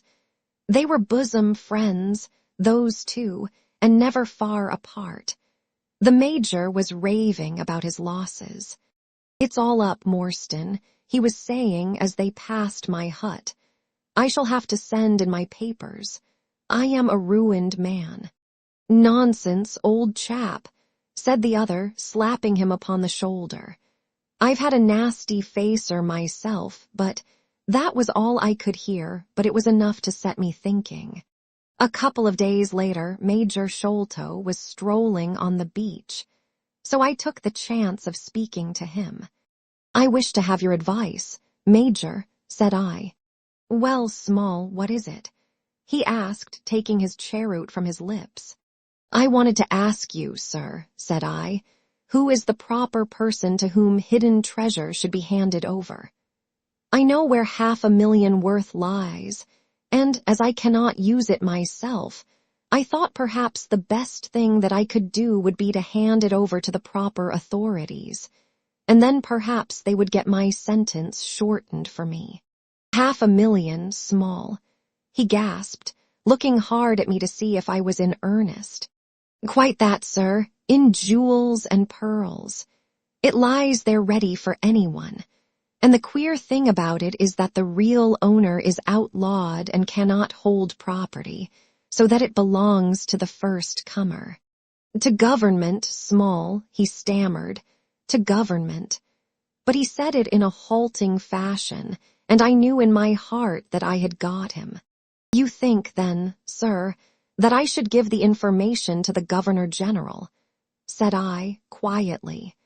Well, you must not do anything rash, or that you might repent. Let me hear all about it, Small. Give me the facts."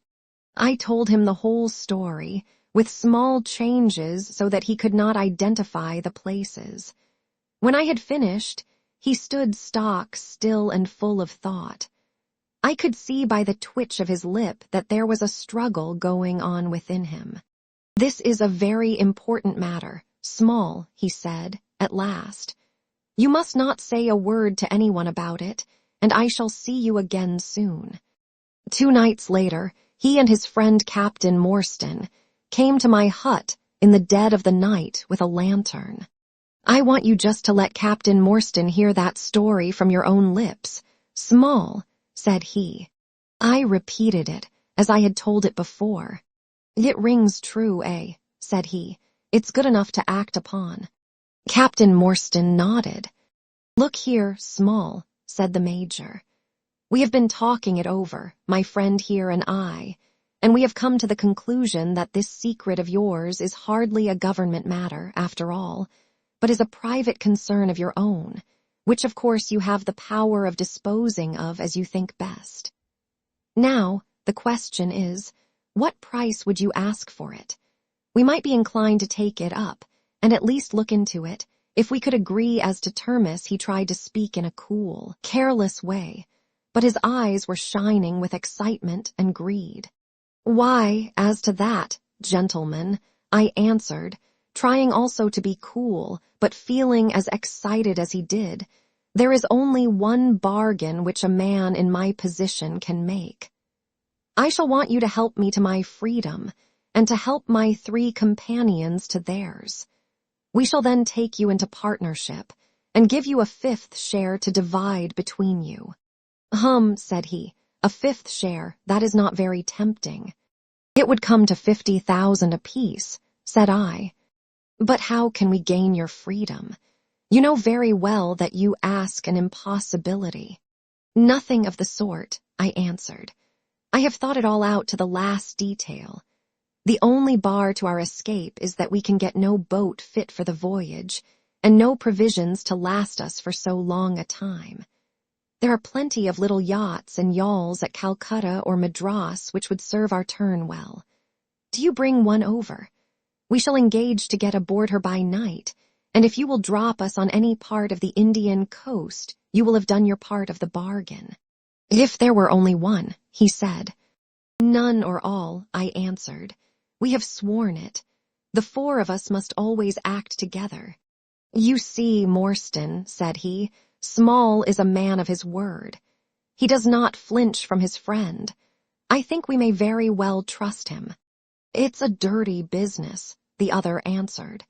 "Yet, as you say, the money would save our commissions handsomely." "Well, Small," said the Major, "we must, I suppose, try and meet you. We must first, of course, test the truth of your story. Tell me where the box is hid, and I shall get leave of absence and go back to India in the monthly relief boat to inquire into the affair." "Not so fast," said I, growing colder as he got hot. "I must have the consent of my 3 comrades. I tell you that it is 4 or none with us." "Nonsense," he broke in. "What have 3 black fellows to do with our agreement?" "Black or blue," said I, "they are in with me, and we all go together."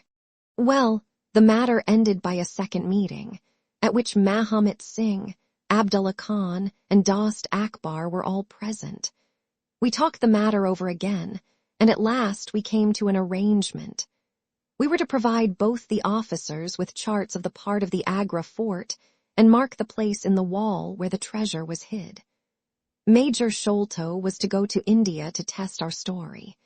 If he found the box, he was to leave it there, to send out a small yacht provisioned for a voyage, which was to lie off Rutland Island, and to which we were to make our way, and finally to return to his duties. Captain Morstan was then to apply for leave of absence, to meet us at Agra, and there we were to have a final division of the treasure, he taking the Major's share as well as his own. All this we sealed by the most solemn oaths that the mind could think or the lips utter.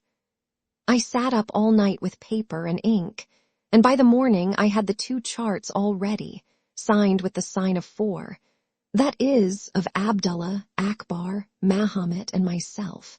Well, gentlemen, I weary you with my long story, and I know that my friend Mr. Jones is impatient to get me safely stowed in Chokey. I'll make it as short as I can. The villain Sholto went off to India, but he never came back again. Captain Morstan showed me his name among a list of passengers in one of the mail boats very shortly afterwards. His uncle had died, leaving him a fortune, and he had left the army, yet he could stoop to treat 5 men as he had treated us. Morstan went over to Agra shortly afterwards, and found, as we expected, that the treasure was indeed gone. The scoundrel had stolen it all, without carrying out one of the conditions on which we had sold him the secret. From that day I lived only for vengeance. I thought of it by day and I nursed it by night. It became an overpowering, absorbing passion with me. I cared nothing for the law, nothing for the gallows.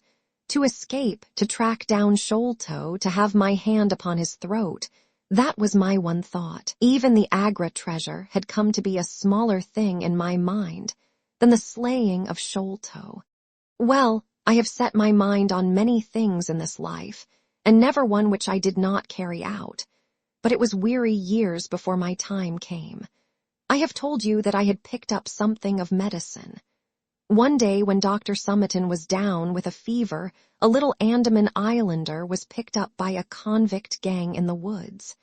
He was sick to death and had gone to a lonely place to die. I took him in hand, though he was as venomous as a young snake, and after a couple of months, I got him all right and able to walk. He took a kind of fancy to me then, and would hardly go back to his woods, but was always hanging about my hut. I learned a little of his lingo from him, and this made him all the fonder of me. Tonga, for that was his name, was a fine boatman and owned a big, roomy canoe of his own. When I found that he was devoted to me and would do anything to serve me, I saw my chance of escape. I talked it over with him. He was to bring his boat round on a certain night to an old wharf which was never guarded, and there he was to pick me up. I gave him directions to have several gourds of water and a lot of yams, cocoa nuts, and sweet potatoes. He was stanch and true, was little Tonga. No man ever had a more faithful mate. At the night named, he had his boat at the wharf. As it chanced, however, there was one of the convict guard down there, a vile Pathan who had never missed a chance of insulting and injuring me. I had always vowed vengeance, and now I had my chance. It was as if fate had placed him in my way that I might pay my debt before I left the island. He stood on the bank with his back to me, and his carbine on his shoulder. I looked about for a stone to beat out his brains with, but none could I see. Then a queer thought came into my head and showed me where I could lay my hand on a weapon. I sat down in the darkness and unstrapped my wooden leg. With 3 long hops I was on him. He put his carbine to his shoulder, but I struck him full and knocked the whole front of his skull in. You can see the split in the wood now where I hit him. We both went down together, for I could not keep my balance, but when I got up I found him still lying quiet enough. I made for the boat, and in an hour we were well out at sea. Tonga had brought all his earthly possessions with him, his arms and his gods. Among other things, he had a long bamboo spear and some Andaman cocoa-nut matting, with which I made a sort of sail. For 10 days we were beating about, trusting to luck, and on the 11th we were picked up by a trader which was going from Singapore to Jeddah with a cargo of Malay pilgrims. They were a rum crowd, and Tonga and I soon managed to settle down among them. They had one very good quality. They let you alone and asked no questions. Well, if I were to tell you all the adventures that my little chum and I went through, you would not thank me, for I would have you here until the sun was shining. Here and there we drifted about the world, something always turning up to keep us from London. All the time, however, I never lost sight of my purpose. I would dream of Sholto at night. 100 times I have killed him in my sleep. At last, however, some 3 or 4 years ago, we found ourselves in England. I had no great difficulty in finding where Sholto lived, and I set to work to discover whether he had realized the treasure or if he still had it. I made friends with someone who could help me. I name no names, for I don't want to get anyone else in a hole, and I soon found that he still had the jewels. Then I tried to get at him in many ways, but he was pretty sly and had always 2 prize fighters, besides his sons and his Kitmutger, on guard over him. One day, however, I got word that he was dying. I hurried at once to the garden, mad that he should slip out of my clutches like that, and looking through the window, I saw him lying in his bed, with his sons on each side of him. I'd have come through and taken my chance with the 3 of them, only even as I looked at him his jaw dropped, and I knew that he was gone. I got into his room that same night, though, and I searched his papers to see if there was any record of where he had hidden our jewels. There was not a line, however, so I came away, bitter and savage as a man could be. Before I left, I bethought me that if I ever met my Sikh friends again, it would be a satisfaction to know that I had left some mark of our hatred. So I scrawled down the sign of the 4 of us, as it had been on the chart, and I pinned it on his bosom. It was too much that he should be taken to the grave without some token from the men whom he had robbed and befooled. We earned a living at this time by my exhibiting poor Tonga at fairs and other such places as the Black Cannibal. He would eat raw meat and dance his war dance, so we always had a hatful of pennies after a day's work. I still heard all the news from Pondicherry Lodge, and for some years there was no news to hear, except that they were hunting for the treasure. At last, however, came what we had waited for so long. The treasure had been found. It was up at the top of the house, in Mr. Bartholomew Sholto's chemical laboratory. I came at once and had a look at the place, but I could not see how with my wooden leg I was to make my way up to it. I learned, however, about a trap door in the roof, and also about Mr. Sholto's supper hour. It seemed to me that I could manage the thing easily through Tonga. I brought him out with me with a long rope wound round his waist. He could climb like a cat, and he soon made his way through the roof, but as ill luck would have it, Bartholomew Sholto was still in the room, to his cost. Tonga thought he had done something very clever in killing him, for when I came up by the rope I found him strutting about as proud as a peacock. Very much surprised was he when I made at him with the rope's end and cursed him for a little bloodthirsty imp. I took the treasure box and let it down, and then slid down myself, having first left the sign of the 4 upon the table, to show that the jewels had come back at last to those who had most right to them. Tonga then pulled up the rope, closed the window, and made off the way that he had come. I don't know that I have anything else to tell you. I had heard a waterman speak of the speed of Smith's launch the Aurora, so I thought she would be a handy craft for our escape. I engaged with old Smith, and was to give him a big sum if he got us safe to our ship. He knew, no doubt, that there was some screw loose, but he was not in our secrets. All this is the truth, and if I tell it to you, gentlemen, it is not to amuse you, for you have not done me a very good turn, but it is because I believe the best defense I can make is just to hold back nothing, but let all the world know how badly I have myself been served by Major Sholto, and how innocent I am of the death of his son. A very remarkable account, said Sherlock Holmes. A fitting wind-up to an extremely interesting case. There is nothing at all new to me in the latter part of your narrative, except that you brought your own rope, that I did not know. By the way, I had hoped that Tonga had lost all his darts, yet he managed to shoot one at us in the boat.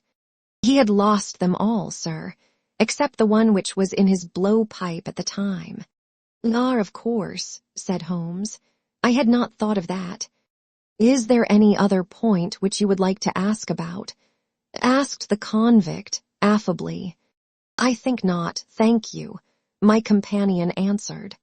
Well, Holmes, said Athelney Jones, you are a man to be humored, and we all know that you are a connoisseur of crime, but duty is duty, and I have gone rather far in doing what you and your friend asked me. I shall feel more at ease when we have our storyteller here safe under lock and key. The cab still waits, and there are 2 inspectors downstairs. I am much obliged to you both for your assistance. Of course you will be wanted at the trial. Good night to you. Good night, gentlemen both, said Jonathan Small. You first, Small, remarked the wary Jones as they left the room. I'll take particular care that you don't club me with your wooden leg, whatever you may have done to the gentleman at the Andaman Isles. Well, and there is the end of our little drama, I remarked, after we had sat some time smoking in silence. I fear that it may be the last investigation in which I shall have the chance of studying your methods. Miss Morstan has done me the honor to accept me as a husband in prospective. He gave a most dismal groan. I feared as much, said he. I really cannot congratulate you. I was a little hurt. Have you any reason to be dissatisfied with my choice? I asked. Not at all. I think she is one of the most charming young ladies I ever met, and might have been most useful in such work as we have been doing. She had a decided genius that way. Witness the way in which she preserved that Agra plan from all the other papers of her father. But love is an emotional thing, and whatever is emotional is opposed to that true cold reason which I place above all things. I should never marry myself, lest I bias my judgment. I trust, said I, laughing, that my judgment may survive the ordeal, but you look weary. Yes, the reaction is already upon me. I shall be as limp as a rag for a week. Strange, said I, how terms of what in another man I should call laziness alternate with your fits of splendid energy and vigor. Yes, he answered, there are in me the makings of a very fine loafer and also of a pretty spry sort of fellow. I often think of those lines of old Goethe. Shade das Dienator nur einen, Menschos dire Schaff. Den zum Woodigen man war und zum Schelmen der Stoff. By the way, apropos of this Norwood business, you see that they had, as I surmised, a confederate in the house, who could be none other than Lal Rao, the butler. So Jones actually has the undivided honor of having caught one fish in his great haul. The division seems rather unfair, I remarked. You have done all the work in this business. I get a wife out of it, Jones gets the credit, pray what remains for you? For me, said Sherlock Holmes, there still remains the cocaine bottle. And he stretched his long white hand up for it.